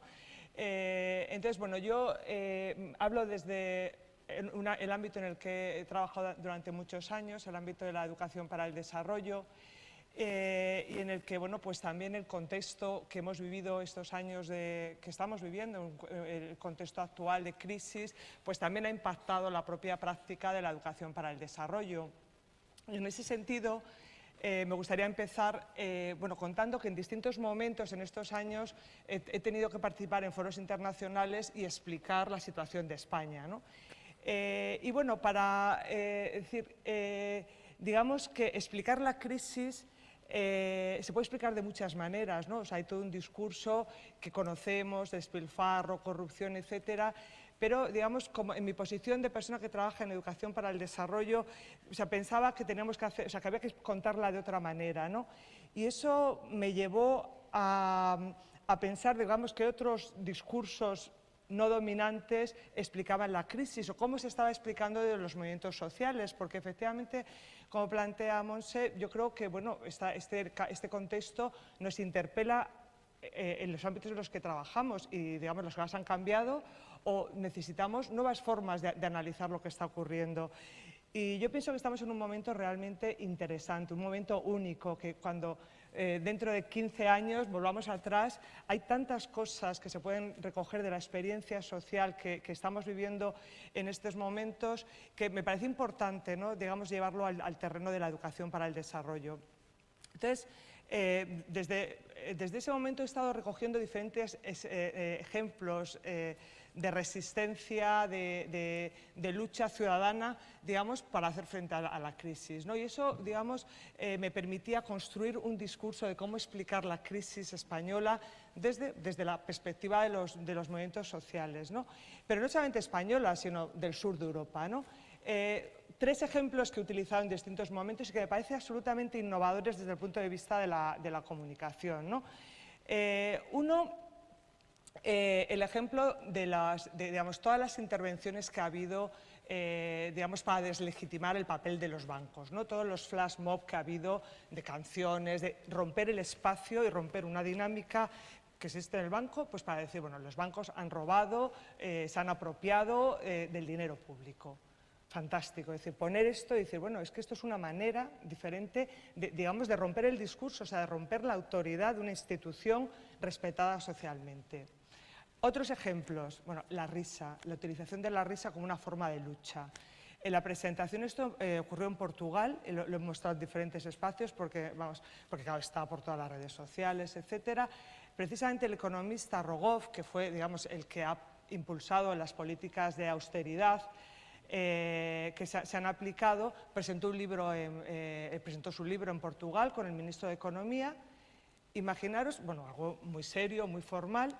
Imaginaros lo que es una audiencia en la que el 50% de la audiencia que estaba, digamos, que había pactado, simplemente se reía a carcajadas hasta el punto que, claro, es decir, ¿qué puede hacer? Bueno, pues, digamos, era una estrategia de resistencia finalmente, bueno, pues, no estamos de acuerdo con las políticas de austeridad que se están practicando en Portugal, en el sur de Europa. Otro ejemplo, que seguramente habréis escuchado, ¿no? En el Parlamento, cuando el ministro de Economía en Portugal estaba explicando las nuevas medidas, el público empieza a cantar la Vila Morena, con todo este simbolismo, toda esta carga que tiene, y se tiene que interrumpir la sesión. Bueno, a nivel estatal, tenemos, a nivel en nuestro territorio, tenemos ejemplos fabulosos que construyen un discurso diferente de lo que es la crisis, de cómo se vive, ¿no? Y de lo que es incluso la propia democracia. Y estos ejemplos, bueno, o sea, otro, el de la oficina de empleo, una oficina de empleo donde se lleva música pues para romper esa situación de lo que es, hay trabajo en España, lo que no hay es empleo, pero hay trabajo, hay muchas cosas para hacer, ¿no? ¿Qué sacamos de estos ejemplos? Bueno, el poder transformador que tienen los discursos, porque los discursos también construyen realidad. Y eso se ha dicho desde muchísimos ámbitos, de distintas áreas de conocimiento, pero los discursos construyen la realidad. Y la pregunta es, digamos, cómo hacer que esos discursos que construyen realidad, digamos, sean discursos que no estén invisibilizados, que no existan, que no formen parte de ese análisis de la realidad, ¿no? Entonces, digamos que estos ejemplos, como otros muchos que podemos, estos ejemplos de resistencia, si los llevamos al ámbito educativo, nos permite explicar, digamos, que hay toda una serie de valores relacionados con la solidaridad, con la justicia social, con la construcción de la paz, digamos, que podemos extraer de estas experiencias, que son fuentes de generación de conocimiento, ¿no? Que tiene mucho que ver, digamos, con lo que sería el principio de reflexividad, de analizar, hacer análisis críticos de los discursos, quién está detrás. Bueno, pues, digamos, ¿por qué no, digamos, ser constructores de nuevas narrativas, de nuevos discursos que puedan ser transformadores y que vayan a raíz de ese cambio? Me he olvidado del PowerPoint. Bueno, entonces, ¿cómo se construyen los discursos? Los discursos se construyen con nuevos lenguajes, con nuevas imágenes, con nuevos mensajes, ¿no? En la red de gente que trabaja conmigo, durante mucho tiempo hemos trabajado con las imágenes, porque nos parecen que las imágenes, digamos, ofrecen una información muy importante. Muchas veces es una información que es inconsciente, que no es tan fácilmente... hay todo un universo, todo un imaginario detrás de las imágenes que nos dan una información y nos posicionan ante esa realidad, ¿no? Entonces, bueno, en el ámbito del desarrollo, uno de los continentes más estereotipados ha sido África, ¿no? Y necesitamos hablar de África, hablar de la pobreza, hablar del hambre desde otro lugar, desde otra manera, ¿no? Uy, se me olvidó poner. Bien, pues para mí esta es una imagen muy potente, o esta, ¿no? Es decir, esta imagen estereotipada que nos da una visión muy reducida de la realidad, ¿no? Entonces, un poco la pregunta es, ¿cómo podemos dar alternativas, ¿no? a estas imágenes que sitúan el discurso dominante en solamente un aspecto, ¿no? A nosotros me gusta mucho el ejemplo de una publicación que hicimos hace unos años, que es una África construida a partir de mariposas, porque las mariposas es dinamismo, es creatividad, es color, es potencialidad, ¿no? Y también eso es África, ¿no? Y necesitamos colocar en el discurso un África que sea percibida de otra manera, desde esa potencialidad que también tiene, ¿no? O esta imagen de África, ¿no? El papel de las mujeres, ¿no? en el desarrollo, en la construcción de la paz en África, ¿no? Esta África con forma de mujer, ¿no? Que es el logo de la Fundación Mujeres por África, ¿no? Que vamos, me parece que es un ejemplo excelente para mostrarlo, ¿no? Porque, bueno, digamos, hemos contado muchas veces, hemos puesto muchos ejemplos que efectivamente cuando trabajamos, incluso aunque está descodificando, cuando trabajamos con los discursos dominantes, eso crea identidades, ¿no? Y el experimento que seguramente conocéis del muñeco negro y del muñeco blanco y cómo incluso los niños negros asocian lo negativo al muñeco negro o a la muñeca negra, bueno, pues es decir, está ahí. Por lo tanto, necesitamos construir un nuevo lenguaje, ¿no? Y efectivamente, como se ha comentado aquí, las nuevas tecnologías, las TIC, nos pueden permitir, digamos, de una manera mucho más eficaz que en el pasado, digamos, construir esos discursos, difundirlos, construirlos de una manera horizontal, de una manera, utilizando todas las posibilidades que tenemos a nuestro alcance, ¿no? Por eso, digamos, se trataría de colocar en el centro, codificar cómo creamos esos discursos, ¿no? Pasar de la denuncia a la construcción de nuevos discursos, ¿no? Bueno, entonces yo quería algunos ejemplos, ¿no? Regarding Humanity, por ejemplo, es un espacio web que hace todo un trabajo de descodificación muy interesante, ¿no? Y al mismo tiempo, digamos, plantea nuevas narrativas sobre lo que es el desarrollo, sobre lo que es la solidaridad, ¿no? La campaña de hacer de la pobreza que sea historia, ¿no? Y todo ese análisis de Finding Frames y que ha hecho Tom Crompton, ¿no? Todo ese análisis de cómo, digamos, revisar estas campañas que se han hecho pues, para llegar a la opinión pública, para hablar de la pobreza, para decir, cómo modificarlo y hacerlo a través de otros mensajes, ¿no? Somos el 99%, me parece que es una forma, por ejemplo, es una narrativa sobre la que se puede desarrollar todo un discurso, ¿no? Es decir, somos el 99%, o sea, se tiene que gobernar para este 99%. Y cuando los movimientos sociales hablan de ese 99%, están enmarcando el análisis en otro lugar que necesitamos, ¿no? Que se hable de ese 99%, ¿no? Y yo creo que ahí hubo fue muy acertado, ¿no? Esta apuesta, por ejemplo, en lugar de hablar de pobreza, hablemos de desigualdad. Esta es una apuesta de algunas organizaciones en este momento. Es decir, que, por supuesto, la desigualdad no es lo mismo desigualdad que pobreza, pero la desigualdad genera pobreza y genera exclusión, ¿no? Y para hablar de pobreza, en lugar de poner el foco solamente en los pobres, que por supuesto es importante, pongamos el foco en los ricos. Y resulta que tenemos 10 personas, las 10 personas más ricas del mundo no tienen vida para gastarse todo el dinero que poseen. Nos colocan en una situación completamente diferente, ¿no? Es decir, que el primer señor más rico del mundo, Carlos Slim, necesitaría 220 años para gastarse todo el dinero que acumula a promedio de 1 millón de euros al día. O sea, ¿nos podemos imaginar qué significa gastarse 1 millón de euros al día y necesitar 220 años para gastárselo? Bueno, pues es un discurso que nos sitúa en otro lugar, ¿no? en otro lugar diferente. Me parece importante hablar también de la desigualdad entre hombres y mujeres, ¿no? Es decir, ese mundo desequilibrado que ignora, invisibiliza los conocimientos, la experiencia de la mitad de la población.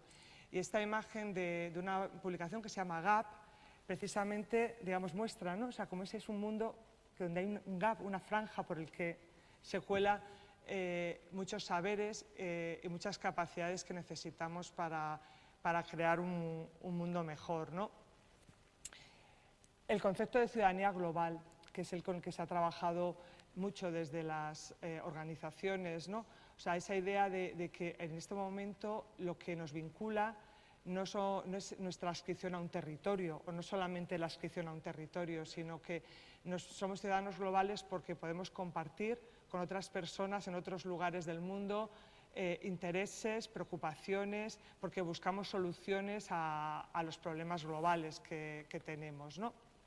Y por supuesto, estas narrativas, estos discursos, digamos, van cargados de toda una serie de valores que tienen que ver con la justicia social, que tiene que ver con la solidaridad y que tenéis ahí, que tiene que ver con la capacidad de diálogo, con la valentía, con la creatividad, con la resiliencia, ¿no? Y yo creo que precisamente esta creatividad que hemos encontrado, que estamos encontrando en los movimientos sociales, ¿no? Pues para digamos, precisamente enmarcar la realidad en otros aspectos, para generar nuevos discursos, o sea, son realmente muy, muy interesantes, ¿no? ¿Cómo voy de tiempo? Bueno, pues tengo tiempo, es que andaba aquí. Bueno, algunas de las experiencias, ya he comentado algunas, ¿no? Que por ejemplo nosotros trabajamos mucho la experiencia de Code Pink, Código Rosa, ¿no? Una organización pacifista en los Estados Unidos que justamente para deslegitimar digamos, el miedo, o sea, la utilización del miedo para recortar derechos, pues lo que hicieron es que frente a los códigos, el código rojo, el código naranja, el código amarillo que estableció la administración Bush durante el periodo de la guerra de Irak, ellas inventaron el código rosa. Pues bueno, pues para decir, bueno, código rosa somos los que no estamos dispuestos a aceptar este recorte de derechos y a que se utilice el miedo como una forma de imponer políticas que no son democráticas, ¿no? Y haciéndolo desde, pues eso, ¿no? Desde el humor, o sea, que genera adhesión, no genera esa resistencia o de la que se hablaba esta mañana o disimular, ¿no? Creo que existen otras estrategias que se están utilizando, es la estrategia de las metáforas. Las metáforas para, digamos, para llevar un discurso distinto son importantísimas.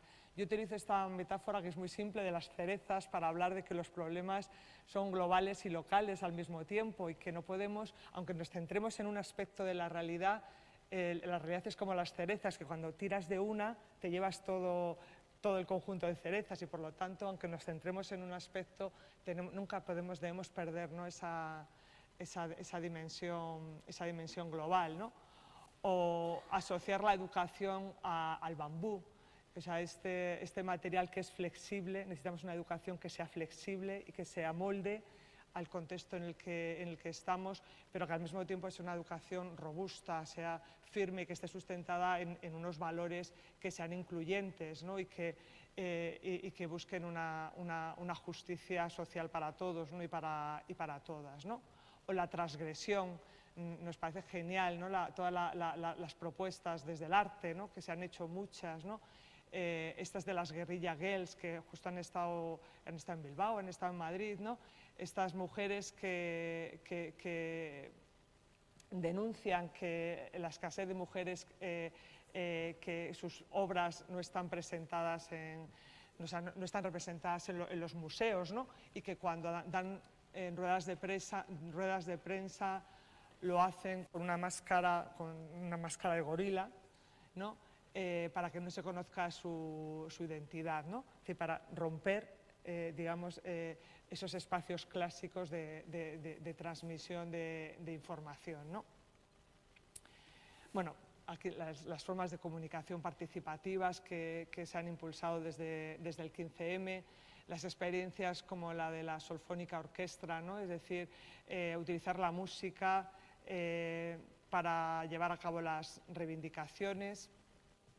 Y en definitiva, digamos, este poder transformador de los discursos que construyen realidad, digamos, a lo que nos llevaría es que necesitamos un nuevo paradigma interpretativo, ¿no? Del mundo y de nuestro papel en él. O sea, todos somos un puntito, ¿no? Que nos podemos reconocer en él. Y desde luego, desde la educación, lo que podemos hacer es aprender a mirar el mundo de otra manera. Y aprender a mirar el mundo de otra manera puede ser desde la solidaridad, desde esa utopía, y desde los afectos, que también se ha mencionado y que es fundamental, digamos, para ese mundo que queremos cambiar, ese mundo que incluye a todos que queremos construir. Gracias.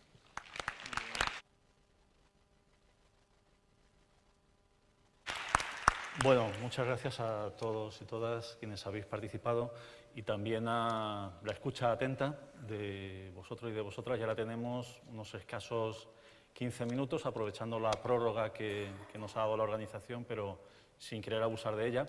Así que pasamos la palabra a ustedes para que quien quiera hablar, para aprovechar el tiempo, vamos a aprovechar 2 o 3 preguntas de un tirón y las devolvemos aquí a la mesa. Ahí detrás del pasillo hay una petición.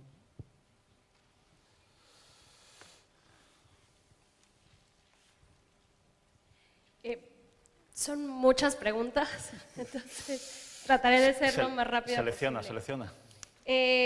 La primera es, de la transformación es individual o colectiva, si la transformación social tiene que ser de todos o empieza en uno. Y en ese sentido, el camino de la comunicación es, o digamos, la comunicación es consecuencia o principio de la recuperación colectiva del espacio público.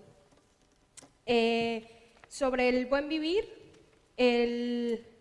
cómo aplicar el buen vivir a una sociedad en el que lo más cercano que hemos estado, desde mi perspectiva, de lo colectivo es a partir de la fenomenología, ¿no? En entender no hay un tú sin un yo, pero en las comunidades indígenas ni siquiera es el tú y el yo, es yo no existo sin mi comunidad. ¿Cómo podemos llevar ese trabajo a sociedades como la de Castellón, por ejemplo? La otra, si la recuperación de espacio público, en la recuperación de espacio público concebimos lo público como político y lo político como relación entre los sujetos, podríamos decir que todo lo público es comunitario y ya, porque si no, ya después. Sí, por favor. Hacemos, como decía, otras 2 personas que aporten, ya se las devolvemos directamente ahí a la mesa y agilizamos. Por aquí hay otra petición. Hola. Bueno, en primer lugar, gracias por la mesa redonda y por las experiencias y análisis que habéis aportado. Desde mi experiencia personal, humildemente, me da la impresión de que la mayoría de organizaciones sociales todavía se mueven en un paradigma, digamos, de entender la comunicación como instrumental. Ha salido antes, ¿verdad? Pero incluso me atrevería a decir de que, más allá de eso, subyacente, lo que está es un enfoque, digamos, que se basa en una especie de intelectualismo moral, en el sentido de que se entiende que la gente no actúa, es decir, no pasa a la acción porque no está informada, porque no tiene conocimiento de una serie de realidades.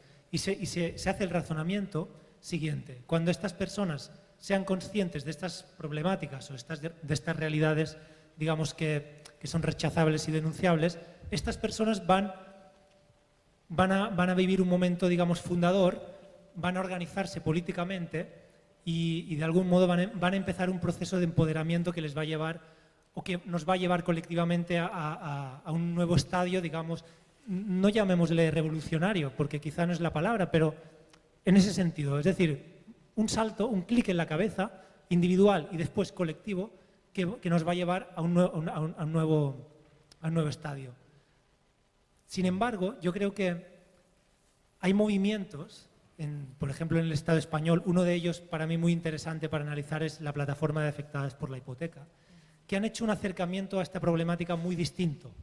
Es decir, claro que este colectivo se ha preocupado por la comunicación, incluso tienen gabinetes de comunicación que trabajan en ello, pero no me atrevería a decir que el éxito relativo de este movimiento, porque ha conseguido llevar a la agenda política la problemática de los desahucios, el éxito no ha sido gracias a su gabinete de comunicación, sino más bien al acercamiento distinto que ha tenido a la problemática.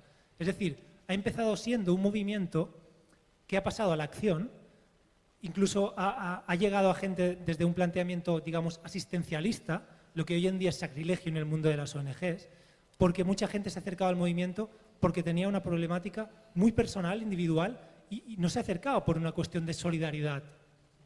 Entonces, sí que una vez allí se ha empezado un proceso de empoderamiento muy fuerte que ha llevado a esas personas que se acercaban desde un enfoque, digamos, asistencialista o individualista a conectar una serie de problemáticas y ver la conexión global que tienen esas problemáticas con otros problemas, ¿no? Es decir, se ha hecho un salto que ha ido... Perdona, ¿concreta la Sí. pregunta o clausura la Acabo, reflexión? disculpad. Fue un colorario. Disculpad, sí. Entonces, la pregunta sería, no sé, quizá la mejor manera de enfocar el tema de la comunicación no sería olvidarse de la comunicación, empezar a actuar y lograr que de esta forma la comunicación llegue como un corolario de esta acción. Esa es la pregunta. Muchas Gracias y disculpad. Nada, no sé si Nacho tiene pedida la palabra o no. Hay otra chica. Vale. Hola, buenos días. Yo hablo como voluntaria de una ONG de desarrollo muy chiquitita, ¿no? Y yo entiendo que la comunicación de las ONGs de desarrollo debería ser junto con educación. Y la sensación que tengo, y estoy realmente molesta... Para que si alguien las quiere coger, que las coge, si no, quedan planteadas. Hemos hablado de nuevos discursos y nuevas narrativas, y yo lo pongo en diálogo con lo que planteaba Javier Erro. ¿Y qué ocurre con estas narrativas? ¿De qué modo tocan las estructuras? Inciden en las estructuras de la sociedad. Manuel Chaparro hablaba de volver a la naturaleza, y yo lo planteo en diálogo con desnaturalizar el capitalismo y las formas de comunicación que el capitalismo es capaz de neutralizar para que deje de tener mordiente y de donde duele. Y la tercera cuestión sería cómo, desde lo que dice Sousa Santos, corregimos la tendencia de una teoría social derivativa, occidental, que perdió sustancia porque los sustantivos los pone el sistema dominante y solo nos queda la capacidad de adjetivar, ¿no? Bien, coge el toro por los cuernos quien sea taurino y quien no, que coja otro animal para responder. No, yo, empezando por lo primero, ¿no? Transformación individual o colectiva, yo creo que las dos, ¿no? No podemos esperar a que individualmente cambiemos la educación después de todo el tiempo que hemos tenido de pérdida de tiempo, precisamente, igual a la redundancia. Lo que tenemos es que intentar trabajar rompiendo con algo que comentaba, que es esa parcelación de los saberes, de los conocimientos, ese dar prioridad al equilibrio entre lo emocional y lo racional, que ha venido ejemplificado por lo que ha enseñado Manuela, lo que has mostrado también, Carmen, ¿no? Monse, perdona. Y yo creo que ahí tenemos ejemplos clarísimos de por dónde actuar, ¿no? Pero lo que comprobamos cada año, al menos en el trabajo que estamos haciendo en nuestro campus, es que estudiantes que vienen con un despiste fundamental y que parece que darles asignaturas que tienen que ver con educación y comunicación, para esos alumnos de publicidad no sirve de nada. No os podéis imaginar el pozo que se crea y el tema de las hipotecas y cómo se ha actuado ahí, efectivamente, ese trabajo respondiendo a una pregunta de Garriga y Puig, y el Yamique es un publicitario que planteaba de forma estereotipada una frase con una ortografía aparentemente equivocada, y es que a las personas nos tenemos que dirigir a la pregunta ¿y a mí qué me va a importar esto?, ¿no? Estemos vendiendo productos o valores, y en ese sentido está claro que la prioridad de la individualidad es responder al yamique y ganar tiempo para transformar el modelo educativo desde una labor maratoniana y a largo plazo, ¿no? Muy bien. Bueno, ¿alguna intervención más de estas de 59 segundos? Con el micro que Quería se baja. algo muy rápido. Eso. Y no voy a entrar en polémica ni mucho menos, ya discutiremos luego, pero no estoy de acuerdo al completo con la opinión de que la comunicación. Yo estoy de acuerdo contigo, solo que creo que lo que se debe trabajar como comunicación es empoderamiento, y entiendo que lo que han hecho mal las ONG ha sido pensar que la comunicación era comunicación interna y comunicación para darse visibilidad a ellas mismas y a la importancia de la cooperación.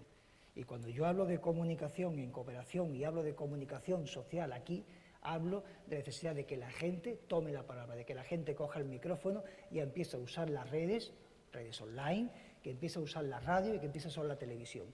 Eso me parece lo fundamental, porque a partir de que verbalizan lo que piensan, la marcha atrás es más complicada. Ese compromiso es el que existe. En ese sentido es cuando digo que el cambio individual se produce cuando uno se compromete, y que hay que propiciarlo porque si no, no va a haber cambios colectivos.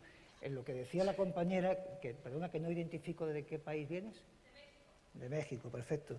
A mí hay una cuestión, cuando yo antes decía que no podemos traicionar la memoria, que hay que usar la memoria, en esta nueva reconstrucción y repensar, me dice, ¿qué son los derechos humanos? Los derechos humanos es una construcción occidental. ¿Por qué? Porque los derechos humanos es el reconocimiento de derechos individuales, no tiene en cuenta los derechos comunitarios. Y hay muchos pueblos en la tierra, una inmensa mayoría de pueblos en la tierra que todavía viven en el sentido de lo comunitario, donde la propiedad privada no existe y no podemos ningunearlos. Entonces hay que volver a reconstruir esto de los derechos humanos, que no tienen sentido sin los derechos humanos, los derechos de la tierra y de que se incluye todo. Esta es una lucha permanente. Claro que el yo es importante y los derechos individuales son importantes, pero hay muchos casos, y los derechos comunitarios hacen que la opción del yo ponga en riesgo a la comunidad, y por eso en muchos pueblos lo comunitario es más importante que el yo. Claro, esto es parte de lo que hay que reconstruir. No podemos seguir hablando de los derechos humanos encima de llamas universales, como si el mundo mundial lo hubiéramos ya diseñado, en todo caso del planeta, ¿no? Pero, en fin, son cuestionamientos que yo digo que la narrativa nos traiciona y nos engaña y que hay que volver a recuperar. Me gustaría que hubiera aquí más representación latinoamericana. Una chica de Guatemala, tú de México, más todavía, porque si miramos otros modelos, antes entenderemos de qué estamos hablando. La primera vez que yo choqueé con la noción, después de 20 años trabajando sobre el terreno, en poner en marcha el radio tanto aquí como fuera de aquí, fue cuando me dice un movimiento campesino en Argentina, nosotros no queremos desarrollo. No, si lo que nosotros venimos es a construir la radio, que vosotros queréis construir la radio. Sí, pero nosotros no queremos desarrollo. Tú no quieres desarrollo. ¿Por qué? Porque el desarrollo no me aporta nada. Yo quiero ser yo, no quiero cambiar, y la sociedad que está ahí fuera no es la que me gusta, sino la que me gusta es la de mi cosmovisión, que además era una cosmovisión enganchada a la naturaleza, fiel de principio, y que quería una educación diferente, una educación no orientada, un reconocimiento de sus derechos y de su ancestralidad. Y ahí era completamente admirable. Y en ese sentido, si no miramos eso... Que te enciendes, Manolo. ¿Me entendí? Bueno, Monse quería intervenir también brevemente, como Agustín. Brevemente. En el tema de las organizaciones y de la comunicación instrumental de las organizaciones, por supuesto, ¿vale? Yo no he dicho lo contrario. Ahora bien, tendríamos que analizar, y eso desde las coordinadoras insistimos siempre cuando hablamos de la mayoría de ONGs no son las 8 que salen en la tele. O sea, la mayoría de las ONGs son, lamentablemente, las 8 organizaciones que tienen más visibilidad pública todavía. Entonces, efectivamente, la visión de lo que es el desarrollo, de lo que es la cooperación y el desarrollo, está muy mediatizada por lo que transmiten las grandes ONGs. Eso sigue siendo cierto, ¿vale? La diferencia respecto al 2002 o al 2006, cuando hubo el primer foro, es que en ese momento la gente que nos cuestionábamos cosas dentro de las organizaciones y nos cuestionábamos el modelo instrumental, no teníamos cómo armar otro. O sea, no había un modelo alternativo de comunicación para intentar también cambiar las organizaciones desde dentro. El avance en estos años es que ahora disponemos de otro desarrollo teórico, otra teoría de la comunicación, y hemos podido meter la comunicación, la manera de comunicar de las organizaciones en esa gran tradición de la comunicación alternativa, de la comunicación para el desarrollo, que antes del 2000 no existía. O sea, nadie se podía formar en cómo gestionar la comunicación de una organización que no fuera en marketing. O sea, era la única posibilidad de comunicar que había. Ahora hay, y se está trabajando en otras maneras de hacer, y efectivamente una de las cosas que yo intentaba decir antes, que he dicho fatal por lo visto, es la PA se ha convertido en el modelo comunicativo, pero no solo para las ONGs de desarrollo. Cómo comunica la PA, cómo ha trabajado la PA y la eficacia y el éxito de la PA lo están enseñando en ESADE y en las escuelas de ejecutivos. O sea, están la mayoría de las claves y no han olvidado la comunicación. Es que son comunicación, es que se han asumido como comunicación. Entonces, en la manera de trabajar las redes sociales hayan sido paradigmáticas, y el uso de las redes sociales está quebrando las organizaciones según qué modelo organizativo, pero no solo las organizaciones sociales, sino las propias empresas. Para poder gestionar bien las redes sociales, las organizaciones jerárquicas, las organizaciones como las hemos conocido hasta ahora, están cambiando precisamente por la fuerza que tiene esa nueva manera de comunicarse. Entonces, estamos en pleno proceso de transición y efectivamente sigue habiendo muchas organizaciones, sobre todo las que más conocemos, que siguen en ese modelo, pero ahora tenemos un modelo alternativo. Esa es la suerte de momento. Bueno, estamos ya hemos abusado 5 minutos de la prórroga que nos dio la organización y no quisiera, me da un poco de pena no dar más cancha, pero no quiero abusar porque incide en los espacios que vienen después y en la paciencia que habéis tenido también para aguantar. Quisiera, Javi y Manuela, brevemente, pero si tiene que ser brevemente, algún apunte a lo que se ha dicho, alguna réplica, pues 3 un segundos. minuto. Menos. Transformación individual o colectiva. Yo, más allá de mi cuerpo, no tengo claro dónde soy individuo y dónde soy colectivo. Comunicación como principio o fin. Bucle. Lo público y lo privado. Y yo con Marta, que está allá arriba, somos profesores de comunicación pública. Ahora mismo tengo que decir que no sé muy bien qué es lo público, lo público, lo comunitario y lo privado. Comunicación y educación, ya he dicho antes que no consigo separarlas. Y Manuela, te toca otra vez clausurar. Bueno, yo creo que, que los cambios que está habiendo son importantes, interesantes, y yo creo que el sector de las ONGs, con toda la diversidad, es decir, sí que lleva ya varios años, digamos, buscando, intentando incorporar, o sea, nuevas formas de entender la comunicación, y eso explica, y no solamente a nivel, digamos, estatal, sino a nivel europeo, hay todo un debate precisamente, digamos, de cómo construir nuevas narrativas sobre la solidaridad, y de que eso está presente. Y yo creo que lo que es interesante es que en este momento, o sea, que estamos en un momento, digamos, con muchas propuestas desde las organizaciones sociales, etcétera, sí que estamos en un momento de confluencia, de aprendizaje, ¿no? Y que pues, el hecho de que la experiencia de la plataforma de afectados por la hipoteca, pero otras experiencias sociales estén ahí, y lo que es muy importante es que desde la universidad o desde los que construyen conocimiento tomen esas experiencias y las inserten en un marco, digamos, de conocimiento que sea, digamos, algo que pueda después volver de una manera más sistematizada, porque eso no lo van a hacer los movimientos sociales, pero necesitamos que eso se convierta en un aprendizaje, ¿no? Y para eso, digamos, hay que rescatarlo, organizarlo, darle coherencia y que vuelva como un elemento, ¿no? de transformador. Yo creo que debe ser el papel que debería jugar la universidad en este cambio social, ¿no? Se le quedó una cosa de 10 segundos a Javier ahí en el tintero. Sobre el buen vivir, y solo para luego seguir hablando un poco con Manuel. Buen vivir o mal vivir, vivir imperfecto o vivir perfectible. ¿Hay algún mal vivir del todo? ¿Hay algún buen vivir del todo? Ya está. Bueno, 2 palabras, no, ya. Sí, 2 palabras. Los ponentes siguen por aquí, o sea que sabéis que en los congresos tan interesante, o a veces más que lo que se dice en los espacios formales, son las conversaciones de pasillo, de la cerveza, el café, así que, bueno, pues son gente accesible. Y una autocrítica que hacía Manolo a la mesa en respuesta a la compañera de México, diciendo que realmente lo que él quería decir era que no había voces latinoamericanas en el panel, y lo asumimos como autocrítica y como ese imaginario que nos traiciona a pesar de la buena intención. Sin más, muchas gracias por vuestra escucha activa y seguimos reflexionando.